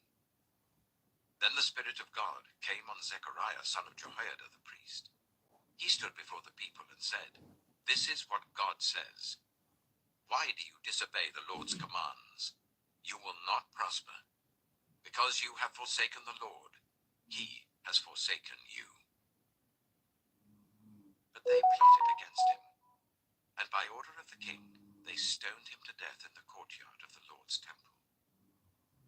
King Joash did not remember the kindness Zechariah's father, Jehoiada, had shown him, but killed his son, who said as he lay dying, "May the Lord see this and call you to account." At the turn of the year, the army of Aram marched against Joash. It invaded Judah and Jerusalem and killed all the leaders of the people. They sent all the plunder to their king in Damascus. Although the Aramean army had come with only a few men, the Lord delivered into their hands a much larger army. Because Judah had forsaken the Lord, the God of their ancestors, judgment was executed on Joash. When the Arameans withdrew, they left Joash severely wounded. His officials conspired against him for murdering the son of Jehoiada the priest, and they killed him in his bed. So he died, and was buried in the city of David, but not in the tombs of the kings. Those who conspired against him were Zabad, son of Shimeath, an Ammonite woman, and Jehozabad, son of Shimrith, a Moabite woman. The account of his sons, the many prophecies about him, and the record of the restoration of the temple of God are written in the annotations on the book of the kings, and Amaziah his son succeeded him as king. 2 Chronicles chapter 25. Amaziah was 25 years old when he became king, and he reigned in Jerusalem for 29 years. His mother's name was Jehoaddan. She was from Jerusalem. He did what was right in the eyes of the Lord, but not wholeheartedly. After the kingdom was firmly in his control, he executed the officials who had murdered his father the king. Yet he did not put their children to death, but acted in accordance with what is written in the law in the book of Moses, where the Lord commanded, "Parents shall not be put to death for their children, nor children be put to death for their parents. Each will die for their own sin." Amaziah called the people of Judah together, and assigned them according to their families to commanders of thousands and commanders of hundreds for all Judah and Benjamin. He then mustered those 20 years old or more, and found that there were 300,000 men fit for military service, able to handle the spear and shield. He also hired 100,000 fighting men from Israel for 100 talents of silver. But a man of God came to him and said, "Your Majesty, these troops from Israel must not march with you, for the Lord is not with Israel, not with any of the people of Ephraim. Even if you go and fight courageously in battle, God will overthrow you before the enemy, for God has the power to help or to overthrow." Amaziah asked the man of God, "But what about the 100 talents I paid for these Israelite troops?" The man of God replied, "The Lord can give you much more than that." So Amaziah dismissed the troops who had come to him from Ephraim and sent them home. They were furious with Judah and left for home in a great rage. Amaziah then marshaled his strength and led his army to the valley of Salt, where he killed 10,000 men of Seir. The army of Judah also captured 10,000 men alive, took them to the top of a cliff, and threw them down so that all were dashed to pieces. Meanwhile, the troops that Amaziah had sent back and had not allowed to take part in the war raided towns belonging to Judah, from Samaria to Beth-horon. They killed 3,000 people and carried off great quantities of plunder. When Amaziah returned from slaughtering the Edomites, he brought back the gods of the people of Seir. He set them up as his own gods, bowed down to them and burned sacrifices to them. The anger of the Lord burned against Amaziah, and he sent a prophet to him who said, "Why do you consult this people's gods? who could not save their own people from your hand." While he was still speaking, the king said to him, "Have we appointed you an advisor to the king? Stop. Why be struck down?" So the prophet stopped, but said, "I know that God is determined to destroy you, because you have done this and have not listened to my counsel." After Amaziah, king of Judah, consulted his advisers, he sent this challenge to Jehoash, son of Jehoahaz, the son of Jehu, king of Israel. "Come, let us face each other in battle." But Jehoash, king of Israel, replied to Amaziah, king of Judah, "A thistle in Lebanon sent a message to a cedar in Lebanon. Give your daughter to my son in marriage." Then a wild beast in Lebanon came along and trampled the thistle underfoot. You say to yourself that you have defeated Edom, and now you are arrogant and proud. But stay home. Why ask for trouble and cause your own downfall and that of Judah also? Amaziah, however, would not listen, for God so worked that he might deliver them into the hands of Jehoash, because they sought the gods of Edom. So Jehoash, king of Israel, attacked. He and Amaziah, king of Judah, faced each other at Bethshemesh in Judah. Judah was routed by Israel, and every man fled to his home. Jehoash, king of Israel, captured Amaziah, king of Judah, the son of Joash, the son of Ahaziah, at Bethshemesh. Then Jehoash brought him to Jerusalem, and broke down the wall of Jerusalem from the Ephraim gate to the corner gate, a section about 400 cubits long. He took all the gold and silver, and all the articles found in the temple of God, that had been in the care of Obed-Edom, together with the palace treasures and the hostages, and returned to Samaria. Amaziah, son of Joash, king of Judah, lived for 15 years after the death of Jehoash, son of Jehoahaz, king of Israel. As for the other events of Amaziah's reign, from beginning to end, are they not written in the book of the kings of Judah and Israel? From the time that Amaziah turned away from following the Lord, they conspired against him in Jerusalem, and he fled to Lachish. But they sent men after him to Lachish, and killed him there. He was brought back by horse, and was buried with his ancestors in the city of Judah. 2 Chronicles, chapter 26. Then all the people of Judah took Uzziah, who was 16 years old, and made him king in place of his father Amaziah. He was the one who rebuilt Elath, and restored it to Judah after Amaziah rested with his ancestors. Uzziah was 16 years old when he became king, and he reigned in Jerusalem for 52 years. His mother's name was Jecholiah. She was from Jerusalem. He did what was right in the eyes of the Lord, just as his father Amaziah had done. He sought God during the days of Zechariah, who instructed him in the fear of God. As long as he sought the Lord, God gave him success. He went to war against the Philistines, and broke down the walls of Gath, Jabneh, and Ashdod. He then rebuilt towns near Ashdod and elsewhere among the Philistines. God helped him against the Philistines and against the Arabs who lived in Gur-Baal, and against the Meunites. The Ammonites brought tribute to Uzziah, and his fame spread as far as the border of Egypt, because he had become very powerful. Uzziah built towers in Jerusalem at the corner gate, at the valley gate, and at the angle of the wall, and he fortified them. He also built towers in the wilderness and dug many cisterns, because he had much livestock in the foothills and in the plain. He had people working his fields and vineyards in the hills and in the fertile lands, for he loved the soil. Uzziah had a well-trained army, ready to go out by divisions according to their numbers, as mustered by Jeiel, the secretary, and Maaseiah, the officer, under the direction of Hananiah, one of the royal officials. The total number of family leaders over the fighting men was 2,600. Under their command was an army of 307,500 men trained for war, a powerful force to support the king against his enemies.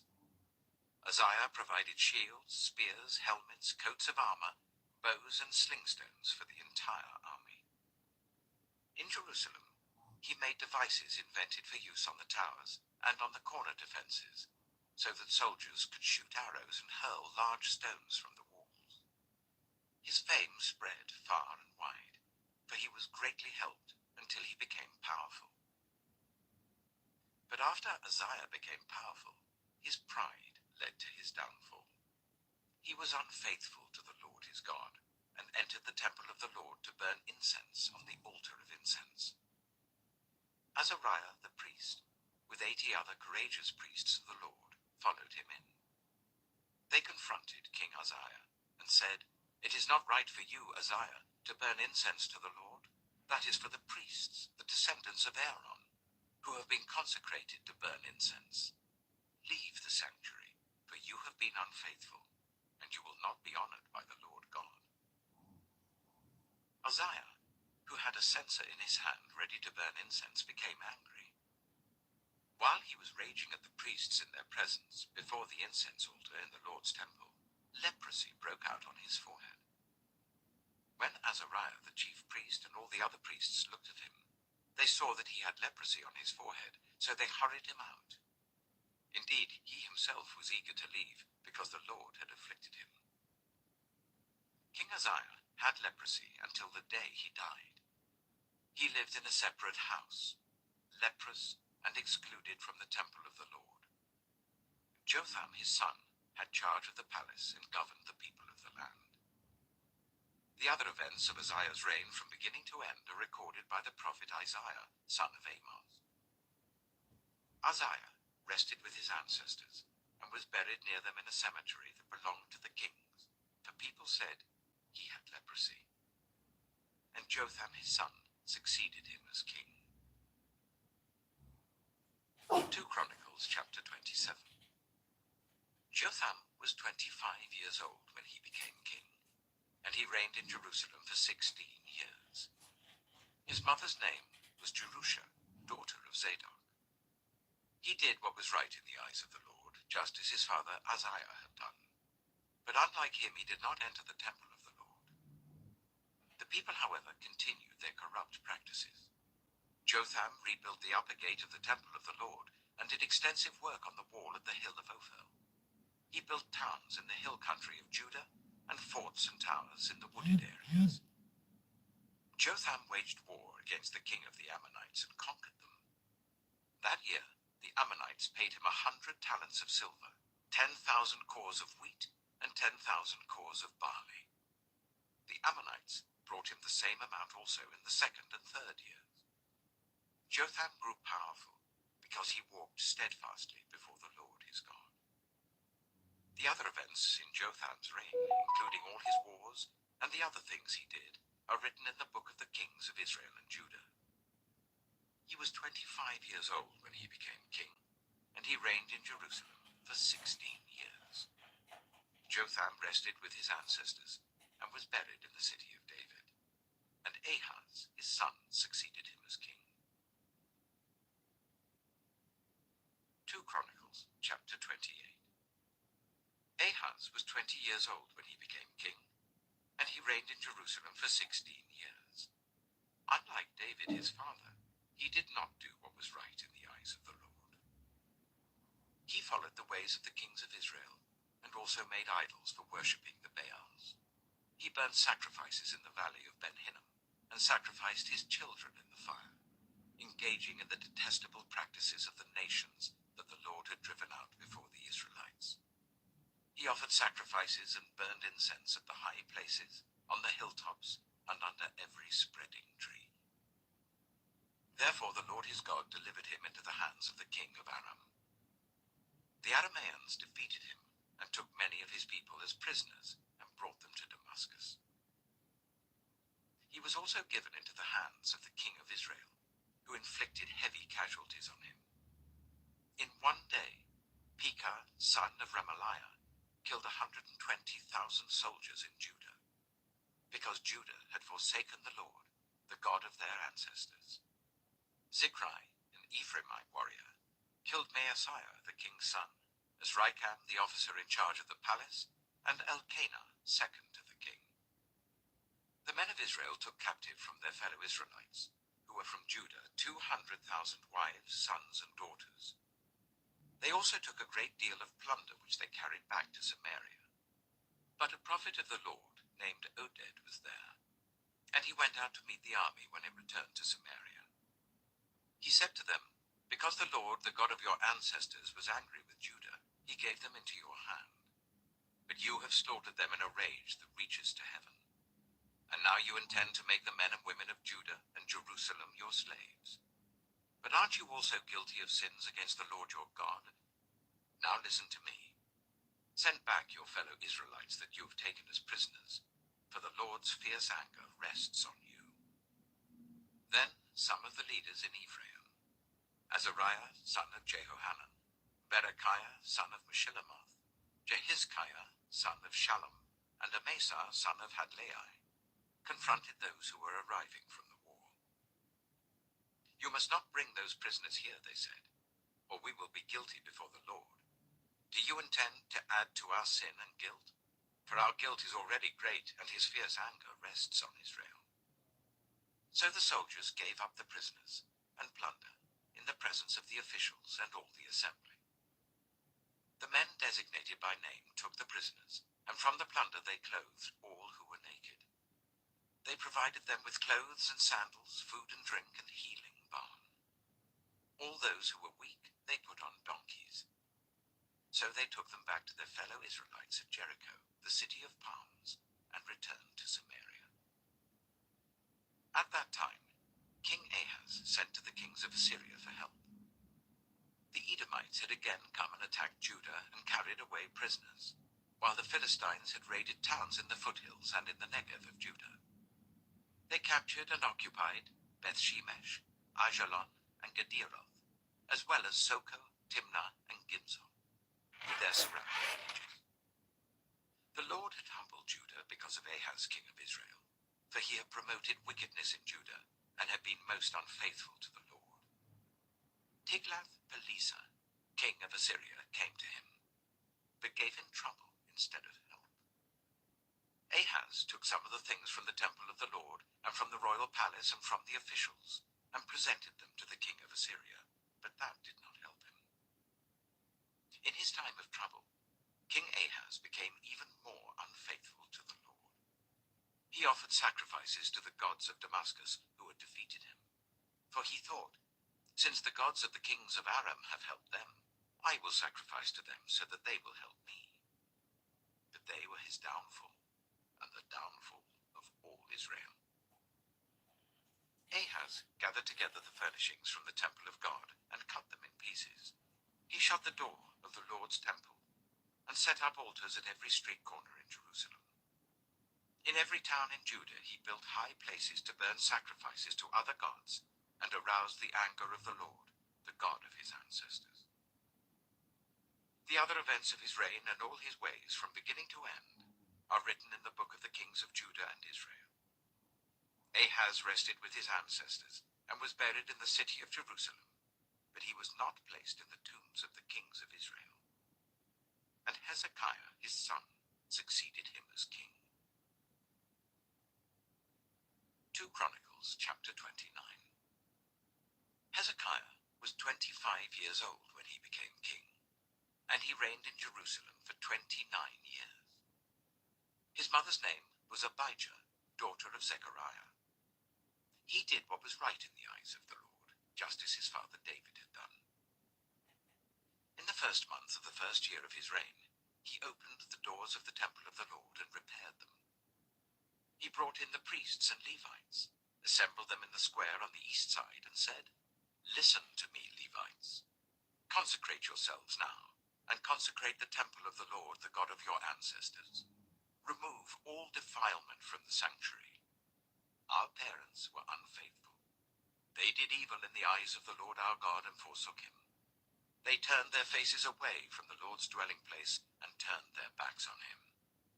They also shut the doors of the portico and put out the lamps. They did not burn incense or present any burnt offerings at the sanctuary to the God of Israel. Therefore, the anger of the Lord has fallen on Judah and Jerusalem. He has made them an object of dread and horror and scorn, as you can see with your own eyes. This is why our fathers have fallen by the sword, and why our sons and daughters and our wives are in captivity. Now I intend to make a covenant with the Lord, the God of Israel, so that his fierce anger will turn away from us. My sons, do not be negligent now, for the Lord has chosen you to stand before him and serve him, to minister before him and to burn incense. Then these Levites set to work. From the Kohathites, Mahath, son of Amasai, and Joel, son of Azariah. From the Merarites, Kish, son of Abdi, and Azariah, son of Jehalalel. From the Gershonites, Joah, son of Zimmah, and Eden, son of Joah. From the descendants of Elizaphan, Shimri and Jeiel. From the descendants of Asaph, Zechariah and Mattaniah.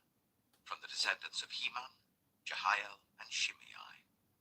From the descendants of Jeduthun, Shemaiah and Aziel. When they had assembled their fellow Levites and consecrated themselves, they went in to purify the temple of the Lord as the king had ordered, following the word of the Lord. The priests went into the sanctuary of the Lord to purify it. They brought out to the courtyard of the Lord's temple everything unclean that they found in the temple of the Lord. The Levites took it and carried it out to the Kidron Valley. They began the consecration on the first day of the first month, and by the 8th day of the month they reached the portico of the Lord. For 8 more days they consecrated the temple of the Lord itself, finishing on the 16th day of the first month. Then they went in to King Hezekiah and reported, "We have purified the entire temple of the Lord, the altar of burnt offering with all its utensils, and the table for setting out the consecrated bread with all its articles. We have prepared and consecrated all the articles that King Ahaz removed in his unfaithfulness while he was king. They are now in front of the Lord's altar." Early next morning, King Hezekiah gathered the city officials together and went up to the temple of the Lord. They brought 7 bulls, 7 rams, 7 male lambs, and 7 male goats as a sin offering for the kingdom, for the sanctuary, and for Judah. The king commanded the priests, the descendants of Aaron, to offer these on the altar of the Lord. So they slaughtered the bulls, and the priests took the blood and splashed it against the altar. Next, they slaughtered the rams, and splashed their blood against the altar. Then they slaughtered the lambs, and splashed their blood against the altar. The goats for the sin offering were brought before the king and the assembly, and they laid their hands on them.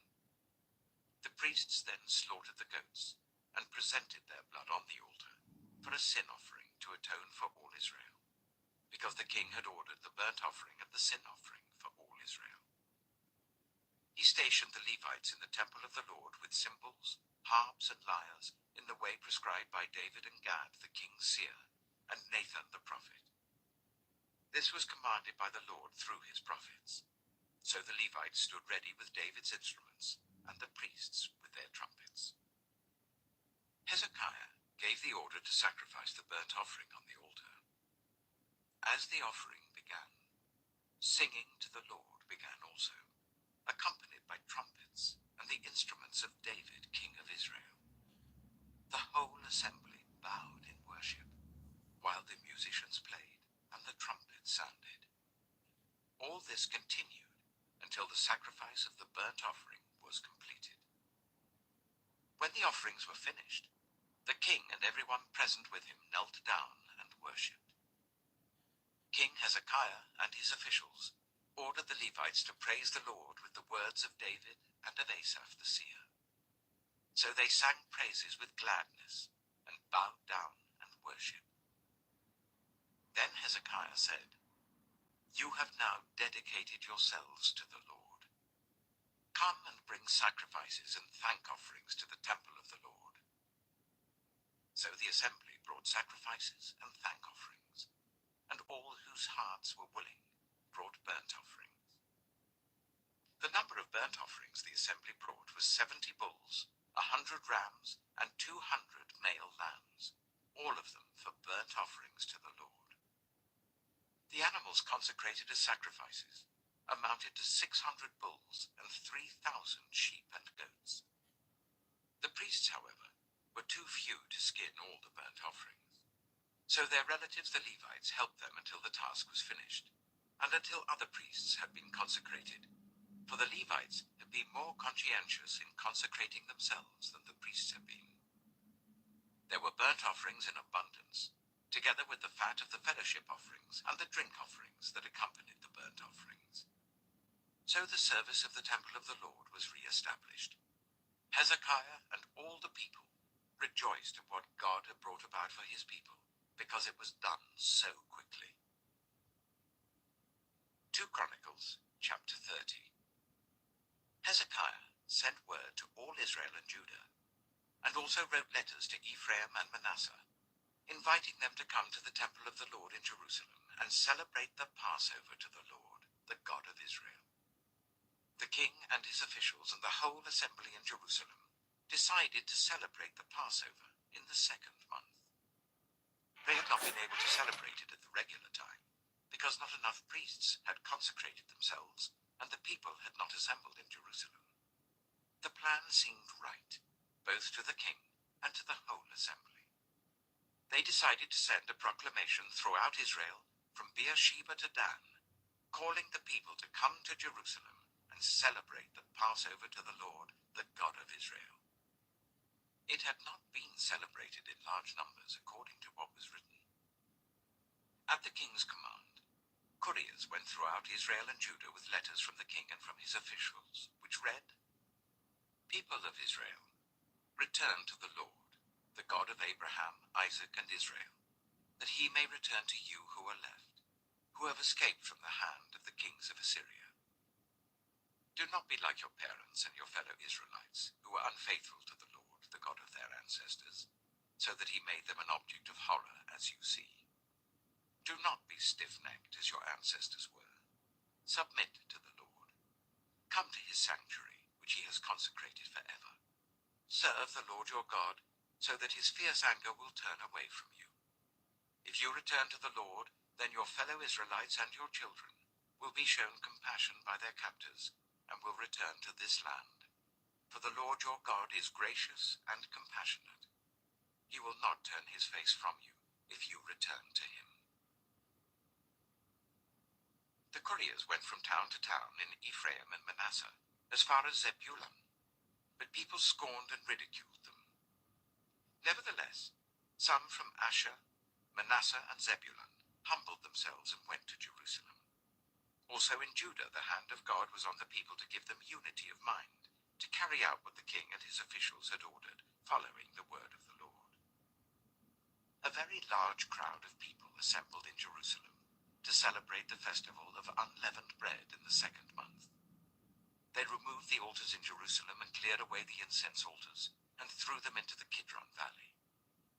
They slaughtered the Passover lamb on the 14th day of the 2nd month. The priests and the Levites were ashamed and consecrated themselves, and brought burnt offerings to the temple of the Lord. Then they took up their usual positions, as prescribed in the law of Moses, the man of God. The priests splashed against the altar the blood handed to them by the Levites. Since many in the crowd had not consecrated themselves, the Levites had to kill the Passover lambs for all those who were not ceremonially clean, and could not consecrate their lambs to the Lord. Although most of the many people who came from Ephraim, Manasseh, Issachar, and Zebulun had not purified themselves, yet they ate the Passover contrary to what was written. But Hezekiah prayed for them, saying, "May the Lord, who is good, pardon everyone who sets their heart on seeking God, the Lord, the God of their ancestors, even if they are not clean according to the rules of the sanctuary." And the Lord heard Hezekiah and healed the people. The Israelites, who were present in Jerusalem, celebrated the festival of unleavened bread for 7 days with great rejoicing, while the Levites and priests praised the Lord every day with resounding instruments dedicated to the Lord. Hezekiah spoke encouragingly to all the Levites, who showed good understanding of the service of the Lord. For the 7 days they ate their assigned portion and offered fellowship offerings and praised the Lord, the God of their ancestors. The whole assembly then agreed to celebrate the festival 7 more days, so for another 7 days they celebrated joyfully. Hezekiah, king of Judah, provided 1,000 bulls and 7,000 sheep and goats for the assembly, and the officials provided them with 1,000 bulls and 10,000 sheep and goats. A great number of priests consecrated themselves. The entire assembly of Judah rejoiced, along with the priests and Levites, and all who had assembled from Israel, including the foreigners who had come from Israel, and also those who resided in Judah. There was great joy in Jerusalem, for since the days of Solomon son of David, king of Israel, there had been nothing like this in Jerusalem. The priests and the Levites stood to bless the people, and God heard them, for their prayer reached heaven, his holy dwelling place. 2 Chronicles chapter 31. When all this had ended, the Israelites who were there went to the towns of Judah, smashed the sacred stones and cut down the Asherah poles. They destroyed the high places and the altars throughout Judah and Benjamin, and in Ephraim and Manasseh. After they had destroyed them all, the Israelites returned to their own towns and to their own property. Hezekiah assigned the priests and Levites to divisions, each of them according to their duties as priests or Levites, to offer burnt offerings and fellowship offerings, to minister, to give thanks, and to sing praises at the gates of the Lord's dwelling. The king contributed from his own possessions for the morning and evening burnt offerings, and for the burnt offerings on the Sabbaths, at the new moons, and at the appointed festivals, as written in the law of the Lord. He ordered the people living in Jerusalem to give the portion due to the priests and Levites, so that they could devote themselves to the law of the Lord. As soon as the order went out, the Israelites generously gave the first fruits of their grain, new wine, olive oil and honey, and all that the fields produced. They brought a great amount, a tithe of everything. The people of Israel and Judah who lived in the towns of Judah also brought a tithe of their herds and flocks, and a tithe of the holy things dedicated to the Lord their God, and they piled them in heaps. They began doing this in the 3rd month, and finished in the 7th month. When Hezekiah and his officials came and saw the heaps, they praised the Lord and blessed his people Israel. Hezekiah asked the priests and Levites about the heaps, and Azariah the chief priest, from the family of Zadok, answered, "Since the people began to bring their contributions to the temple of the Lord, we have had enough to eat and plenty to spare, because the Lord has blessed his people, and this great amount is left over." Hezekiah gave orders to prepare storerooms in the temple of the Lord, and this was done. Then they faithfully brought in the contributions, tithes, and dedicated gifts. Conaniah, a Levite, was the overseer in charge of these things, and his brother Shimei was next in rank. Jehiel, Azaziah, Nahath, Asahel, Jerimoth, Jozabad, Eliel, Ishmachiah, Mahath, and Benaiah were assistants of Conaniah, and Shimei his brother. All these served by appointment of King Hezekiah and Azariah, the official in charge of the temple of God. Koreh, son of Imnah the Levite, keeper of the east gate, was in charge of the free will offerings given to God, distributing the contributions made to the Lord and also the consecrated gifts. Eden, Meniamin, Jeshua, Shemaiah, Amariah, and Shechaniah assisted him faithfully in the towns of the priests, distributing to their fellow priests according to their divisions, old and young alike. In addition, they distributed to the males 3 years old or more, whose names were in the genealogical records, all who would enter the temple of the Lord to perform the daily duties of their various tasks according to their responsibilities and their divisions. And they distributed to the priests enrolled by their families in the genealogical records, and likewise to the Levites 20 years old or more, according to their responsibilities and their divisions. They included all the little ones, the wives and the sons and daughters of the whole community listed in these genealogical records, for they were faithful in consecrating themselves. As for the priests, the descendants of Aaron, who lived on the farmlands around their towns or in any other towns, men were designated by name to distribute portions to every male among them, and to all who were recorded in the genealogies of the Levites. This is what Hezekiah did throughout Judah, doing what was good and right and faithful before the Lord his God. In everything that he undertook in the service of God's temple, and in obedience to the law and the commands, he sought his God and worked wholeheartedly, and so he prospered. 2 Chronicles chapter 32. After all that Hezekiah had so faithfully done, Sennacherib, king of Assyria, came and invaded Judah. He laid siege to the fortified cities, thinking to conquer them for himself. When Hezekiah saw that Sennacherib had come, and that he intended to wage war against Jerusalem, he consulted with his officials and military staff about blocking off the water from the springs outside the city, and they helped him. They gathered a large group of people who blocked all the springs and the stream that flowed through the land. Why should the kings of Assyria come and find plenty of water, they said. Then he worked hard, repairing all the broken sections of the wall and building towers on it. He built another wall outside that one and reinforced the terraces of the city of David. He also made large numbers of weapons and shields.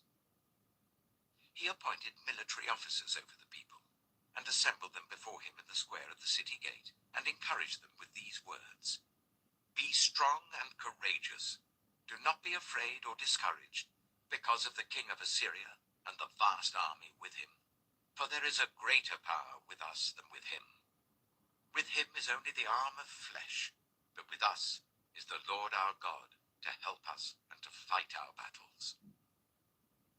And the people gained confidence from what Hezekiah, the king of Judah, said. Later, when Sennacherib, king of Assyria, and all his forces were laying siege to Lachish, he sent officers to Jerusalem with this message for Hezekiah, king of Judah, and for all the people of Judah who were there. "This is what Sennacherib, king of Assyria, says. On what are you basing your confidence that you remain in Jerusalem under siege? When Hezekiah says, 'The Lord our God will save us from the hand of the king of Assyria,' he is misleading you to let you die of hunger and thirst. Did not Hezekiah himself remove this God's high places and altars, saying to Judah and Jerusalem, 'You must worship before one altar and burn sacrifices on it'? Do you not know what I and my predecessors have done to all the peoples of the other lands? Were the gods of those nations ever able to deliver their land from my hand? Who of all the gods of these nations that my predecessors destroyed has been able to save his people from me? How then can your God deliver you from my hand? Now do not let Hezekiah deceive you and mislead you like this. Do not believe him, for no God of any nation or kingdom has been able to deliver his people from my hand or the hand of my predecessors. How much less will your God deliver you from my hand?" Sennacherib's officers spoke further against the Lord God and against his servant Hezekiah. The king also wrote letters ridiculing the Lord, the God of Israel, and saying this against him: "Just as the gods of the peoples of the other lands did not rescue their people from my hand, so the God of Hezekiah will not rescue his people from my hand." Then they called out in Hebrew to the people of Jerusalem who were on the wall, to terrify them and make them afraid in order to capture the city. They spoke about the God of Jerusalem as they did about the gods of the other peoples of the world, the work of human hands. King Hezekiah and the prophet Isaiah, son of Amos, cried out in prayer to heaven about this. And the Lord sent an angel who annihilated all the fighting men and the commanders and officers in the camp of the Assyrian king. So he withdrew to his own land in disgrace. And when he went into the temple of his God, some of his sons, his own flesh and blood, cut him down with the sword. So the Lord saved Hezekiah and the people of Jerusalem from the hand of Sennacherib, king of Assyria, and from the hand of all others. He took care of them on every side. Many brought offerings to Jerusalem for the Lord, and valuable gifts for Hezekiah, king of Judah. From then on, he was highly regarded by all the nations. In those days, Hezekiah became ill and was at the point of death. He prayed to the Lord, who answered him and gave him a miraculous sign. But Hezekiah's heart was proud, and he did not respond to the kindness shown to him. Therefore the Lord's wrath was on him, and on Judah and Jerusalem. Then Hezekiah repented of the pride of his heart, as did the people of Jerusalem. Therefore the Lord's wrath did not come on them during the days of Hezekiah. Hezekiah had very great wealth and honor, and he made treasuries for his silver and gold and for his precious stones, spices, shields, and all kinds of valuables. He also made buildings to store the harvest of grain, new wine, and olive oil. And he made stalls for various kinds of cattle and pens for the flocks. He built villages and acquired great numbers of flocks and herds, for God had given him very great riches.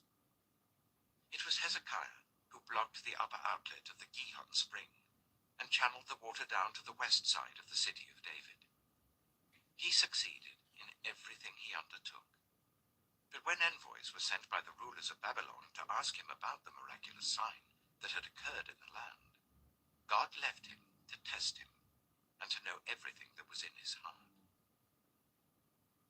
The other events of Hezekiah's reign and his acts of devotion are written in the vision of the prophet Isaiah, son of Amos, in the book of the kings of Judah and Israel. Hezekiah rested with his ancestors and was buried on the hill where the tombs of David's descendants are. All Judah and the people of Jerusalem honored him when he died, and Manasseh, his son, succeeded him as king. 2 Chronicles, chapter 33. Manasseh was 12 years old when he became king, and he reigned in Jerusalem for 55 years. He did evil in the eyes of the Lord, following the detestable practices of the nations the Lord had driven out before the Israelites. He rebuilt the high places his father Hezekiah had demolished. He also erected altars to the Baals and made Asherah poles. He bowed down to all the starry hosts and worshipped them. He built altars in the temple of the Lord, of which the Lord had said, "My name will remain in Jerusalem forever." In both courts of the temple of the Lord, he built altars to all the starry hosts. He sacrificed his children in the fire in the valley of Ben Hinnom, practiced divination and witchcraft, sought omens, and consulted mediums and spiritists. He did much evil in the eyes of the Lord, arousing his anger. He took the image he had made and put it in God's temple, of which God had said to David and to his son Solomon, "In this temple and in Jerusalem, which I have chosen out of all the tribes of Israel, I will put my name forever. I will not again make the feet of the Israelites leave the land I assigned to your ancestors, if only they will be careful to do everything that I commanded them concerning all the laws, decrees, and regulations given through Moses." But Manasseh led Judah and the people of Jerusalem astray, so that they did more evil than the nations the Lord had destroyed before the Israelites. The Lord spoke to Manasseh and his people, but they paid no attention. So the Lord brought against them the army commanders of the king of Assyria, who took Manasseh prisoner, put a hook in his nose, bound him with bronze shackles, and took him to Babylon. In his distress, he sought the favor of the Lord his God, and humbled himself greatly before the God of his ancestors. And when he prayed to him, the Lord was moved by his entreaty, and listened to his plea. So he brought him back to Jerusalem and to his kingdom. Then Manasseh knew that the Lord is God. Afterwards, he rebuilt the outer wall of the city of David, west of the Gihon spring in the valley, as far as the entrance of the fish gate and encircling the hill of Ophel. He also made it much higher. He stationed military commanders in all the fortified cities in Judah. He got rid of the foreign gods and removed the image from the temple of the Lord, as well as all the altars he had built on the temple hill and in Jerusalem. And he threw them out of the city. Then he restored the altar of the Lord and sacrificed fellowship offerings and thank offerings on it, and told Judah to serve the Lord, the God of Israel. The people, however, continued to sacrifice at the high places, but only to the Lord their God. The other events of Manasseh's reign, including his prayer to his God and the words the seer spoke to him in the name of the Lord, the God of Israel, are written in the annals of the kings of Israel. His prayer, and how God was moved by his entreaty, as well as all his sins and unfaithfulness, and the sites where he built high places and set up Asherah poles and idols before he humbled himself, all these are written in the records of the seers. Manasseh rested with his ancestors and was buried in his palace, and Amon his son succeeded him as king. Amon was 22 years old when he became king, and he reigned in Jerusalem for 2 years. He did evil in the eyes of the Lord, as his father Manasseh had done. Amon worshipped and offered sacrifices to all the idols Manasseh had made. But unlike his father Manasseh, he did not humble himself before the Lord. Amon increased his guilt. Amon's officials conspired against him and assassinated him in his palace. Then the people of the land killed all who had plotted against King Amon, and they made Josiah his son king in his place. 2 Chronicles, chapter 34. Josiah was 8 years old when he became king, and he reigned in Jerusalem for 31 years. He did what was right in the eyes of the Lord, and followed the ways of his father David, not turning aside to the right or to the left. In the 8th year of his reign, while he was still young, he began to seek the God of his father David. In his 12th year, he began to purge Judah and Jerusalem of high places, Asherah poles, and idols. Under his direction, the altars of the Baals were torn down. He cut to pieces the incense altars that were above them, and smashed the Asherah poles and the idols. These he broke to pieces and scattered over the graves of those who had sacrificed to them. He burned the bones of the priests on their altars, and so he purged Judah and Jerusalem. In the towns of Manasseh, Ephraim, and Simeon, as far as Naphtali, and in the ruins around them, he tore down the altars and the Asherah poles, and crushed the idols to powder, and cut to pieces all the incense altars throughout Israel. Then he went back to Jerusalem. In the 18th year of Josiah's reign, to purify the land and